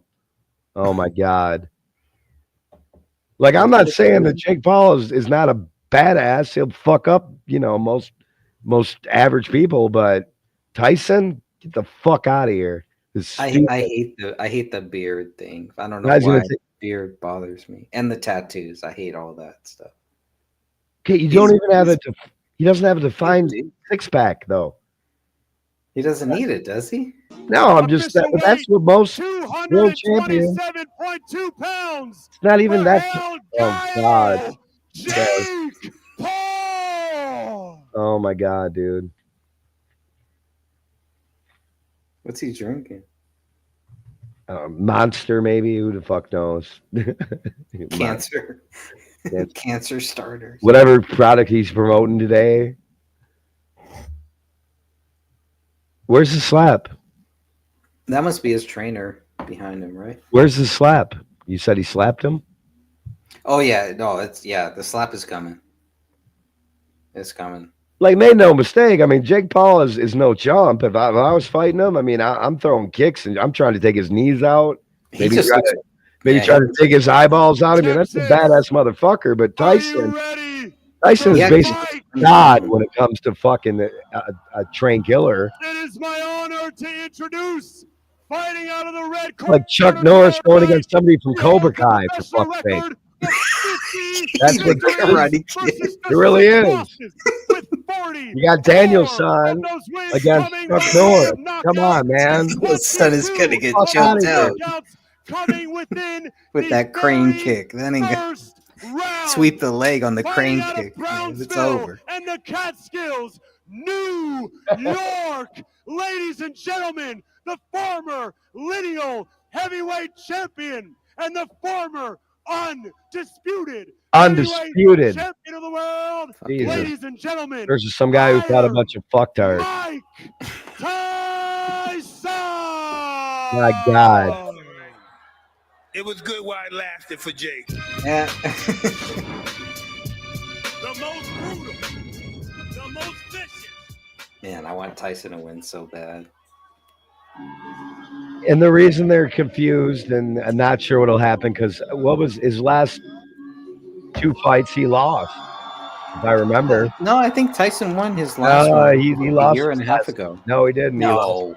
He lost that? No, that yeah, was it ridiculous. what was the guy? It was Kevin McBride and No. Danny something. Yeah, he lost. But again, No. the two. I'm gonna look it up. It's time to look it up. Tyson's last fight was like a couple years ago, and he looked good. Oh no, Didn't knock him Greg, out. he lost his last 2 fights. Kevin McBride and Danny Williams. BS. BS. I watched his last fight. So He did great. yeah. Well, I'm looking at it right now though. He 2005.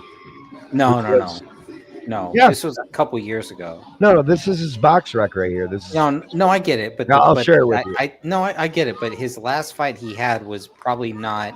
They're probably not counting it. Oh, it was Like an a year and a half exhibition. ago or something. Gotcha. Yeah. Oh, did you see that? Gentlemen, Did you see that? He slapped him. Let me go back. Yeah, I got to go back and watch. Let me see it again. Watch it. Okay. He should slap the shit out of him. Punk. How you doing? How you doing, Punk? Oh! Oh! Oh, I didn't see that. It was a little slap though. Yeah. That was a WWE slap. He should. And he said, you know what, Mr. Tyson, you should give me another one. Let me see.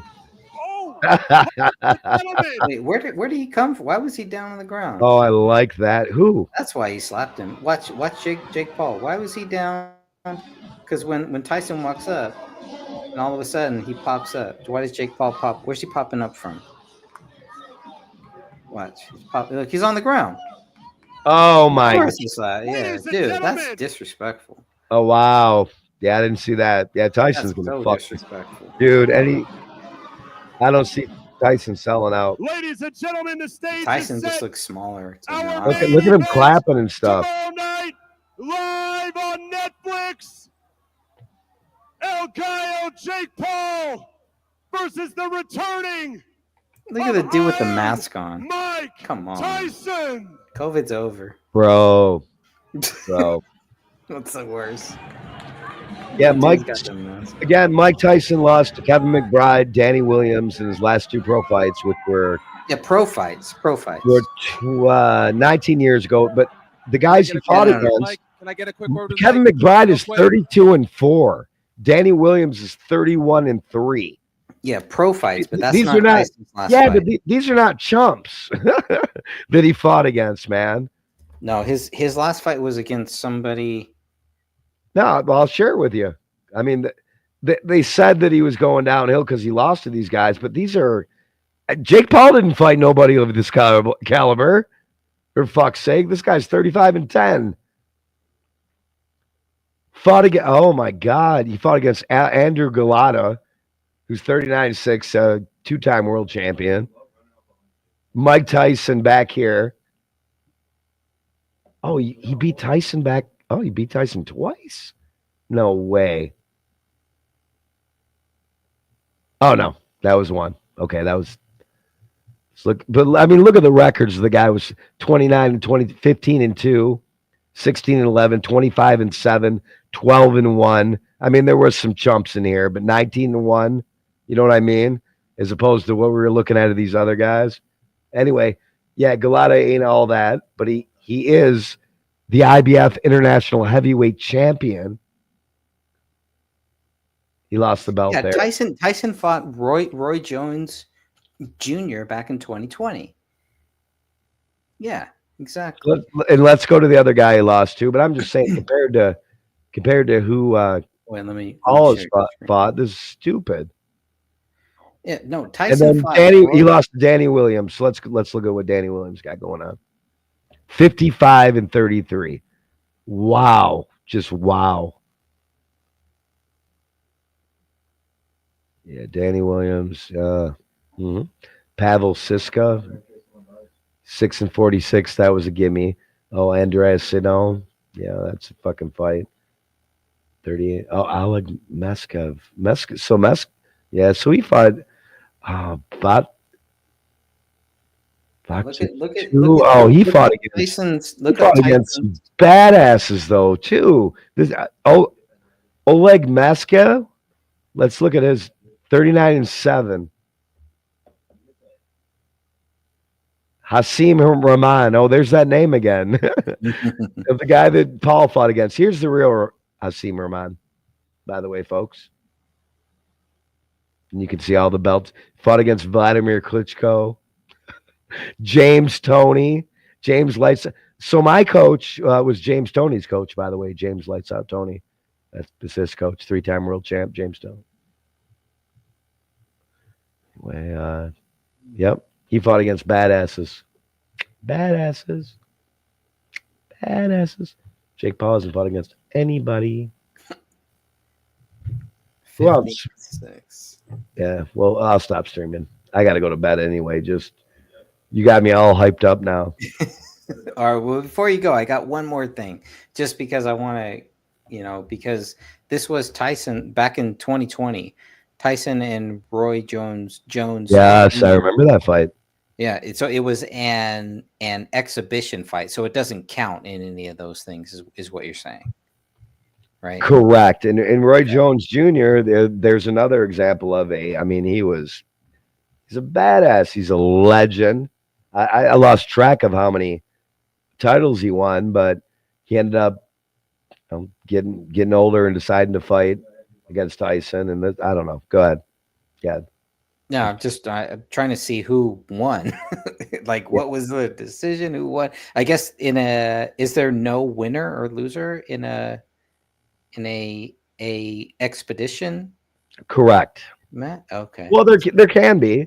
It depends on who's putting the exhibition on. It looks like it was a draw. Tyson said, "I'm good with that." I think it was a draw, but I mean, James Toney, damn man, in his prime, man, you're taking me way back.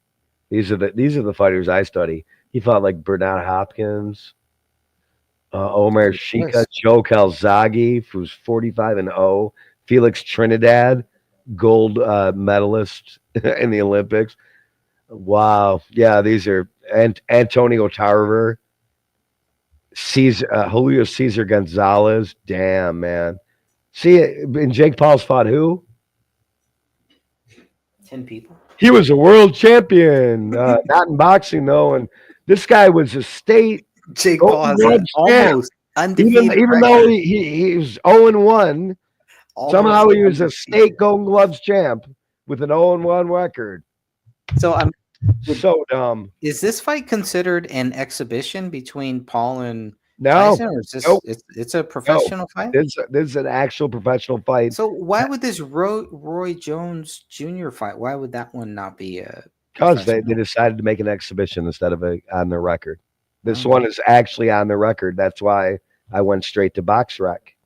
Again, folks, BoxRec, BoxRec.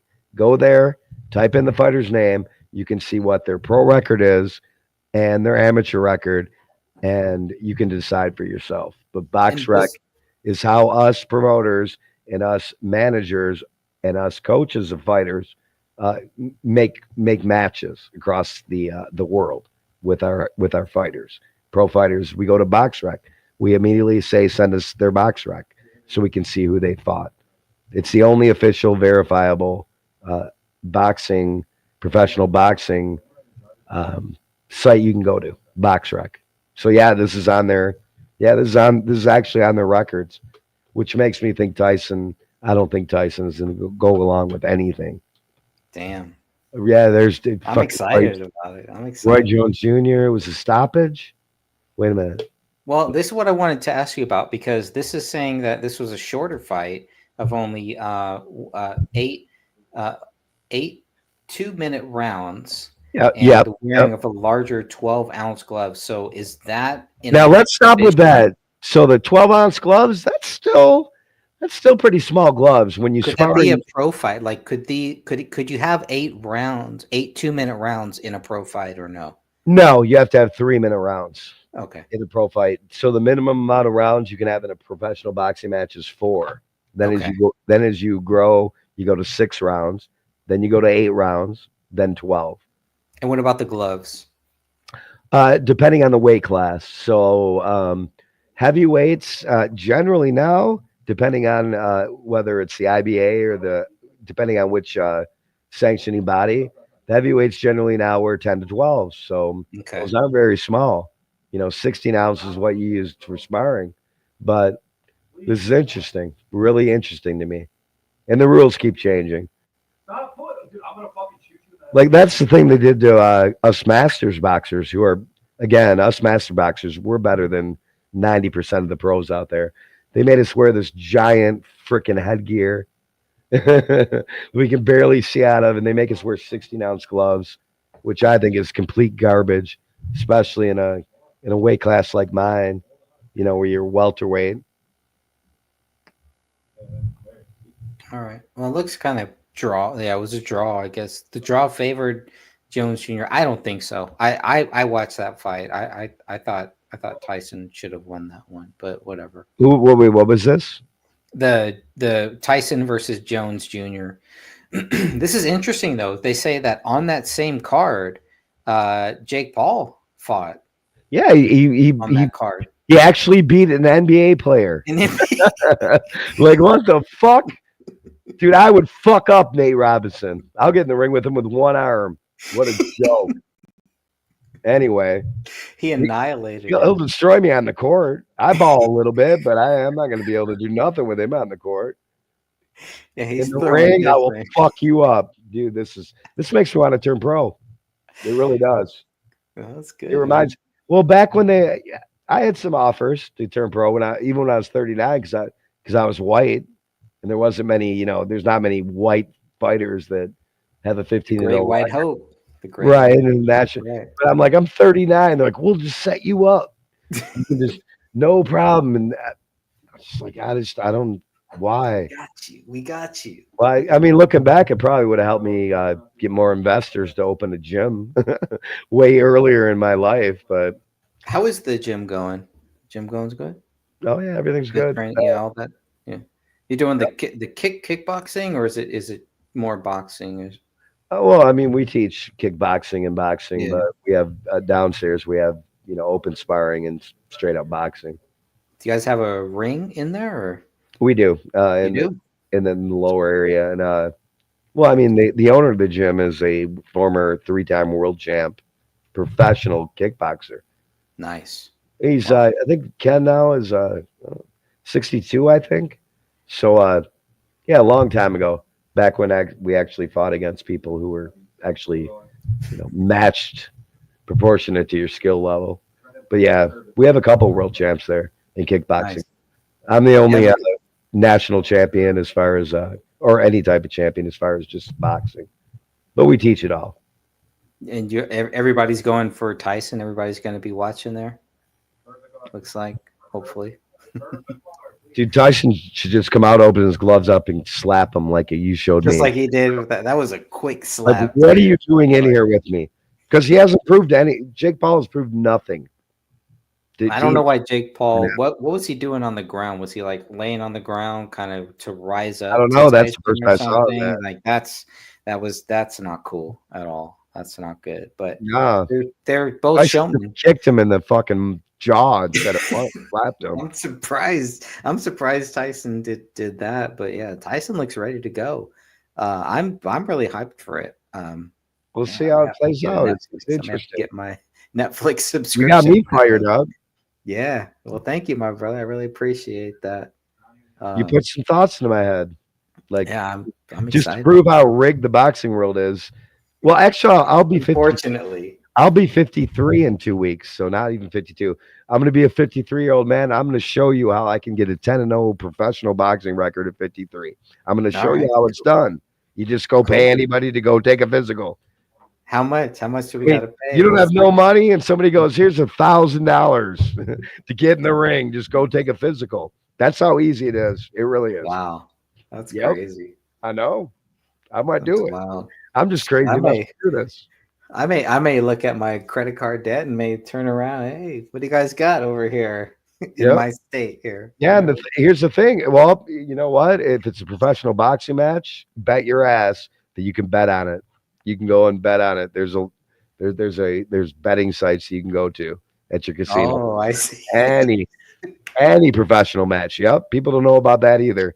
But that would take hours to explain all that too, Greg. Oh, I get it. I get it. Oh, I love having this conversation though, man. Me too. I've been waiting for this conversation for a long time. I'm glad we got to have it here. Well, any final words or anything else before? I know you probably got to head off here, but yeah, I almost feel like I'm gonna probably hang on and look at some more of the Greg Gutfeld and see what else is going on in the world of Trump and Kennedy. But yeah, it's up to you. If you want to hang out, or if you just want to, check out, it's all good. I hope you come back on Saturday on the other channel, the Gray Stage channel, and probably do something. Oh, Greg, I'm always around when it comes to your broadcast, man. You're the only person I go on with. Awesome. I can't even remember the last time I went on any show except for yours. Oh, because you do it right. You know what? Maybe I'll let's take us out like this. Because although Greg and I are not narcissists, we do have narcissistic tendencies, or we wouldn't be doing this. But I'll put my face up to the camera. I'm not a narcissist. Right. I mean, to admit we have those tendencies, but we're not fucking malignant nutball knives. Anyway, I'll take you out with. So this was my last boxing match last year at 51 years old. I got robbed. I want to say that you can judge for yourself, but I was fighting for a national title, coming back after 14 years off. And unfortunately, the guy I fought against, his gym was putting the show on. So that might have tipped the scales, but I'll let you judge for yourself. I don't think you've seen this one. This is my only loss. So I guess when I say I'm 15-0, I have seen some of your fights. I don't know if I've seen this one, but I want to see it. I don't think you've seen one that anyway, I was 15-0. I guess I'm 15-1 now. But I think I got robbed, but I'll let you decide. And you'll see the big ass headgear and the big gloves we have to use, which is garbage. But anyway, I'll play this and then I'll say au revoir. I think you'll enjoy it. Can you share a screen? Share screen. Yep. Let me know if it comes through. Yep.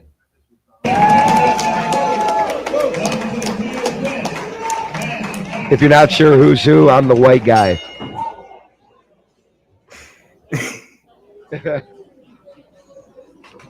Move it. Stick and move. Stick and move.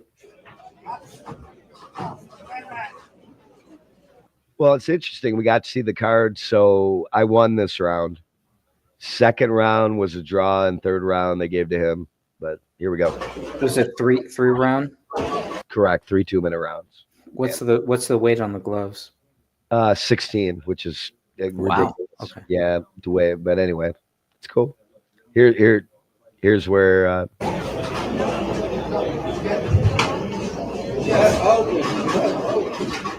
You got long arms. Good arm. Okay, so I really don't, but Dude, it looks like it. It's so deceiving, that's my man. coach. That's the old school. My coach's style is keep your arms way out in front of you. Why is that? Why is that? Well, if you have your arms in front of you, number one, the punches can't get to you as quick. Number two, your punches get to them way quicker. Think about if your hands are 1 or 2 feet closer to their face, how much quicker the punches get there. That's why. Yeah, it's a really bizarre style. That here we go. The old Irish style, Irish fighting kind of stuff. Correct. I never thought. I always thought keep your close.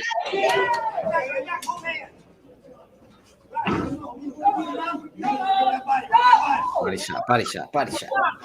Okay, so none of those shots counted, by the way. What? I thought they did. Nope. None Were of they them. saying they were too low, or Because we were in a clinch. Like amateur. Yes. So I won this round regardless, but yeah, none of those counted. Whatever. And like she comes, stop, and I'm like, you know what? I didn't even hear you. Look at this big ass fucking helmet I have on my head. I couldn't even hear her say stop. Okay, I'll stop. Let's go fight. Boom. Rosie O'Donnell calling the match. Yeah. Look at him with his hands down. Keep your hands down, bro. Point. Up, hit me once. Here we go. Hit him twice. Good shot. Hit him 3 times. I mean, I can't believe they fucking gave this fight to this chump. Ooh, that was Oh, here's a side note. So I was going to fight in this tournament again because it was in Michigan against him. He didn't sign up, and I couldn't do it because I had the surgery. Damn it. Why didn't you sign up, bro? Yeah, this punk right here, bro. That's 3 minutes of the year right there. Well, wait a minute. He just hit you the same way that you.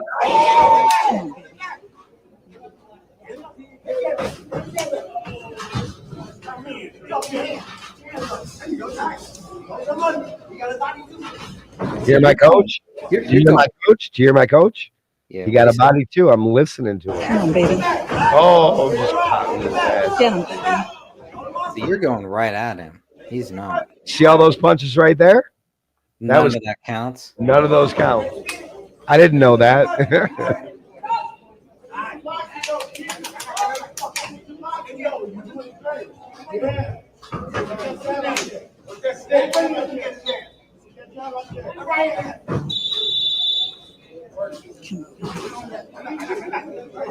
So you're coming at him. He's not. He's. Yeah, he's a national He's champ not. too. So I mean, he was a good fighter. Still think I beat him though. Look at that big ass fucking helmet I got on. That's so dumb. You know, in Europe they don't use those in the Masters. They use 16-ounce gloves, but no headgear. No. Yep. Can't wait. See, you gotta go overseas to do some real damage. So, what's your opinion on that round? Did I win that one? I would think you won that one. I think you went after him more. I think you got more blows in. He got 1 or 2 good blows in, but he wasn't. And the other thing, he wasn't really coming after you. It felt like you were really going after him, and he just was just kind of there, just kind of waiting. So this round they called us a draw. Oh, really? The first round they called a draw? No, the first round they gave to me. This one's a draw. Okay. I was gonna say. I think I did better in this round than the last one, but Okay, let me see who this. knows? It wasn't my gym that was putting the show on. Okay, well he's doing a little bit more. He's Tell me. coming in Yep, you'll be honest. this time. Block. Now, here's the thing with amateur boxing: you got to count clean blows, ones that don't go off the gloves. Got it. He's got a good reach. He does have a good reach. He does. When he wants to. So he missed there. Those weren't clean. None of them. There's a point. There's 2 more points. Oh. So I want you to watch right here. So every single punch he threw hit my gloves. But I think they counted those. There was one that dropped. Right over here when I go back in the corner, every single punch hit my gloves. Not one hit my head or body. Watch. Watch this one. It's coming.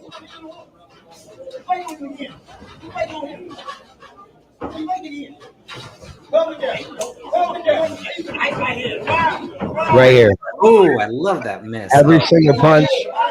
None of those punches are scoring. They're hitting my gloves. It counts, but that big miss. None of those count, right? That's something I'd love to learn how to do. Oh, just dotted him 3 times. Blocked his punch. Got him again 2 times. Yeah, got him right there. All those punches are hitting my gloves, not me. Yeah, that's all the same thing you were doing to him. They don't count. Why? Yeah, but I was hitting his body and head. He's hitting my gloves. Yeah. Anyway.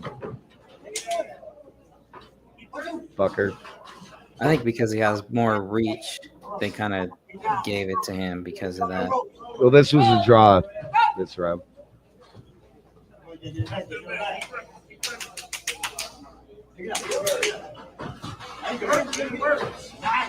I think he has more. I mean, that's 2 points right there. 3. Where's his points? Those don't count, apparently. There's another. You see that body shot right there, bro? Yeah, yeah. That Bro, watch this body. Oh, hold on, let's go back right there. I knew it. Yeah, I heard him right here. I heard him go. That's his body shot right here. Here it comes. Bow! That was a big one. That's it to the ribs. A bunch of hitting my gloves again. Not it. I don't see him hitting me. The ref ain't doing anything. I'm not bringing it up. Whatever. Fucker.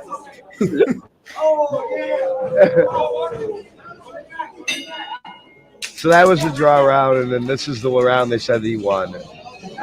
I think I won this round. Well, so if you won the first, I won the first, draw in the second. second. They said he won the third. Then that means it's a tie, I would think. It depends how they scored it. The You point both wise. won it. You both won a round. They claimed he landed more points than me. All right, let me see this third round. No fucking way he landed more points than me, bro. Look how tired he. Look at him. Anyway.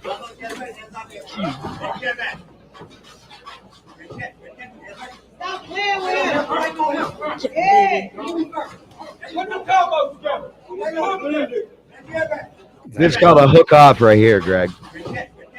When you want to hook off your opponent move, right here, hook off. Boom, right there. That's how you hook off. Anyway, I outscored him 10 to like 3 already. Get him again, twice, 3 times. I don't know how they scored it for him. No idea. I think just because he's bigger. He totally missed right there. Dude, they scored it for him because his gym put this on. His gym put the show on. Anyway, I want to hear what you say, though. Bitch. I'd probably. Wow, look at that. Another miss. He did like 4 misses here in this round. I know. Fucking breaks my heart, bro. First loss of my life. Definitely not a loss. I could see a draw maybe, but not. He's not hitting me. He's hitting my gut. There he hit me once. He missed so many times. I know. You gotta come back. I hit him like 3 or 4 more times. Oh, look at that. That was a straight shot to the chin. Chin check. Oh, look at that. So what I did here is I faked the left hand and then threw the right. I'm gonna fake the left, get him to drop his hand, and throw the right hand. Twice. Drop. It looks like you got a couple right hands. Fake the left. See it? Look at that, dude. There's like 4 of those you've done. See the fake? Yeah, right. That's my coach. He told me to do that. Fake the left, throw the right. Okay, he threw a couple. Fucker. Nice slip. Good fighter. He doesn't deserve to win. I don't think so. That's the same thing you were doing in the first round. What he just did to you right there. It's the exact same thing.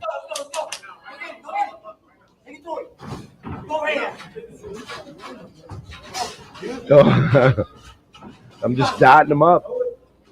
Don't get it.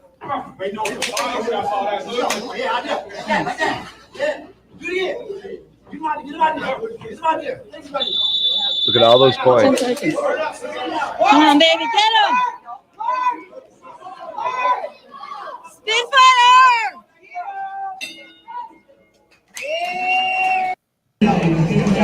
So that was a. Yeah, I thought I I'm not- won, and I don't think I'm being a sore loser saying that, but No, I don't think he lost that one at all. I think it was. I mean, I think he had a bigger reach, definitely. I think it His- was his- time for me to eat some humble pie and have a loss on my record. So I don't know. I would say It- a draw. technically, I'd it say doesn't draw. count because it's on my Rasters record, so it's a totally different record than my amateur record. Anyway, yeah, Yeah, it was fun. whatever. You got me fired up again. Good. I'm Stay that definitely way, gonna. man. Oh, I'm gonna fight again. Castor oil. I'm telling you, castor oil right there. Keep that going, man. You get that up. This messed me up here because this is still good. This side, man, it just got well. Castor oil.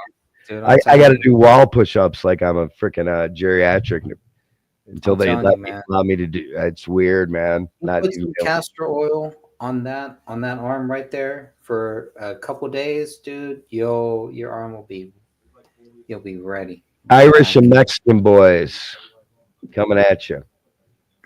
Back in business right there. I'm looking forward to the fight tomorrow. I'm gonna have to find a way to watch it, I guess.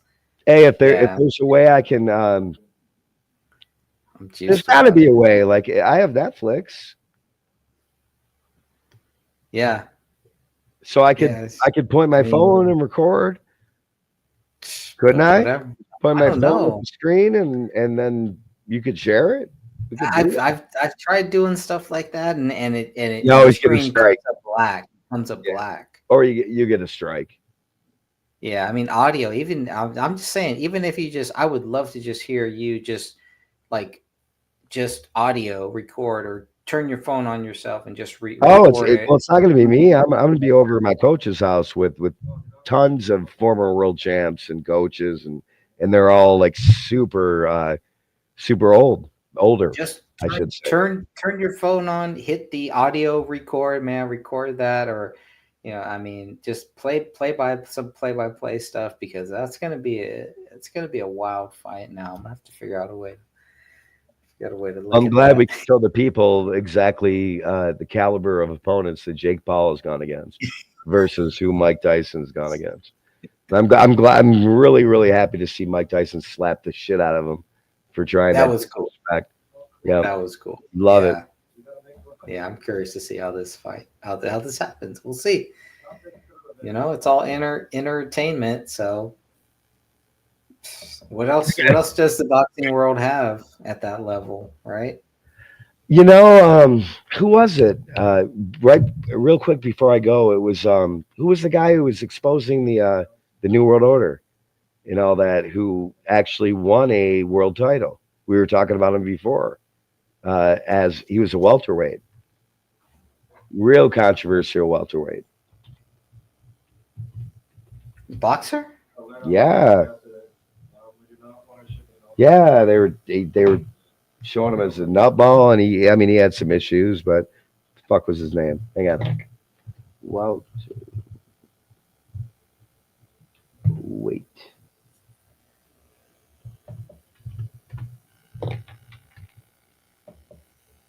No, I mean Cleve. I think it was a Mexican name.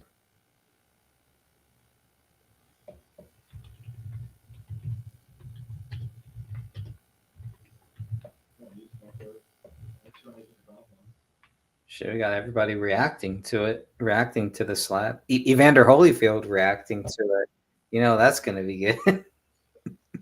It's got controversial pro boxer conspiracy theorist. I bet that'll bring it right up. They're going to find a few, and they probably don't have a. There we good go. It contract. did. Ryan Garcia. Oh, okay. Ryan Garcia is a freaking badass. He fought the best of the best. Yep. And you want to know why they hated him Why? so much? Well, guess who he endorsed? Trump. Absolutely, it's right here. He was talking about what is Bohemian Grove. Ryan Garcia resurfaced talking about shocking accusations about Bohemian Grove. That's right. Bohemian Grove. I'm surprised you don't know who he is. He's a right-wing conspiracy theorist, according to MSNBC. No, I haven't. But he won. He fought Devin Haney for the title. He's a world champ now too. Badass. What are the Klitschko's doing? Are they doing anything? The Klitschko's? The Klitschko? Nah. No, they're done. And Tyson Yeah, Fury. they're getting old. They Any might thoughts show up on at a Netflix pay-per-view at some point, but they're over. Here's where Ryan Garcia had this. You don't know who he is, really. Maybe I've heard. I don't World know. champion Ryan Garcia. Here's what he said. I don't give a fuck, bro. They rape me, right? I was 2 years old and they raped me. I have proof of that too. That's where I've it all never heard started. Yeah. Wow. Oh, Yeah. Like, aside from the slew of accusations, Bohemian Grove, they're talking about. Anyway, yeah, he was exposed to all that shit. And then he kind of lost his shit, went off kind of the deep end, still came back and won the world title. Really? Well, I'll have to look him up. Yeah, look up Ryan Garcia versus boxer Ryan Garcia backs Trump after becoming a full-blown conspiracy theorist. But he won the world title. Good for him. Uh-huh. Oh, shit. Yeah, Jake Paul backs Trump too, last time I looked. Yeah, Jake's brother, Logan Paul, had Trump on there, and they were talking about a whole bunch. And Trump, here's the last. I know you got to go. Here's the last thing. Trump. What are the odds of Trump showing up at the fight tomorrow? Because I bet he Trump will. is a huge Mike Tyson supporter. Even when Tyson was being accused of all those things and all that stuff was happening, you can find, Tyson was like saying Trump was one of the only people who actually backed me back then. So I wouldn't be shocked. Now, do you know where the fight's going to be? Is it in Vegas tomorrow? Fuck. Good question. Sure, Google search. Let's go. Everything we've only been showing like the last few things, but I'm sure. Yeah, my guess is Vegas. I have no idea where it You is. being such a fan of mixed martial arts and boxing and wrestling, I'm surprised you don't know who Ryan Garcia is. I mean, he was like the Alex Jones of the boxing world. Yeah, no. I mean, if I watch something, maybe I'd say, "Oh yeah, I've seen a video of him" or something like that. But it's not ringing a bell. Let me bring up his record real quick, and then Ryan Garcia. And, I'm looking at. Interesting. We haven't. This is what's Garcia crazy. 24-1. He is world champ as a welterweight. That's my weight. Oh God, he beat Devin Haney. Obviously, that's why he won the belt. Oscar Duarte Eduardo, who was 26-1. He beat Gervonta Davis, a former world champ, 28-0. He beat Javier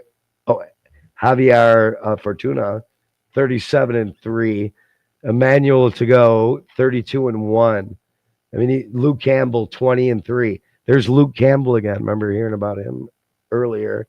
I said he turned pro at age 17. Is that even possible? Yeah. Oh yeah. You could turn pro. You can turn pro at age 16 if you want. That's crazy. Yeah, but this guy fought. Yeah, Ryan Garcia is the bomb, and that's wow. They messed with his head. I watched it go down. It's crazy. I should do more. On it. Yeah, you should, man. He's a badass. You should too. You should look him up, Ryan Garcia. Yeah, I'm looking up some of his stuff right now. I've never heard. Type in Ryan Garcia Bohemian Grove. I typed in Ryan Garcia boxing record, and that website that you mentioned came up. It's the first time. I've never seen that website come up in any of my searches. All of a sudden, after you mention it, Box REC. Oh yeah, that is the only credible site that you can go to find out if somebody's not on BoxRec, they are not a pro, and it shows both their pro and amateur records on here. Is Ryan Garcia going crazy or telling the truth? Bohemian Grove truth. Yeah, I've never seen that. Yeah, right. He's a welterweight, which, you know, Tommy Hearns. What's his connection? Duran. You know what I'm saying? Oscar De La Hoya. Who Oscar De La Hoya. These yeah, he was all welterweight. You're talking about welterweights. You know what I mean? Ryan is a badass, man. Okay. Let's see what his amateur record was. I'm curious. So he was 24-1 as a pro. What was his? Alex Jones responds to Ryan Garcia's Bohemian Grove claims. What Bohemian Grove claims does he make? MSNBC. What the heck? Ryan was trying to expose all this in the middle of getting ready to fight for a world welterweight title. And I mean, there was video of him smoking sometimes and drinking. He still won. Ryan Garcia speaks on Bohemian. They were messing with him. Yeah, he was speaking out about all of it. He claims he was, which I believe, he was freaking raped by this cult. But yeah, nobody wants to talk about that. Yeah, we talked about this on another show. I know a little bit. You didn't know who he was. Now you do. No, this is the welterweight, undisputed welterweight champion of the world. Wow. Right? Well, we got lots to talk about. It sounds like. Mm-hmm. Easy. I don't know if we'll see him again though, because he talked too much, and they don't like him anymore. Well, it's a great time to come out now because you know the Onion bought InfoWars. Have you heard that? That came out today. Yeah, I mean Ryan Garcia got banned from the WBC. Yeah, it sounds like he's there's four different licensing commissions in pro boxing, and WBC's one. You got WBC. Right, but he got banned from one because he was talking like a conspiracy theorist. Fucking joke. You know, the USA Boxing. Hold on, I got one more thing I want to share. Is he going great? They're actually saying, is he going great? They're gaslighting this guy. Absolutely, they did, and he's still. I've never heard any of this stuff. This is great. I mean, I'm sure if anyone brought it up, it's probably you, but it's not ringing a bell. Hold on, I'm going to show you what I called out the USA Boxing. I'm surprised I didn't get banned from USA Boxing for sharing this. But wait do you see what? First of all, USA Boxing is cool with dudes who have gender affirming surgery boxing against chicks. That's number one. Here you go. Let's share this motherfucker here.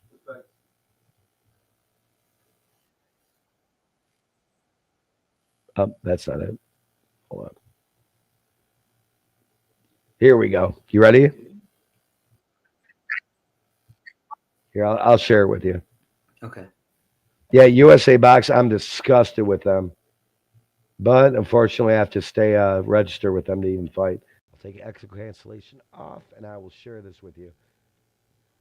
This is disgusting. Yeah, Eric Spitfire, former national champion, USA Boxing. I recently received this email from USA Boxing. And some of you are brain dead sheep and won't understand. Others will understand. Wink, wink, John Chalback and others. But anyway, I got this email, and here it is. This holiday season, before you go over the river and through the woods to grandmother's house, make sure you're up to date on your COVID-19 vaccination. Really? And I sent this to USA Boxing, of course. They can lick my balls. Can't make this shit up. Vaccinations continue to be the best way to keep yourself, your loved ones, and your community safe from COVID-19. Okay, and let's continue. Join the webinar to learn more about available vaccines where you can get them for free. And you can also get a free cheeseburger, some fries, and a shake. But I digress. And the important work of USA Boxing and other Olympic governing bodies to educate and vaccinate at community events across the country.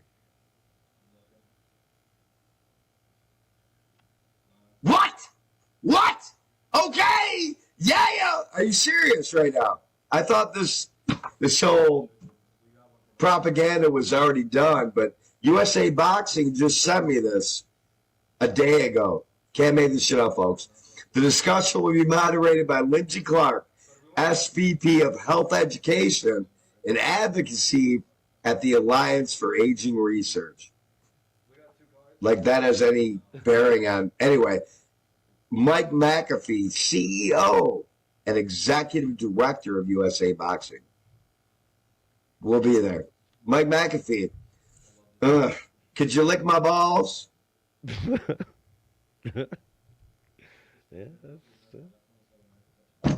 I would appreciate it.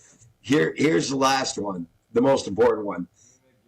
Avra Thomas, PhD, Senior Director of Pharmacy Practice at American Society of Consultant Pharmacists. Can't make this shit up, folks. So I have some questions. Why is USA Boxing pushing the jab? Why is USA Boxing pushing? What's that, Greg? I know you recorded this, or this was posted in 2023, but they were sending this out? Yep, they sent it out. 2023? Register with USA Boxing. Oh. They're all, they're fucking disgusted. The guy I just called out before this was, he's the fucking president of the association. Fuck him. Something that has already been exposed as harming athletes and killing them. Why? What's wrong with you people? Because you don't give a fuck. Died suddenly. Anyway, you got I'm pretty sure. So I'm still registered. I'm a master's fighter, open class.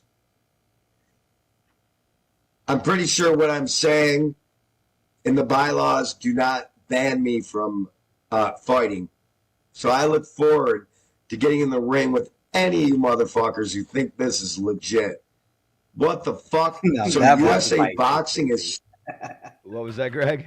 I said that would be a fight to see Eric versus... Yeah, the dude I supposedly lost to in the last fight you saw, his girl was wearing a fucking mask the whole time.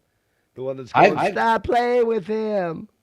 I would love to see you fight somebody who had just taken the jab. Bro. Is pushing the jab? Why? What's wrong with you? Have you done any research whatsoever? Why would USA Boxing push something that would harm their athletes? Unbelievable. And I'll tell you what, people are going to push back because boxers have some balls. And they ain't afraid to fucking flex them. Ridiculous. Peer-reviewed research, scientists, doctors, by the thousands have come out against the jab. And USA Boxing, I was as shocked as you are, folks, that I was sent this email a day ago. What a joke. Got a problem? Get in the ring with me this way. Nice. So most other nations, every nation besides the United States, they use 14-ounce gloves. In the open class, no headgear. In the United States, 16-ounce gloves and headgear the size of a semi-truck. The pussification of the United States. And apparently USA Boxing is all on board. Take your jab, folks. I'm disgusted right now.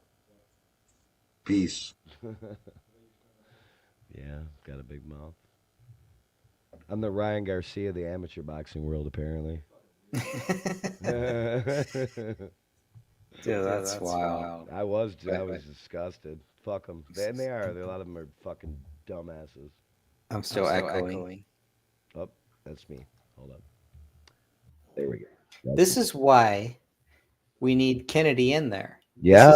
This is exactly why we have the greatest person who can. Oh, let me share my.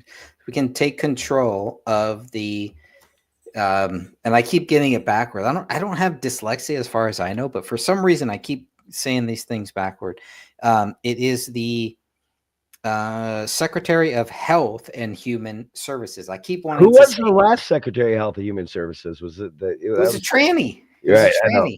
I know. It was a tranny. That's Now, but he has to get confirmed, and this is where it's going to be. This is where we're going to see what 2026 and 2028 really look like.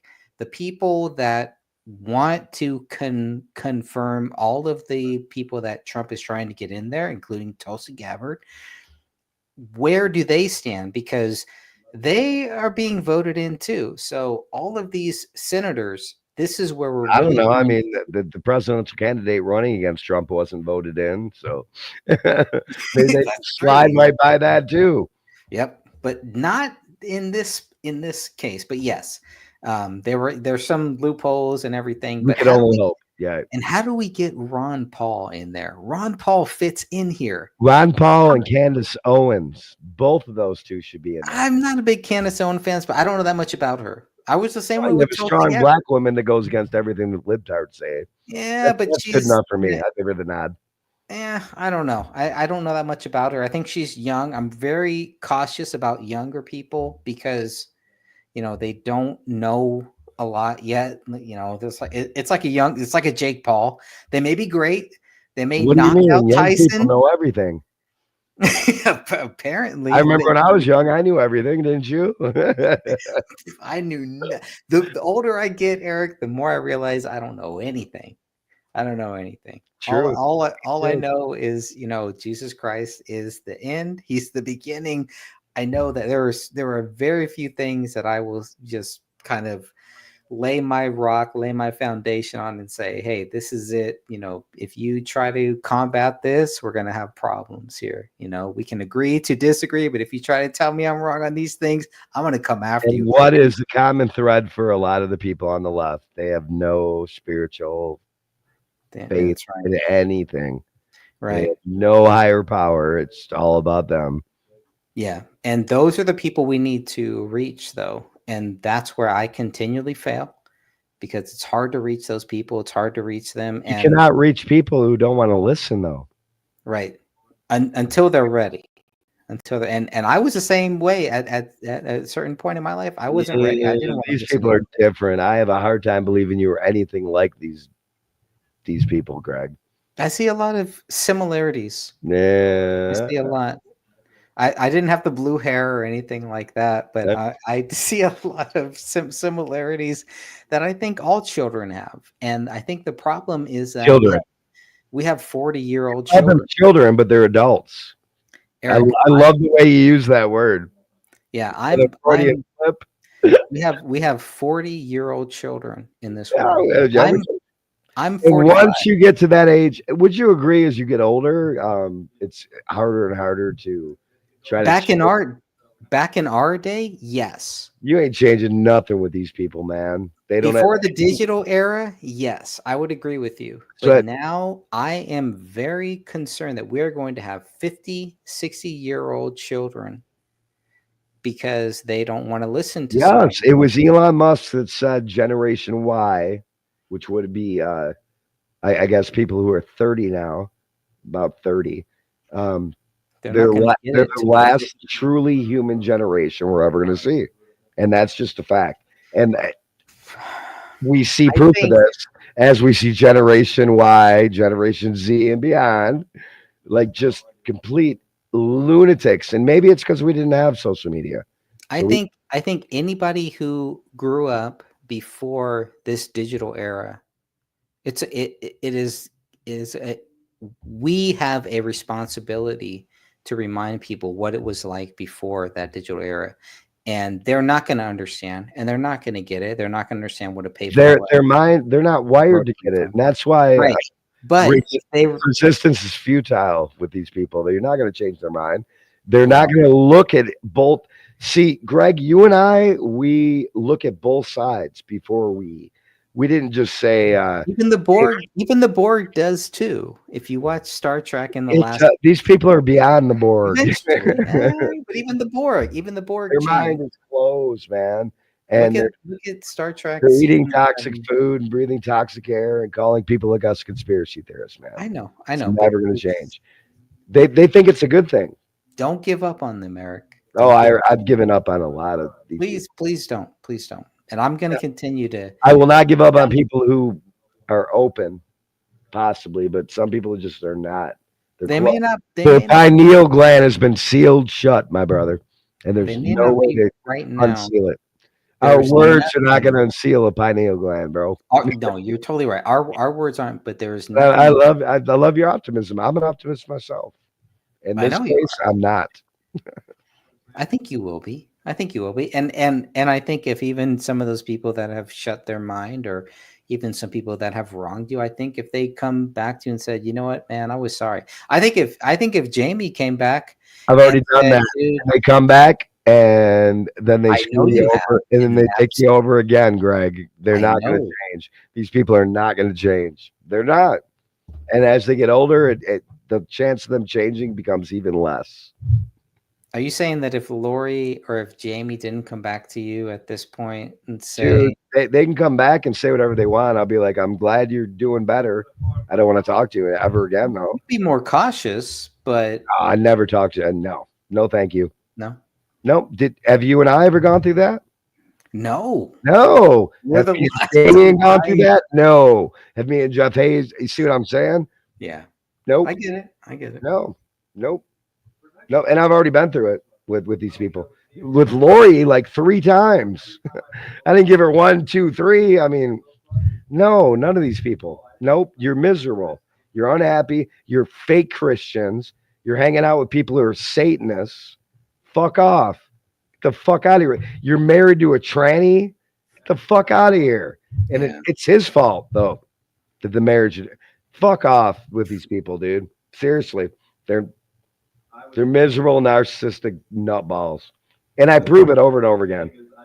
And you gave them chances. There's no done. I'm done with them. I know. No one can say, "Hey, Eric didn't try." Okay. You know that lady that died, Kim Arnott, who passed away. Why does that sound familiar? Because they use her like a. I don't even know why they use her. I mean, her and I, we were going at it, and at the end of it, they were like, she loved you. And I'm like, she loved me. All she did was talk shit about me. That's how fucked up these people are, man. Yeah. Like I could, no, I'm not I don't think you would deal with it either. You don't have to. No, you know but why? I mean, because you have closed your circle like this. So have I. You have. I have. And for me, but see, I took a different road where I was eager to just block people. That's it. That's where I am right now. Again, a week ago, I freaking unsubscribed from every one of them, and I'm happier because of it. Isn't it nice? Isn't it nice? Yeah, I mean, because you can spend your time spreading positive energy or good vibes, or at least laughing at libtards. It's laughing, positive energy, laughing, or you can spend your freaking time arguing with idiots till the sun comes up. Yeah. What have you accomplished? Nothing. Nothing. Just wasted time. Yeah. Yeah, but I mean, I do. I feel bad for some of them, and they're very lonely, and that's their thing. I'll never go back. I don't go back. What was that? We ain't going back. We ain't going back. Ain't going back. No, and there's no reason to, and yeah, at some point I totally get it. You gotta just shut it down. Okay. I tried. This isn't working. This isn't helping. Everything I'm doing is not helping you. I'm just making it worse. And there's no reason for us. No, I mean, if they want to apologize, that's cool. I'll accept their apologies. It'd be cool. I mean, the whole Jamie thing, I know we didn't mean to talk about this, but it was pretty shocking to me, and it was pretty depressing. Shocking to you. You know what I mean? Yeah, it was. Yeah, I know. So if it was shocking to me, I'm sure it was even more, because it was like, and I still don't get it. I still don't I don't know. I mean, whatever. you know. Exactly. That's why, giving these second, third chance. No, thanks. I mean, you have to remember the whole David Crowley family, the whole David Crowley, anti-group case, that was created by someone that I was pretty close with, and Dan Henneman?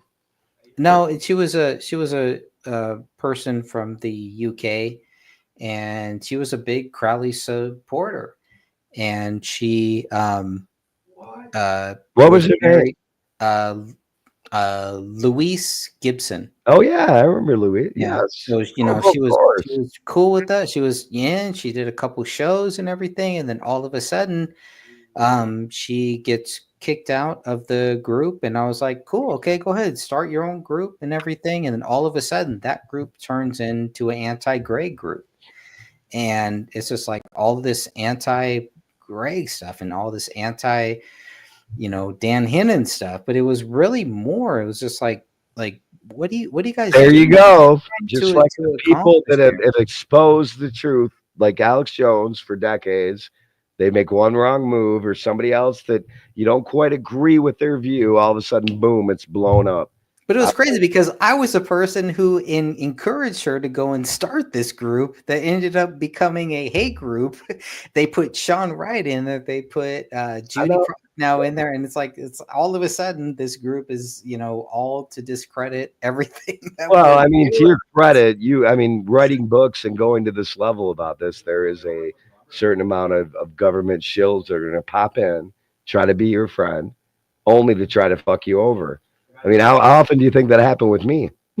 Yeah. With motherfucking shills coming in, just It happens. showing up at just we're not even gonna go into it because I got to go to bed. But Yeah, no, it's just like it was so unnecessary that just just do your own thing, do your own videos, whatever, but you don't have to go to those lengths. And that's why I was really disappointed with Jamie. it's called mental illness, brother. I guess so. I don't know.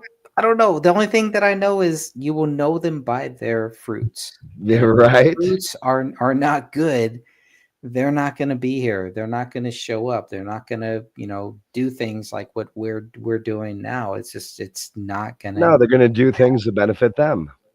Yeah. All about And that.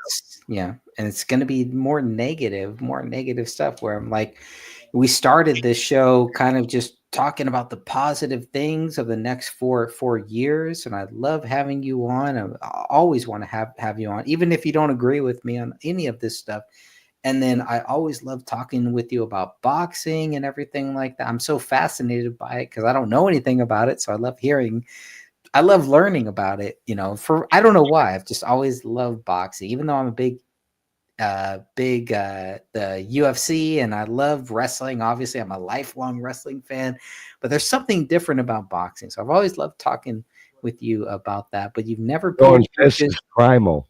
I've never felt Primal. like you were fake or anything like that. I've never felt like, you were just telling me what I wanted to hear or anything. It was always just very, very real. Even when we didn't agree with things, even when I disrespected your people you've had on the shows and everything, I'd love to revisit that because Watchman is a pretty good guy. here we are.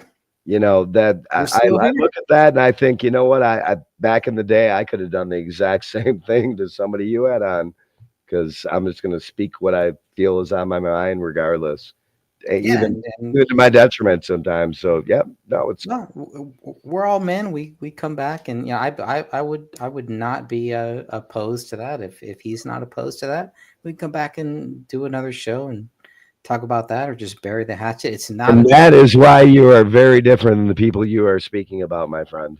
That is exactly why. Yeah, we're not going to go and make 20 videos about what we didn't like about our show or anything like that. This is Crazy. it. What's crazy is in the past I have done that though. I've done that a bunch of times. Like bang, let's replay what this person says, and then just freaking just completely destroy them. But that's a waste of our time doing that. That's a waste of the time that we could be using to get out the truth to people and spreading knowledge. You know what I mean? It's a total waste, although it does make us laugh, which is a positive thing. But at what cost? Yeah. No, it's all good. It's all good. Yeah. If Watchmen ever wants to do anything later on, if I burned that bridge, that's cool too. I know he's on his own journey. Watchmen's a lot like you, man. I don't think there is burning bridges. Yeah, it's all good. Not unless they think you're a complete fucktard. Which I don't. They could think that too. I can just say that my views are not going to change. This is who I am. This is what I believe, and if you're cool with that, cool. If you're not, then maybe it's best to just go our own separate ways. You know, hit that block button. Hit that block button, and it's there for a reason. Yeah, you won't have to worry about me trolling your channel or trying to trying to make videos about me. I don't know how to make videos about myself. It took me a lot longer to learn not to do that than it did Greg. But here I am, not doing it anymore. No, thank you. In fact, my channel is blank now. There's no videos. No videos. I don't know if you noticed that, but yeah, I just unsubscribed. It's so hard to find your channel. I looked the other day and I was like, how am I unsubscribed to this channel? How does my view, my like is not there anymore? But at the same time, the video that I did, I think you were on that one. We did the 8-hour show, the 8-hour video. Yeah. So I watched that one. It got up to, and of course any of my videos on this channel, they don't get that many views up, after 2020. The view, but they do on TikTok, which was weird. It was weird. I really they do on Facebook. I get that, Greg. I get more on TikTok, man. When I do this, because I don't want to pay the money that it costs, but when I do a stream here that I can simulcast to YouTube and to Facebook, I get like more views on Facebook than I ever get on YouTube. But what is crazy with that one that we did on election night is I saw it was at 52 views, which for my channel is pretty good. And then I looked the next day and it was down to like 30. So it's like, how did I lose 22 views? I don't know. Of course, it's like whatever. So it's not about the views. It's not about that. It's just about I just enjoy doing this, and I'm gonna keep doing it. I don't care if I get 0 views, negative views, negative. A higher power called us to do this, and that's why we do it at a lot of times to our own detriment. Right. Well, I sure hope you'll come back on Saturday on the Gray Stage channel, and I'll be there. All right, I'm gonna write it down right now.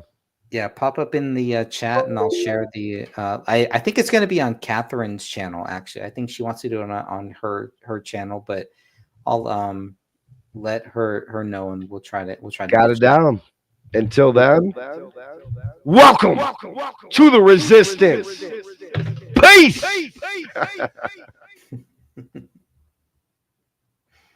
All right, there he goes. Okay, we're gonna go maybe another 20 minutes here so I can finish because she was a part of Star Trek. So of course, got to make sure I get a little bit more of Whoopi Goldberg. I was a big Whoopi Goldberg fan. I loved her in Ghost. I loved her in Sister Act. And so I can separate my view on these actors and actresses, because back in my day, we called them, if they were a male, they were actors. If they were a female, they were actresses. There's nothing wrong with that. Absolutely nothing wrong with that. She was a great actress, and she probably still is. And she was in Star Trek. She did great there. So I can separate that and say, I enjoyed her movies and I enjoyed what she's done for Star Trek. Doesn't mean that I agree with her policies or with whatever her political views are, because I definitely don't. But and I don't take it personally either. I think that's another thing. So let me just play a little bit of this, because Greg Gutfeld is awesome. Effects galore. Whoopi Goldberg claims a bakery turned down her birthday order due to her political views. Come on now, what bakery turns down an order for a crumb cake the size of a waterbed? And a 77-year-old slice of cake from Queen Elizabeth II's wedding to Prince Philip was auctioned off for $2,800. It's the best $2,800 I've ever spent, said one man. Wasn't necessary. All right. So Republicans have taken the House, cementing power across Congress and the White House. All right, calm down. This, as Donald Trump just nominated 4 more cabinet members. He's putting a cabinet together so fast, he's like Jesus with a power tool. Each represents part of the MAGA alliance that either comes off as impressive or downright shocking. But that's the nature of the pirate ship. You get all sorts, and as long as they're rowing in the right direction, they're all aboard. Meanwhile, Trump and Biden's meetup at the White House revealed a glee among both of them that even the bitter, wound-licking media couldn't deny. But I think Biden was just happy to spend time with anyone who isn't trying to put a sheet over his head. So why is there such a feeling of optimism? It's the difference between wanting and deciding. In 2016, there were things Trump wanted: to be the president, to have an impact, to move Michelle Obama's weight set to the basement.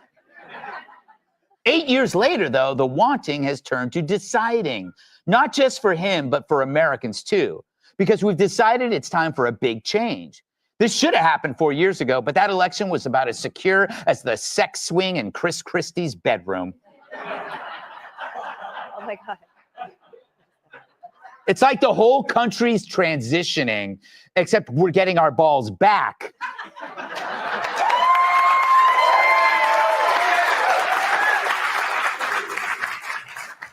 See, we all want stuff, but there's a point when you have to decide. Yes, I'm going to make my bed. Yes, I'm doing push-ups. Yes, I'm finally getting that One Direction tattooed laser off my back. Then selling it on eBay. So this was more than just an election. It's a transformational moment, like Jackie Robinson allowed to play Major League Baseball, or women being allowed to vote, or Ilhan Omar saying I do to her brother. We decided as a country to move forward, and that means no more blaming the people today for the misdeeds of their ancestors. That's like arresting my great-grandparents because I'm criminally good-looking.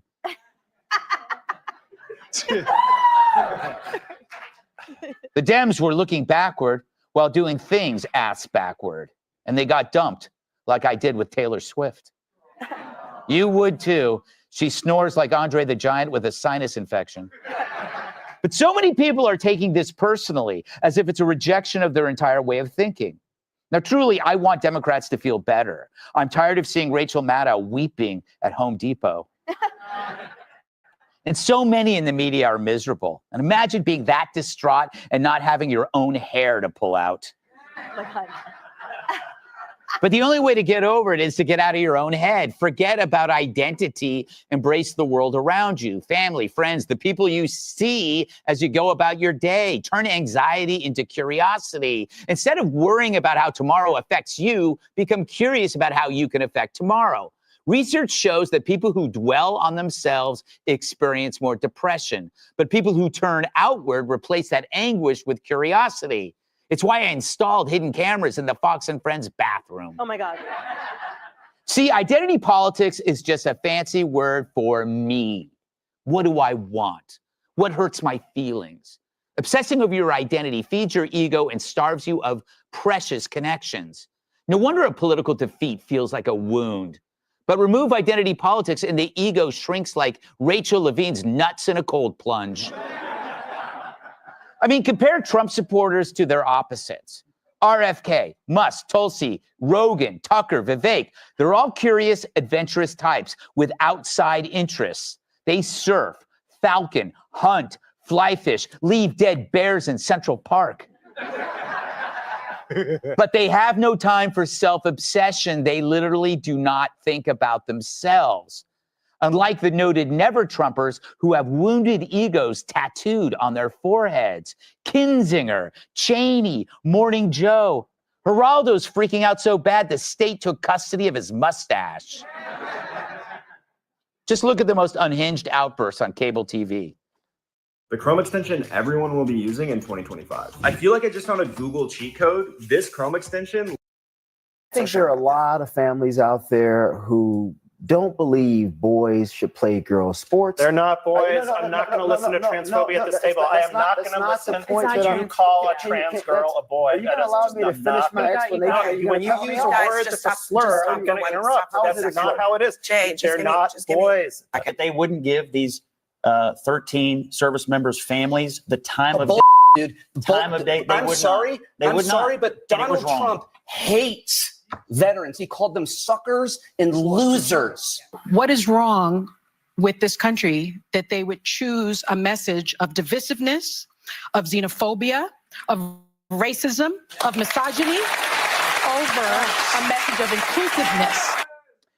So talk about emotional wounds, because their outrage is rooted in identity. But we're different. When my guy loses, and he has, my life goes on. I get up the next day and I get dressed like I always do by a team of Slovakian migrants. Let's welcome tonight's guest. She enjoys fast rides and disgusting homicides. Co-host of Outnumbered, Emily Campagna. He's not high, that's just his face. Actor and comedian Tim Brewer. She's just been nominated for Secretary of Soup. New York Times bestselling author and Fox News contributor Cat Too. And he brushes his teeth with a floor buffer. New York Times bestselling author, comedian, and former NWA winner.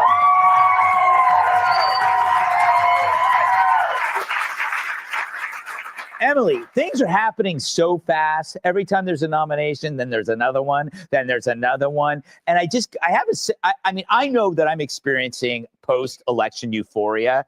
But I feel when I'm walking around, it's out there. It's the animal spirit. You can feel it all over. How about you? What do you say? Totally. That you probably need a restraining order. I feel it all over too. I feel it everywhere. It's electric. And obviously maybe it's because we work here at Fox, but I feel it everywhere too. I feel it around where I live. And I think it's also really palpable, the dejection that is based on no actual foundation, but only those identity politics that you're talking about, because we're here in New York City. And the biggest irony to me is there's two things about their dejection. Number one, if they really cared about those identities, then wouldn't they see that, number one, all of these policies truly lifts all boats? If they really cared about the plight of the underserved in these communities, well then hang on, because it's gonna look real good from here on out. And number two, where's the applause and the recognition for example, the first female White House chief of staff that President Trump just installed, for the barriers that he breaks on a daily basis that he never gets any credit for because it's the wrong side? And the second thing is that this is their legacy. And this is what makes eating this cake taste so good to me. That, for example, Nancy Pelosi saying, I feel terrible. This was your legacy. This was your fault. The reason that the American people rose up and hit a hat trick and trifecta'd in the Republican Party is because all of you guys failed. You made our seats, our streets terribly unsafe. You made people died under your watch. People lost their livelihoods. They lost their businesses. They lost their scholarships, their hope for a future. They lost a lot of things under your watch. So for you to feel terrible, you should feel terrible about those things, not simply that the wrong side won. And the fact that now, I'm always ranting and raving about our tax dollars. The amount of waste that the bloated administration, the weaponization of the regulatory state, the fact that that's all coming to an end, I could not be more thrilled. I agree with you. I'm skipping down the sidewalk every day now. That's all right. Jim, a lot of people are upset. You have to be kind of vindicated, because I've been following you in the last couple of years. You take a lot of it started with the vaccine. Yeah. Then it started with going after, Biden, just the fact that he's been dead since he showed up. Yes. I still, to this day, there's no way you can convince me that's the real Joe Biden. That's a remote control or a guy in a mask or what it is. But it's really nice to know that finally common sense is allowed to be spoken once again. I don't have to go, well, I don't know if like people should be dressing like whores in front of 4-year-old kids. How dare you?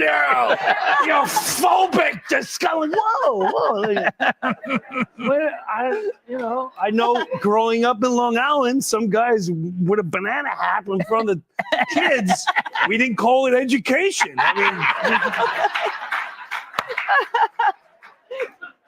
It's so, it's so true because I really do think everybody quietly was disgusted by so many things, but they couldn't say anything. They couldn't say nothing. Yeah. So it feels good to just now I got nothing to say. Yeah. Cat, RFK, what do you say? That just happened a few hours ago and I made a rhyme out of it. That's how clever I can be. Good one. Yeah, people are going crazy about it, but actually Obama was considering him in 2008 for EPA. And also I can't with all these people that are like, oh, our precious standards of government. It's like, what standards are you talking about? Exactly. I'm also fine. Like, who cares if it got way weirder, quite frankly? Right. I don't care. I don't care if he doesn't get through. Why not Marianne Williamson? Yes. I mean, okay. Look, she doesn't have any expertise.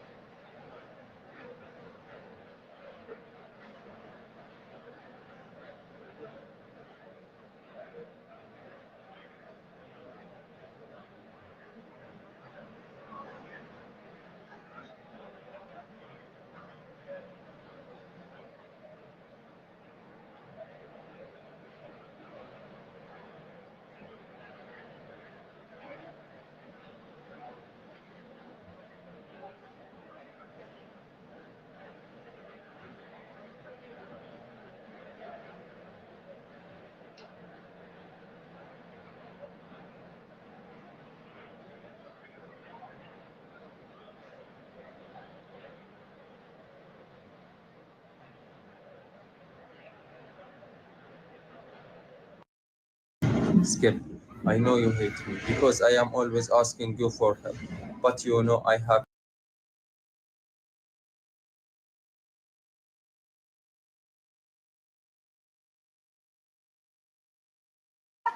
So she could be the Department of Passion. She clearly knows something. There's people really are freaking out. I saw a Vanity Fair headline that called it a brick scary cabinet. It's like, hey guys, who's the president right now? Yeah. Right now. Yeah. Like, we don't really even have a president right now. So I really don't, it's not going to be so easy for me to get wrapped up. And I love every single one of these picks. No, but and like, we don't have a president right now. He's not doing anything. Yeah. I think we're going to be okay. Yeah. Let's just get weird with it.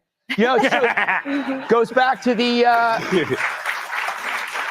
the analogy of the pirate ship, or it feels like it's an authentic Expendables or Avengers. Tyrus, what movie would you What movie? Oh man, this The Dirty Dozen. no, this isn't a movie. This is a war is about to. Let's hold off on the soiree and the partying, because he's going to attempt to drain the swamp with this group of individuals, which means the fight that's coming back is massive, because you are going to try to take apart an establishment who has fleeced the American people for generations. Senators they're these career senators with their gold bars in their closets and their monies and being able to cousins and first cousins and lobbyist sons getting jobs and places and being pushed to be in charge of energy in China or Ukraine. All of that's going to come to an end. And you think they're just going to be like, okay, you know, so it's going to be, if he's picking these people, every one of them has an axe to grind. And there's a reason for that, because this is going to be the fight for the American. It's one thing to get in. It's another thing to actually make change. He's got the House. He's got the Senate. So all this is great and we're all fired up. But if he walks in there and doesn't do term limits in that first week, because that's how you stop all this stuff. That's how you stop the career. You got to hit the term limits, and then you unleash the dogs. And then you find out how much money they've been stealing from the American people. Eventually, the people who donated to the Democratic Party to raise it up to $1 billion minus 20 are going to be like, they're going to find out that they were being conned by the government, by the progressive government. So that's not, they're just going to lay down and take it. It's going to be terrible. Pelosi's sad today because she's trying to figure out who she's going to take out first, who they're going to come after first. So he's smart in picking guys like Gates and guys because they're already flawed and they already have their issues, but he's coming for your job. Yeah, so it's game on, but be alert. It's the 1977 Oakland Raiders. Yes! Click here to subscribe to the Fox News YouTube. Robert F. Kennedy Jr. has been appointed by Donald Trump to head up the U.S. Department of Health and Human Services. Trump released a statement that read, "I am thrilled to announce Robert F. Kennedy Jr. as the United States Secretary of Health and Human Services. For too long, Americans have been crushed by the industrial food complex and drug companies who have engaged in deception, misinformation, and disinformation when it comes to public health." Robert F. Kennedy confirmed this, simply saying, "Yes, I will put an end to the revolving door." It seems the markets believe RFK is a man of his word and will indeed hold Big Pharma to account, as their stock prices took a tumble the precise moment this news was announced, according to the Wall Street Journal.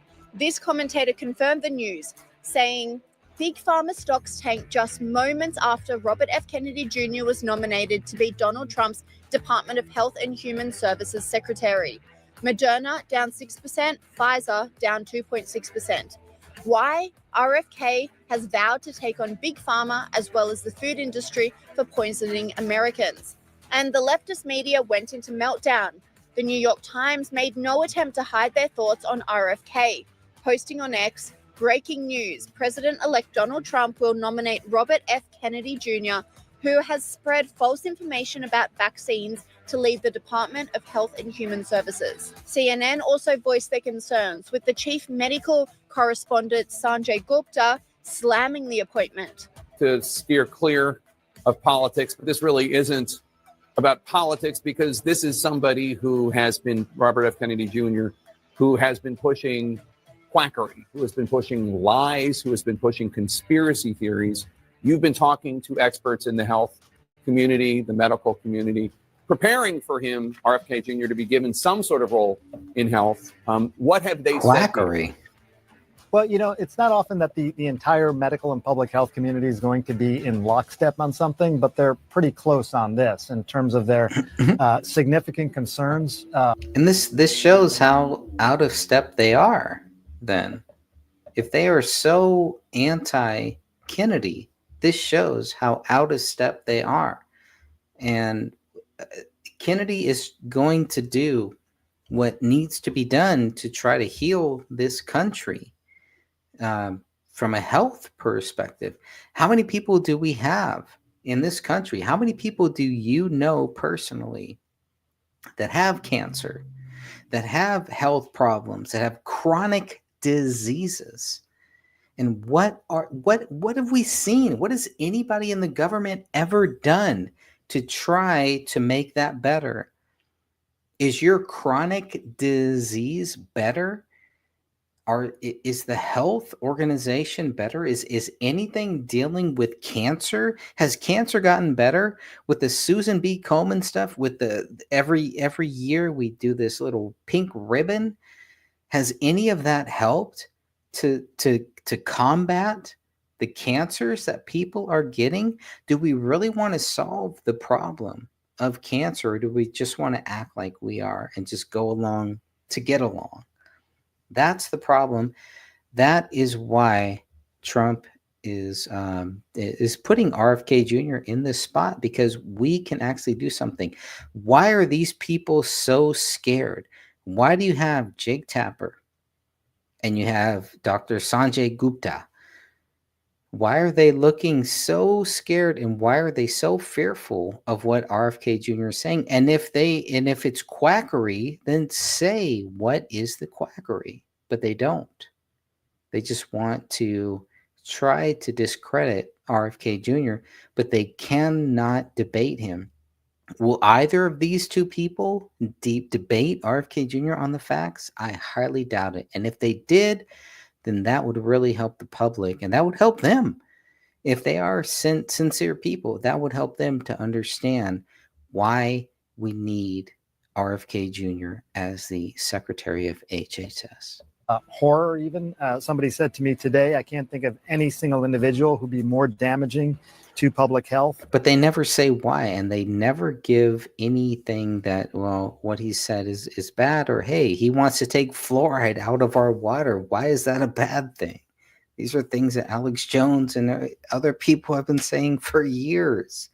Why is it bad now? Do you want fluoride in your water? Do they have fluoride in their water? What type of bottled water do they drink? What type of food do they eat? Don't they want that for the rest of the country? Don't they want it to be available to everybody? Or is it just for them? Then RFK. But Robert F. Kennedy is only the latest in a long line of appointments that is sending the leftist media into meltdown. Donald Trump has now announced key members of his cabinet and administration. They're Trump loyalists who'll help the president prosecute the policies he does now have a mandate for. Most are excellent choices, strong on national security, unapologetic supporters of Western values and Israel. It's a bold and ambitious team that reflects Trump's landslide win, but it's sending the left into meltdown. Matt Gaetz, Tulsi Gabbard, Pete Hegseth. Do you think that they are confirmable at this point? What's the buzz on the Hill right now? Well, I mean, I hope you don't forgive me for saying this, Kristen, but the general vibe on the Hill right now is WTF. People are shocked. Walz is a Trump loyalist, an election denier, and a NATO critic who echoes Trump's skepticism about supporting Ukraine. But one person has loomed over all of that. His name is Elon Musk. Multiple sources tell me tonight that Musk has been seen at Mar-a-Lago nearly every single day since Donald Trump won. Co-host of Fox and Friends Weekend. Not even like regular weekend. It's fun, isn't it? And yet they will get things done. Elon Musk and Vivek Ramaswamy are heading up the Department of Government Efficiency. The acronyms are DOGE, which Elon Musk is having some fun with. Doggy style. It's also a popular decision. Musk has become somewhat of a hero from working class Americans. And in buying X, he's a defender of free speech.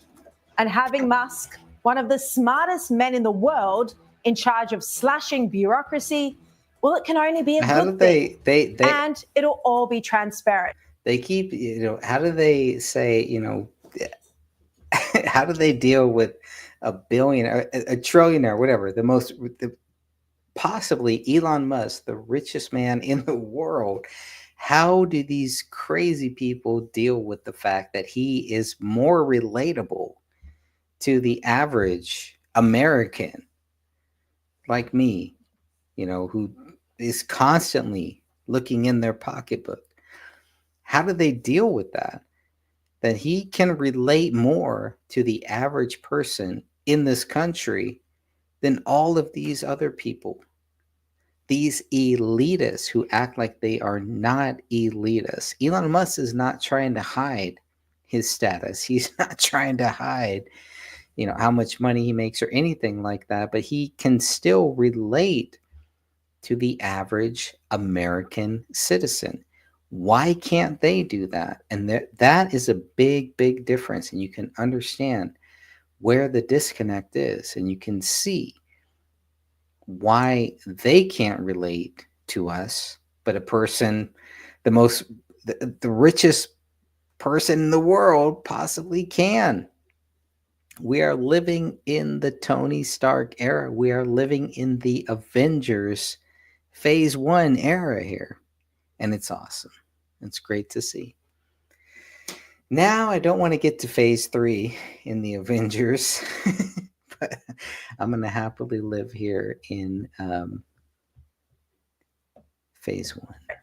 Musk said on X that we will also have a leaderboard for most insanely dumb spending of your tax dollars. This will both be extremely tragic and entertaining.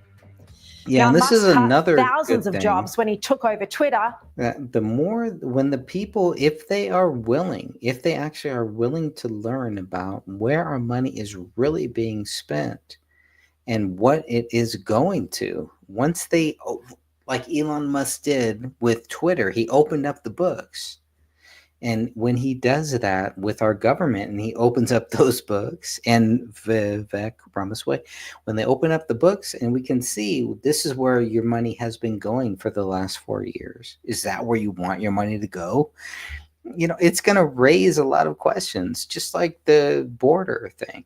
They tried to hide for the last 4 years. They tried to hide what was really happening at the border. And it took all of the same people, Project Veritas guy. It took, Kennedy going to the border. It took, Trump visiting the border. But really, I think Kennedy's impact on the border really opened up a lot of people. And it's like, wait a minute, like there is really something bad happening at this border. How do we fix that? And the media, just like JD Vance has been saying, the media has not done their job. Their job is to report the facts, is to be journalists. We need journalists in this country. We don't need a mainstream media. We don't need a government-sponsored media. We need journalists in this country. And even me, who took, a couple of journalism classes, and my journalism teacher, who was he was a teacher at Berkeley. He taught me so much within that 1 year of a high school, just 1 year of a high school journalism class. I learned so much about what a journalist should be. And we need to get back to that. And it is not hard. It does not take much. So Doggy Style is going to win. Because Doggy Style, DOGE, is going to get us back to where we need to go. And they're going to expose what the problem is. Like a surgeon looking at this and saying, if we take this tumor here, there's a tumor there's a tumor there. And all they can do is just cut out the tumor and take it out of the body. And maybe that's where we're at. So it's a good day in America. That's all I can say. I couldn't be happier with anything. But its usage has skyrocketed, despite the left leaving it in droves. And he's now been given the task of cutting the $6.5 trillion annual government spending. He also wants to help bring down America's $34 trillion debt. It's an insane amount of money. It is. But US debt, like here in Australia, needs to be cut. And they can do it. They can do it. And they will do it. And we got the right people in office who can get the job done. All right, let's listen to some of this. This appointment from Donald Trump is a game changer. The president-elect is wasting no time making key appointments for his second administration. Some of his choices are causing controversy, but this one is huge. Trump has announced RFK Jr. as the next Secretary of the Department of Health and Human Services.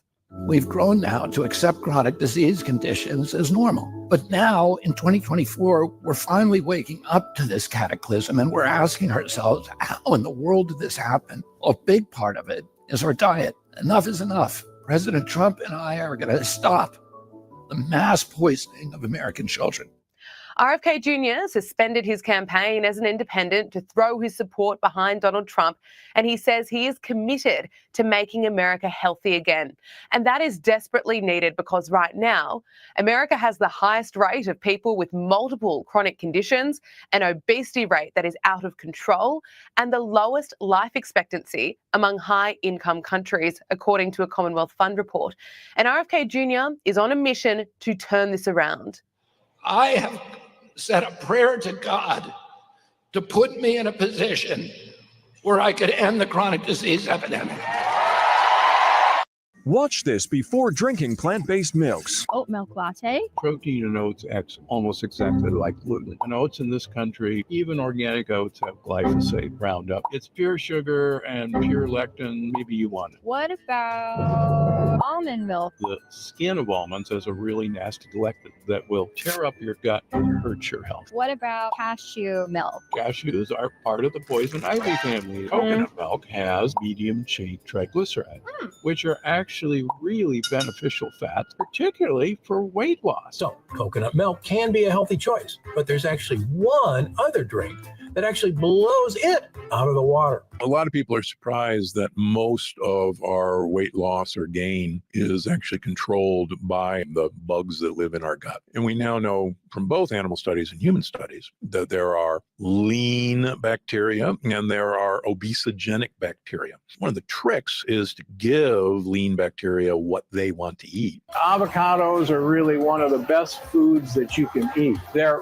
almost pure fat and fiber, and it's fiber that your gut buddies love. Tomatoes.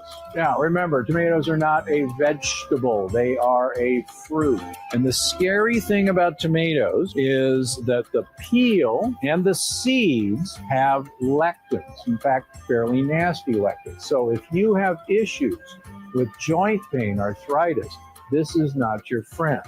People know that there's something wrong. They're eating healthier than ever, and yet they're sicker than ever. And do you think it's stoppable through diet? Yes.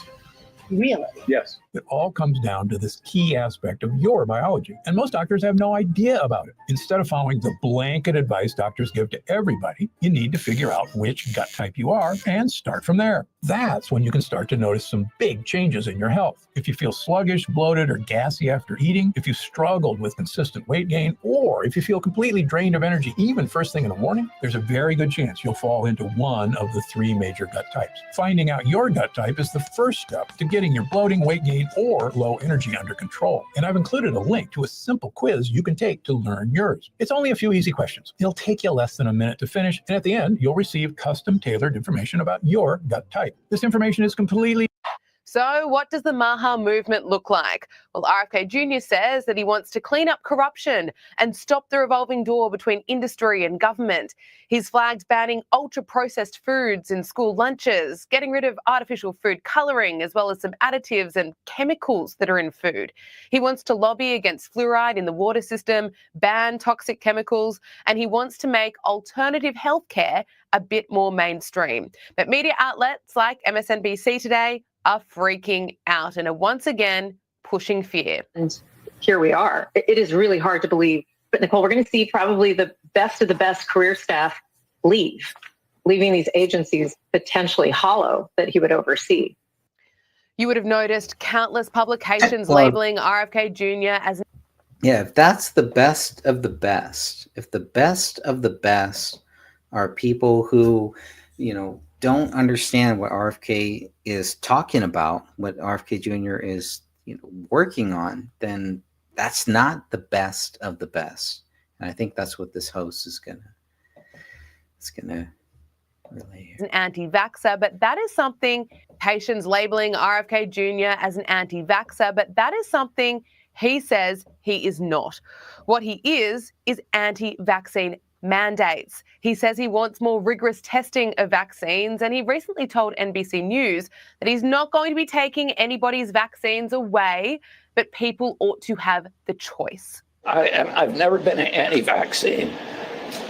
You will not take any vaccine that is currently on the market. I'm not. If vaccines are working for somebody, I'm not going to take them away. People ought to have a choice, and that choice ought to be informed by the best information. So I'm going to make sure the scientific safety studies and efficacies are out there, and people can make individual assessments about whether that product is going to be good for them. After what we all went through during COVID, how does having a choice sound? RFK Jr. will still need to be confirmed by the US Senate, a process all cabinet positions are subjected to. But look at the impact this is already having on the stock prices of several big pharma companies. Moderna, Pfizer, and Novavax all dropped after this announcement. Donald Trump posted on X, for too long, Americans have been crushed by the industrial food complex and drug companies who have engaged in deception, misinformation, and disinformation when it comes to public health. The safety and health of all Americans is the most important role of any administration, and HHS. Well, he didn't post that on X. He posted that on Truth Social, but I think RFK Jr. reposted that on X, but whatever. Will play a big role in helping ensure that everybody. This is a big, big deal. This is to make sure, because it's not just about our country and about making sure that our country isn't being poisoned, but all of these other countries. And this is once again where you are going to see, where do all of these other people stand? Are they going to say, oh, these are good, fluoride is good. Yeah, these dyes, these red dyes and these chemical dyes, they're good for our people, that we should keep them in there. This is what Trump is so good at, is forcing them to take a stand and to take a side once the facts come out. And the facts show that all of these things that we are putting into our food, to our water, to our air are not good.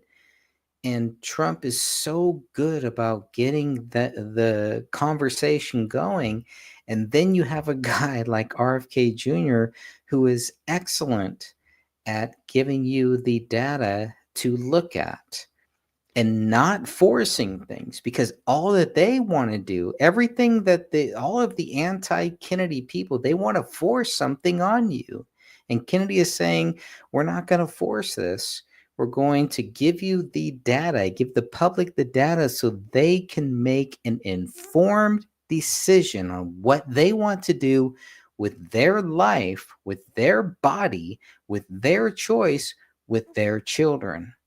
That is what Kennedy is going to offer. It's so simple. And I think people will get it. We got to get the message out there. But the problem is we are fighting the same mainstream media that doesn't understand that message or doesn't want to get the message out there. So they really, I mean, it's going to be a big a big challenge. But I think in the end, just like how we saw with what happened during this election, the truth will come out. People will be able to make their own choice, and that's it. Let the people decide what they want to do with their life, with their body, with their choice. My body, my choice. This is a great example to make sure that you are informed before you make that decision with your body, your choice. Make sure that you understand the consequences and make sure that you understand what is happening and why your body may be at a health risk, why you may have to take that surgery, et cetera, et cetera.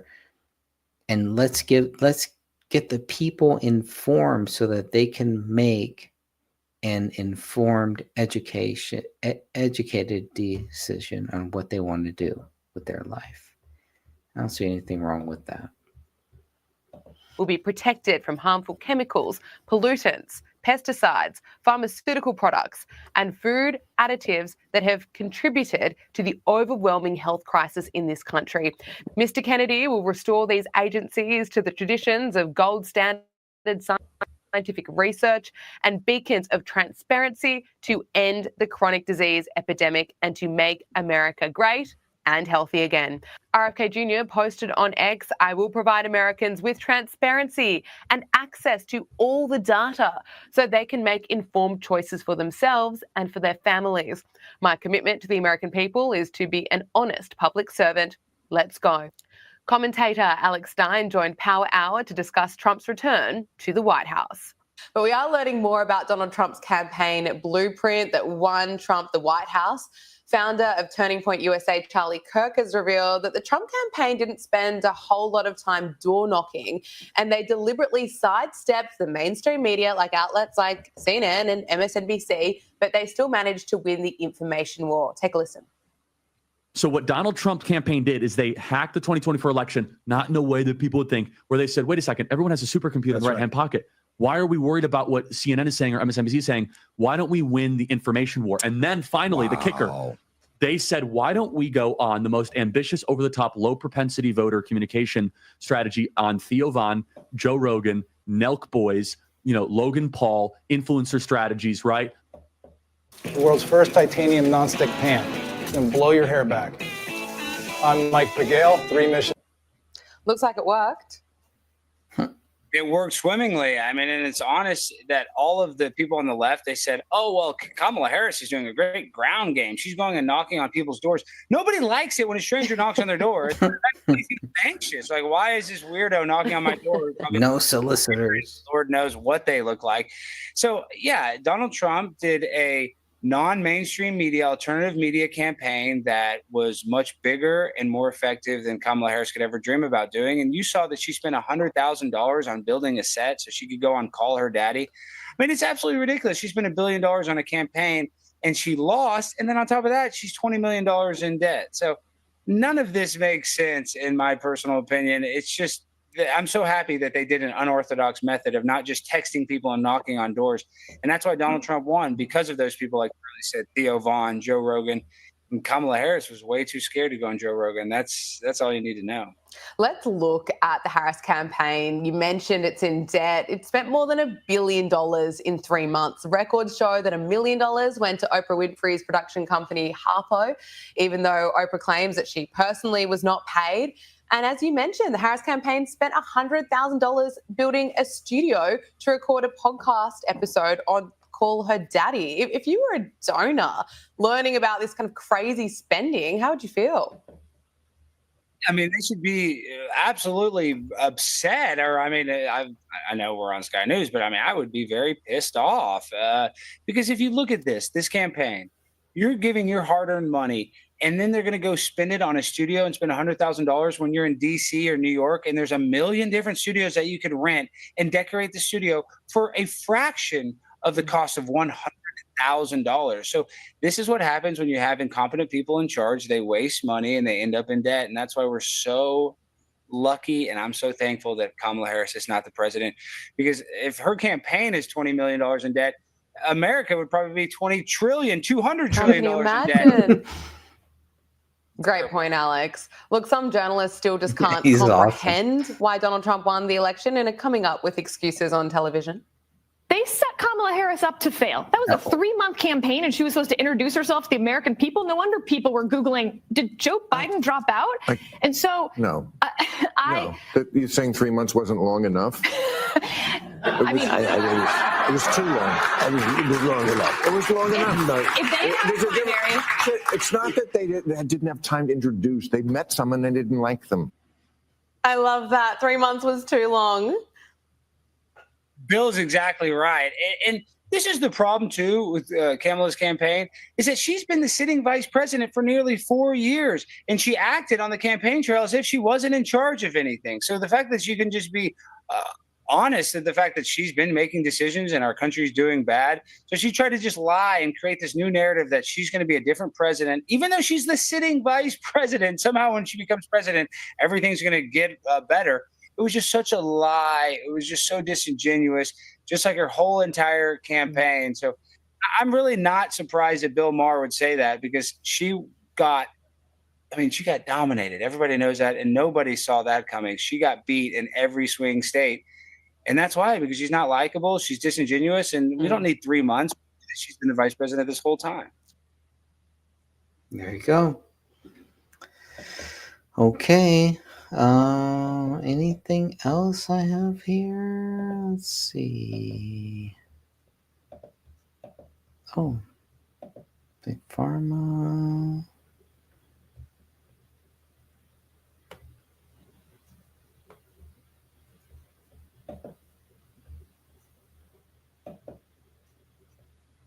I did not put in tens of millions of dollars to be a spoiler candidate. I put in tens of $millions to win, to fix this country, to do the right thing. I will say that Clear Choice, this PAC, this DNC aligned PAC that was created specifically to take us out, has spent millions of dollars to take us out. They have unfortunately turned us into a spoiler. And we don't want to be a spoiler. We wanted to win. We wanted a fair shot. The DNC made that impossible for us. They have banned us, shadow banned us, kept us off stages, manipulated polls, used lawfare against us, sued us in every possible state. They've even planted insiders into our campaign to disrupt it and to create actual legal issues for us. I mean, the extent by which the sabotage they've unleashed upon us, it's mind-blowing. I mean, we're still learning new ways that they have sabotaged us. I still would love to see in the last 80 days of this election some miracle play out where we get a chance to debate. I don't think they're going to let us. And, you know, given this, I think we are taking a very serious look at making sure that the people that have corrupted our fair and free democracy do not end up in office in November.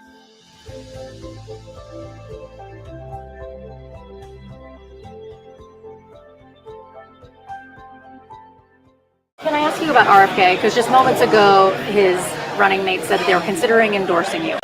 Have you considered him for a role in the administration, and what role would that be? Well, we haven't, but I would love that endorsement because I've always liked him. Would you also consider putting him in the administration? You're asking me a very unusual question. I haven't been asked that question yet. I like him a lot. I respect him a lot. I probably would if something like that would happen. He's a very different kind of a guy, very smart guy. And yeah, I would be honored by that endorsement. Certainly would. You said that you would consider him for an administration post. Yesterday, you said you would consider Elon Musk for an administration post. That would be a very untraditional administration. What would you say to Republicans that might turn off? Well, I like smart people, and Republicans like me. You know, we had the quickest approval process in the history of the nominating process. We went through it very quickly, and they like me, and I like them, and we want to do a great job. But you're just asking me a question. I mean, I didn't know about RFK, but I like him and I respect him. And you're saying, would I think about him for something? And the answer is yes. He's a brilliant guy. He's a very smart guy. I've known him for a long time. I didn't know he was thinking about getting out, but if he is thinking about getting out, certainly I'd be open to it. And with Elon, I would think Elon's pretty busy, but you know, Elon's a super genius, and I like this super idea of a genius unity party, an idea of us coming around these principles of fighting for liberty in this country, fighting for our children's health. We have the worst chronic health crisis in the world right now. Over 50% of children are diagnosed with some chronic disease. This is unconscionable. Yeah. And we are willing to work with anyone who is sincere in their endeavor to fix and address this issue. Do you believe the Trump campaign and Trump himself is sincere? Do you see a home? You talk about this as being Bobby's decision. Do you see a home for RFK Jr. in the Trump administration, Health and Human Services, something to that extent? I would fully support it. I would fully support a strong partnership dedicated to this issue. A lot of people comment that in his first term he didn't accomplish many of the things that mothers really were hoping he would do, made some big mistakes around the pandemic. However, I think that he is sincere. Former President Trump's campaign countering the DNC in full swing today. He's storming through North Carolina with his running mate, J.D. Vance, in the Battleground Blitz this week. We got Grady Trimble live at the rally in Asheboro, North Carolina with the latest. Grady, this is President Trump's first outdoor rally since he was shot in Pennsylvania, right, Grady? I mean, it looked like security was really tight and he was protected by bulletproof glass. Yeah, exactly, Liz. There was bulletproof glass in front of and behind the podium where both he and Senator J.D. Vance spoke. That reflects the changes that the Secret Service have made since that attempted assassination in Butler, Pennsylvania. I actually had a chance to speak with the former president after the event. He seemed in good spirits, didn't seem fazed by being back to outdoor rallies. And the big news that was breaking today while he was speaking was that RFK Jr. could drop out of the race potentially by the end of this week. I got his reaction to that. Have you spoken to him in the last 24 hours? I haven't, but I respect him. I've respected him for a long time. I mean, I know where he's coming from, and it's a little different philosophy. Very smart guy, however, and I had heard he was thinking about it for a period of time, but no, I have not heard this, what you're telling me. He's going to be in Arizona on Friday. Would you have him on stage with you at your rally? Well, I think I'm going to be there on Friday. We have a big crowd. I would always be honored to. I mean, if he endorsed me, would I be honored by that? Absolutely. The DNC aligned PACs are suing us to get us off the ballots right now. These are frivolous lawsuits. We've had some of the best people involved in our ballot petitions, some of the most precise, signature packages ever submitted to any of the Secretary of States. We've overcome so much to get to this point. So to even be contemplating this is tough. It's a really hard decision, and we don't come to this moment lightly. We come to this moment because in every single decision we make, first and foremost, we want to make sure that we are representing the best interest of health and wellness of young people, children, and future generations. Mr. President, yesterday there was a big announcement or big rumors spreading that RFK Jr. might be dropping out, might be endorsing you. His spokesperson said they will give a live address tomorrow about his path forward. And now there are rumors that he might join you at this rally in Arizona tomorrow to announce that he's supporting you. What's the truth? Have you talked to him? So I've known him for a long time. He's as you know, he's a little different kind of a guy. Very smart guy. He's a very good person. If he endorsed me, I would be honored by it. I would be very honored by it. He really has his heart in the right place. He is a respected person. Women love some of his policies, and I guess some people don't like some of his policies. But overall, I thought the Democrats, he was a Democrat. I don't know what he is right now, but he was a Democrat. They treated him very badly. I think he would have, he goes around saying he would have beaten Biden in the primary. I think there was a good chance. What they did to him was what they did to Biden. They really were harsh and threw him out. They wouldn't let him go to the vote. I mean, they made it impossible for him to compete in primaries because he was doing so well. And they basically made it impossible for him to do what I think he would have been successful. I think he would have overthrown Biden because Biden is so bad as a president. When I hear this talk about Mount Rushmore, I turn off your television. If I have to read an article, I just throw it down. Mount Rushmore for this man who is the worst president in our history. The question is the risk of a Harris Waltz presidency worth us staying in? And that's the question we have to ask ourselves right now is, do we trust Trump and in his personal sincerity to really do the right thing for our country and chronic disease, balance the budget, end these forever wars? Is he somebody that's going to continue to invite people like Bobby and I into the conversation? Or is he going to fall victim again to the things he fell victim to in his first administration. You know, there's two options that we're looking at, and one is staying in, forming that new party, but we run the risk of a Kamala Harris and Waltz presidency because we draw votes from Trump, or we draw somehow more votes from Trump, or we walk away right now and join forces with Donald Trump, and you know, we walk away from that and we explain to our base why we're making this decision. We're expecting RFK Jr. to make an announcement about the fate of his campaign. We'll see if that means he drops out of the race, which, of course, as you know, former President Trump, the polling shows, stands to gain more from that than Vice President Kamala Harris. This is a spiritual journey for me. I reached my decision through deep prayer, through hard-nosed logic, and I asked myself, what choices must I make to maximize my chances to save America's children and restore national health?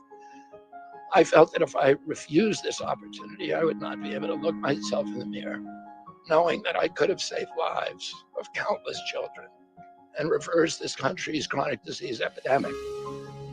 I'm 70 years old. I may have a decade to be effective. I can't imagine that President Harris would allow me or anyone to solve these dire problems. After 8 years of President Harris, any opportunity for me to fix the problem will be out of my reach forever. President Trump has told me that he wants this to be his legacy. I'm choosing to believe that this time he will follow through. His son, his biggest donors, his closest friends, and all support this objective. My joining the Trump campaign will be a difficult sacrifice for my wife and children, but worthwhile if there's even a small chance of saving these kids. Ultimately, the only thing that will save our country and our children is if we choose to love our kids more than we hate each other. That's why I launched my campaign to unify America. My dad and uncle made such an enduring mark on the character of our nation, not so much because of any particular policies that they promoted, but because they were able to inspire profound love for our country and to fortify our sense of ourselves as a national community held together by ideals. They were able to put their love into the intentions and hearts of ordinary Americans and to unify a national populist movement of Americans, Blacks and whites, Hispanics, urban and rural Americans. They inspired affection and love and high hopes and a culture of kindness that continue to radiate among Americans from their memory. That's the spirit on which I ran my campaign and that I intend to bring into the campaign of President Trump. Instead of vitriol and polarization, I will appeal to the values that unite us, the goals that we could achieve if only we weren't at each other's throats. The most unifying theme for all Americans is that we all love our children. If we all unite around that issue now, we can finally give them the protection, the health, and the future that they deserve. Thank you all very much.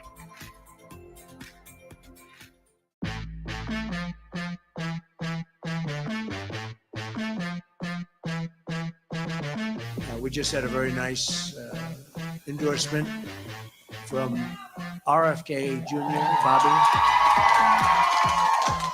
And I'll be talking about that. We're heading out right after this. We're going to be going to Arizona. We'll be talking about that and a lot of other things too. But I just want to thank everybody. And I want to thank Bobby. That was very nice. That was really very nice.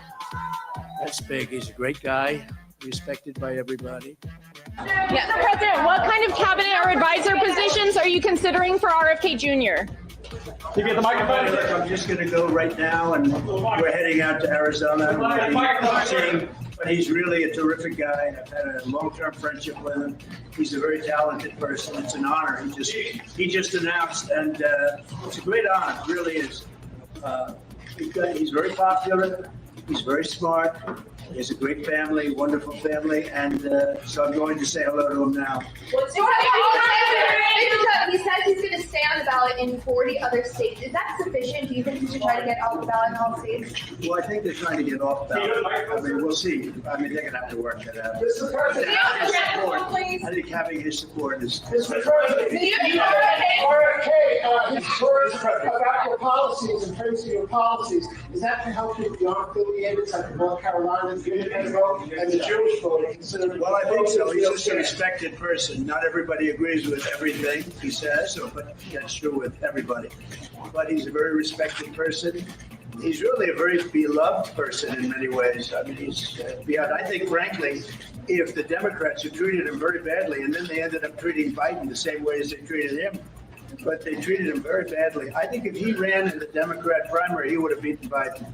That's my opinion. But they wouldn't let him run. I mean, they came up with obstacles that were impossible, like you have to have 60% of the vote to run, and they came up with things that were crazy.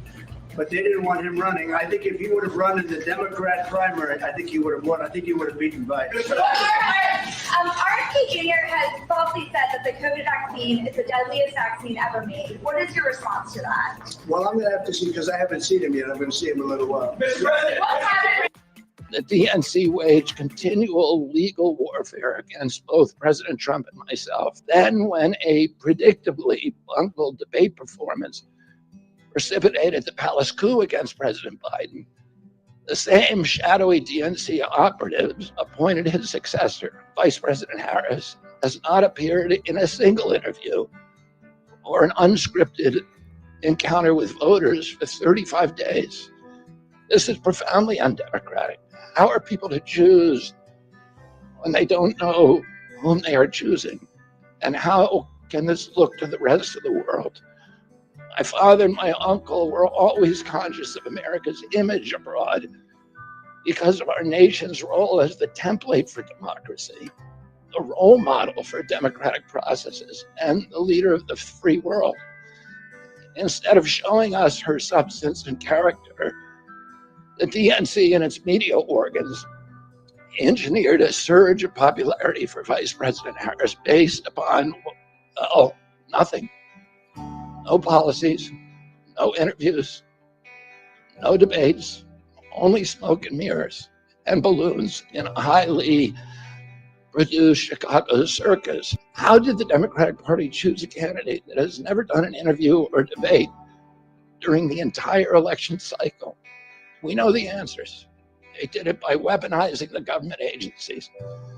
They did it by abandoning democracy. They did it by suing the opposition and by disenfranchising American voters. What most alarms me isn't how the Democratic Party conducts its internal affairs or runs its candidates. What alarms me is the resort to censorship and media control and the weaponization of the federal agencies.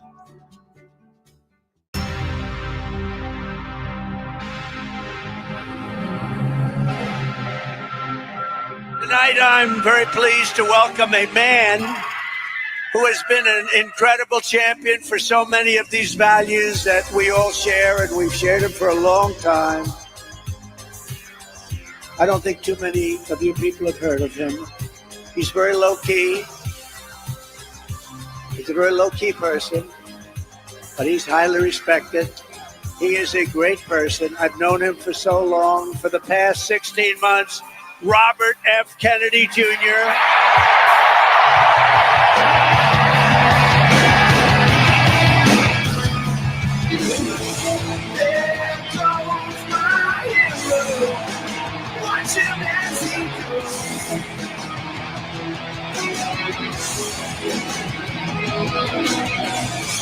There goes my hero, Sergeant Mary.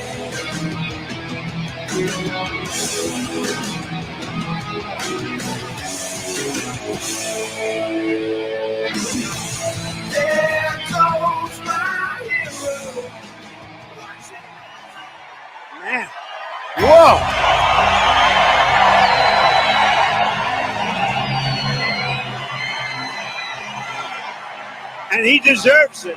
He deserves it.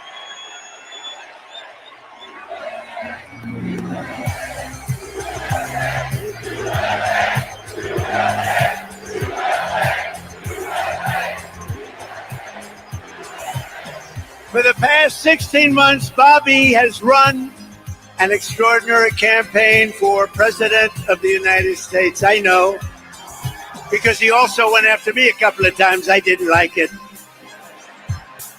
And I mean this sincerely. Had he been allowed to enter the Democrat primary, he would have easily beaten Joe Biden, but they wouldn't let him in.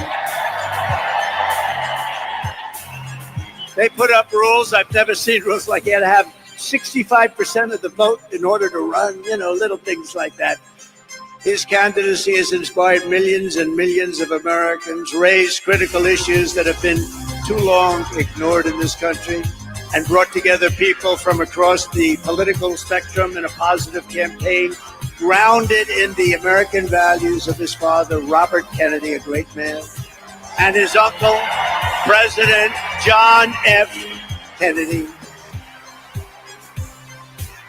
And I know that they are looking down right now, and they are very, very proud of Bobby. I'm proud of Bobby. You want to know the truth?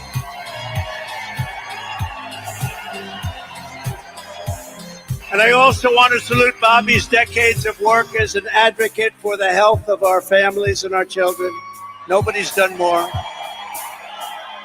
Millions and millions of Americans who want clean air, clean water, and a healthy nation have concerns about toxins in our environment and pesticides in our food.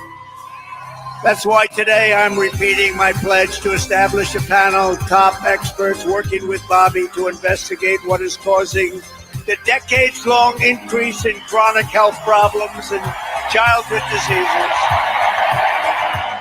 including autoimmune disorders, autism, obesity, infertility, and many more. We want every child in America to grow up and to live a long and healthy life.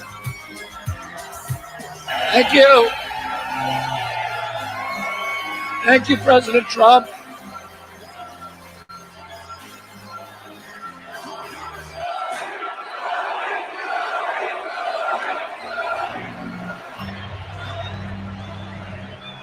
Thank you. A few hours after the assassination attempt at Butler, I got a call from a safe food advocate named Kelly Means, who's been fighting for many years to try to end the corruption at CDC and FDA and USDA.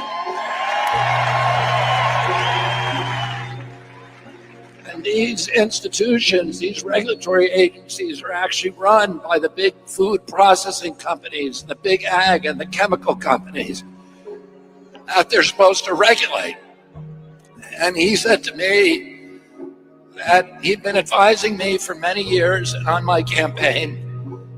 And he told me that night that he was also advising President Trump.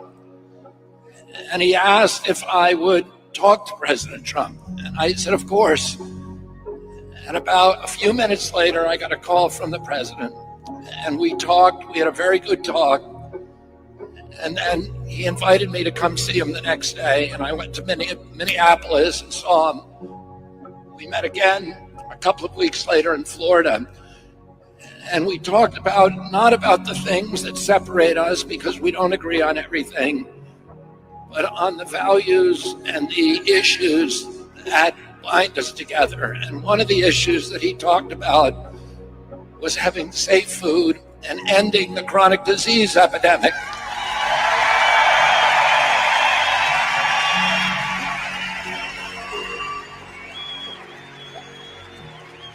Our children are now the unhealthiest, sickest children in the world. Don't you want healthy children? And don't you want the chemicals out of our food? And don't you want the regulatory agencies to be free from corporate corruption? And that's what President Trump told me that he wanted. He also told me that he wanted to end the grip of the neocons on U.S. foreign policy.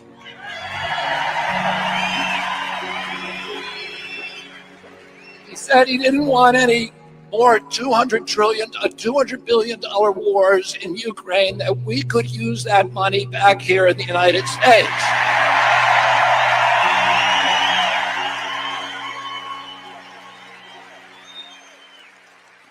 And the best way to build a safe America is to rebuild our industrial base and rebuild the middle class in this country. And don't you want a president who's going to get us out of the wars and who's going to rebuild the middle class in this country?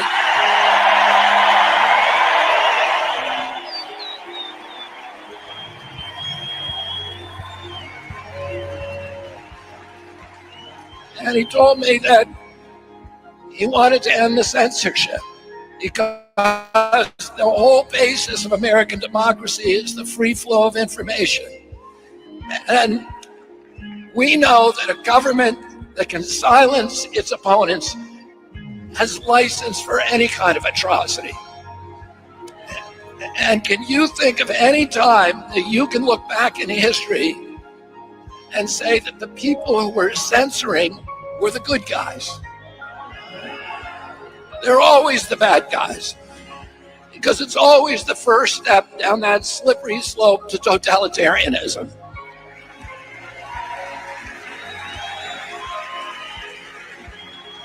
And don't you want a president who's going to protect America's freedoms?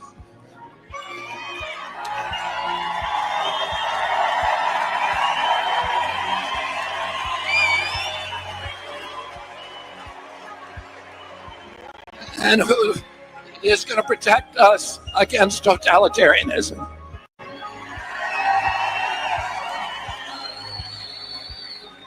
And I want to ask you again, don't you want a safe environment for your children? Don't you want to know that the food that you're feeding them is not filled with chemicals that are going to give them cancer and chronic disease?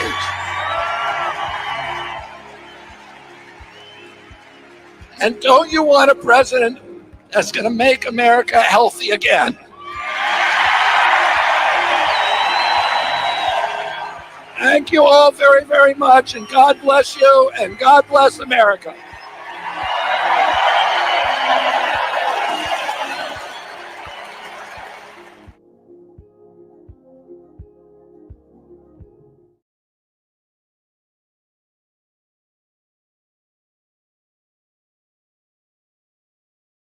Sly, come on out here. Let's go.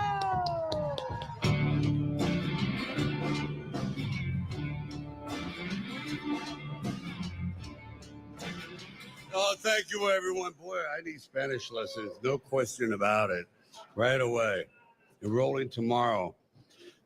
I'm very, very proud to be here. I didn't expect this, but I'll just keep it short and sweet because there's no such a thing as a speech too short.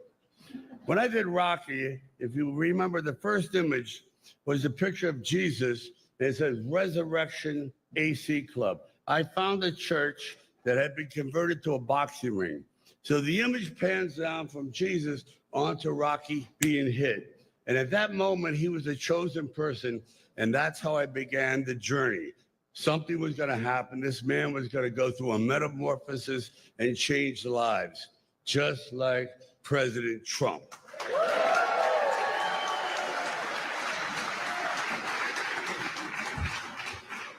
We are in the presence of a really mythical character. I love mythology. And this individual does not exist on this planet. Nobody in the world could have pulled off what he pulled off. So I'm in awe. And I'll just say this, and I mean it. When George Washington defended his country, he had no idea that he was going to change the world. Because without him, you can imagine what the world would look like. Guess what? We got the second George Washington. Congratulations. We do. But. And I'm proud to be an American, where at least I know I'm free. And I won't forget the men who died.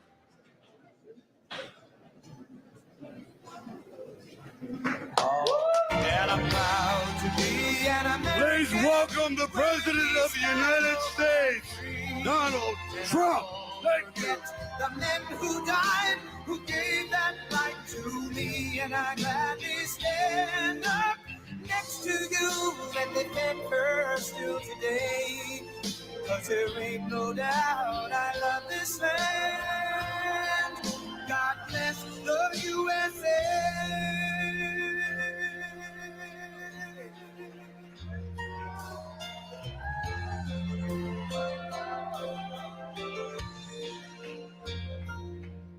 From the lakes of Minnesota to the hills of Tennessee, across the plains of Texas, from sea to shining sea, from Detroit down to Houston and New York to LA, where there's pride in every American heart, and it's time we stand and say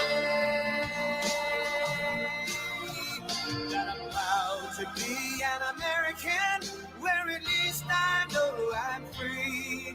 And I won't forget the men who died, who gave that right to me. And I gladly stand up next to you and defend her still today.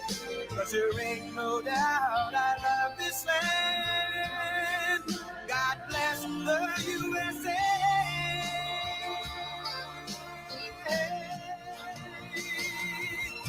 And I'm proud to be an American, where at least I know I'm free. And I won't forget the men who died, who gave that right to me. And I gladly stand up next to you and defend her still today. 'Cause there ain't no doubt I love this land. God bless the USA.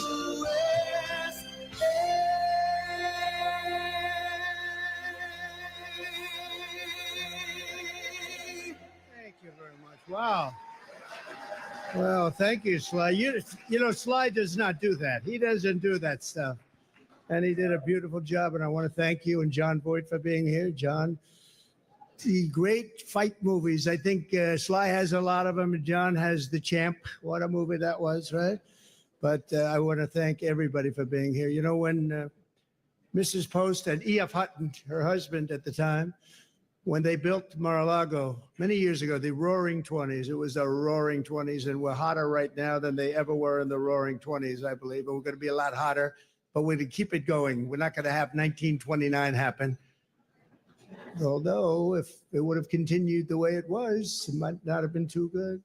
But when they built it, nobody knew what was going on. Nobody knew opulence. Nobody knew real luxury. Nobody knew poverty. They didn't know anything. And they learned a hard lesson. In 1929, they learned a very, very hard lesson. And we're going to turn our country around. We're going to make it so great, so strong, so powerful. We're going to bring it all back. I want to thank some people that have been so instrumental in doing such a great job in terms of not only policy, but people, and people love them. Brooke Rollins, who put this on with Linda McMahon. Linda has been a great friend of mine for a long time, right, Linda? I want to thank you very much. And the America First Policy Institute, what a job they've done. But I said, you know, the policy is much more important if we do it for 8 years than it is if we do it for 4 years. So I said, let's do this. Don't worry about your policy. Let's get out and let's win the election. But nobody knew we were going to win it the way we wanted. That was a big one. So that was really great. And Javier, I'd like to congratulate you on the job you've done for Argentina. Your speech was beautiful, but the job you've done is incredible. Make Argentina great again. You know, MAGA. He's a MAGA person. And, you know, he's doing that. He's actually He's actually doing it. Just happens to work with EA. That one we don't have to worry about. It doesn't work so well with other countries, but you know what? I think your numbers are working also. You've done a fantastic job in a very short period of time. It's an honor to have you here. That's really great. Thank you. Also, Speaker Mike Johnson, wherever you may be, Mike, in this very big and crowded room. Thank you, Mike. I went yesterday, just in case, I said, look, I want to tell you I'm behind this man 100%, and he got 100% of the vote from Republicans. Are you sure? You sure, huh? No, he's doing a great job. Nothing easy. We actually had one little period about 4 weeks where we had a majority of one. That was not pretty, right? And you handled it beautifully. He just kept that stiff upper lip, but he's doing a really good job. And that was a great vote you got yesterday. Totally unanimous vote. Congratulations, Mike. That's beautiful. Members of Congress, all of whom voted for Mike, and they've been my friends. It's just a small group, but we have a lot of them outside, and we have a lot of them coming over the weekend. Byron Donalds, the star. Where's Byron? Byron, what a star. What a star. Thank you, Byron. Ronnie Jackson, Doc Ronnie, he's been a lot of things. He was my doctor. He was a great admiral, highly respected admiral, great doctor at the White House, and now he's a very popular congressman. He won by 48 points. That's pretty good. Of course, it was a very, very Trumpy district, but he won by 48 points. But when he was a doctor, they asked him the question, the fake news, which is here. Look, wow, that's a lot. That's a lot. We invited him and they said, can we come in? I said, we have nothing to hide as Republicans, right? We have nothing to hide. But they asked Ronnie, they asked the doctor, he was up in the podium, who's the healthiest? Because he was the doctor for Barack Hussein Obama, Donald Trump, and he was the doctor for Bush also. They said, who's the healthiest of them all?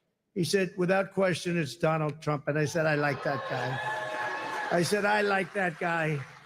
And he's doing great. Jason Smith is here, a great, great congressman. Wesley Hunt, wow. And Mike Waltz, who's going to be doing a little other work for us in the very near future. We just nominated him, and he's going to be doing a great job in the administration. And I promised Mike that I wouldn't be taking too many more before we start counting the votes, okay? He said, please, could you slow down a little bit? I just like the people in Congress, Mike. I'm sorry. But no, don't worry about it, Mike. Just relax. Just relax. We have a man who has a seriously high IQ. I'm a person that believes in high IQs, and his is about as high as they get. He launched a rocket 3 weeks ago, and then he went to Pennsylvania to campaign because he considered this more important than launching rockets that cost billions of dollars. Elon Musk. Elon.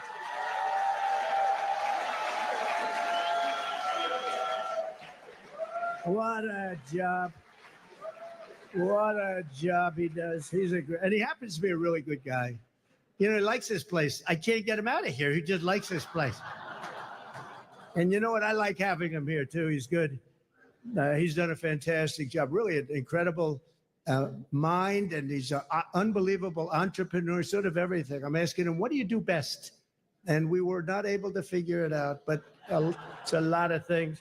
Another one who's another great mind and a great guy and so popular, and I think he's right. He wants to make people healthy. It's driven him pretty wild over the last number of years, and the Democrats didn't treat him well. He was doing fantastically well, and I think they came out with some rule that you had to do this, Mike. You had to get 70 or 75% of the vote to qualify to be in the primary. That was a pretty tough thing to get.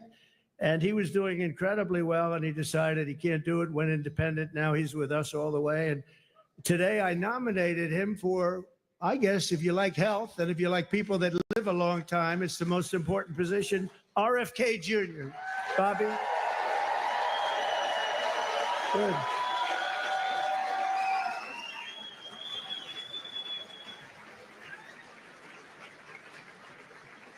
And I just looked at the news reports. People like you, Bobby. Don't get too popular, Bobby. Oh. You've reached about the level. Now, we want you to come up with things and ideas and what you've been talking about for a long time. And I think you're going to do some unbelievable thing. Nobody's going to be able to do it like you. And boy, does he feel it in his heart. So congratulations also to your family.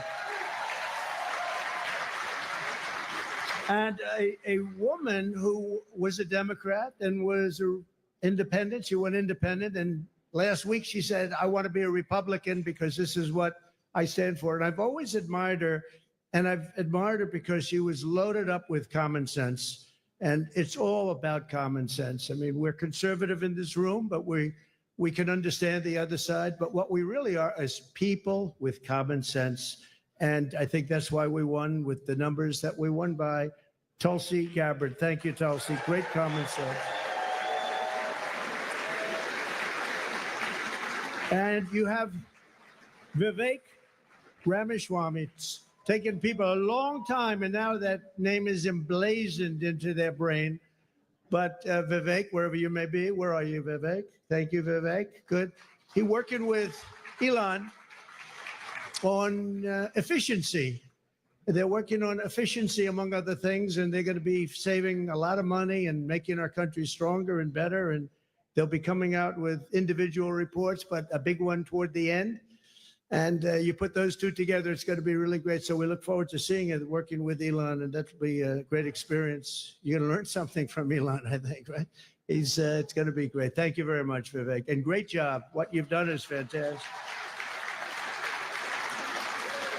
And somebody that I've admired for a long time, but I've really gotten to know him in my political life, but especially I think over the last year, more than maybe ever before, maybe more than even the first 4 years, because we had a tremendous success to my first term. And then bad things happened and we had to wait. I couldn't wait. I was saying, they're not going to do it. They're not going to help us. They're not going to save this country. And it really dawned on me about 10 days out. I said, wait a minute, with 10 days, I waited 4 years, 3 years, 2 years. All of a sudden, it's 10 days. And then every day seemed so long.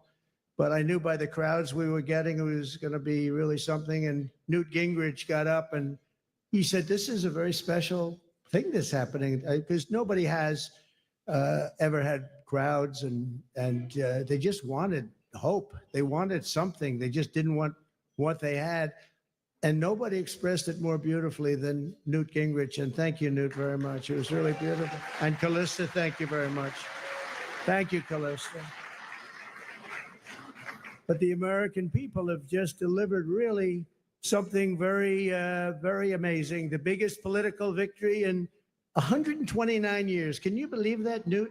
120. They said the most consequential election. I love that word. It's a beautiful word. Most consequential election in the last 129 years. Wow, that's something. So we swept all swing states. We won the popular vote. Oh, I love that. You know, in the last one, in my first term, they said he won the election, but they always followed by he didn't win the popular vote. That's what they say. I don't even know, is it true or not? Who knows?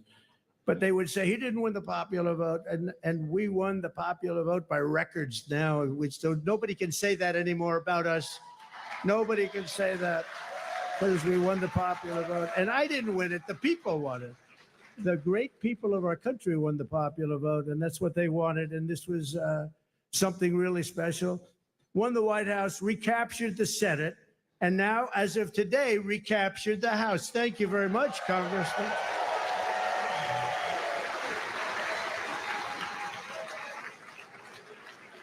And on track, looks like we have it, the largest margin in the national vote in presidential year since 1928. That's a long time ago. Well, that's interesting. That's when this house was built, 1928.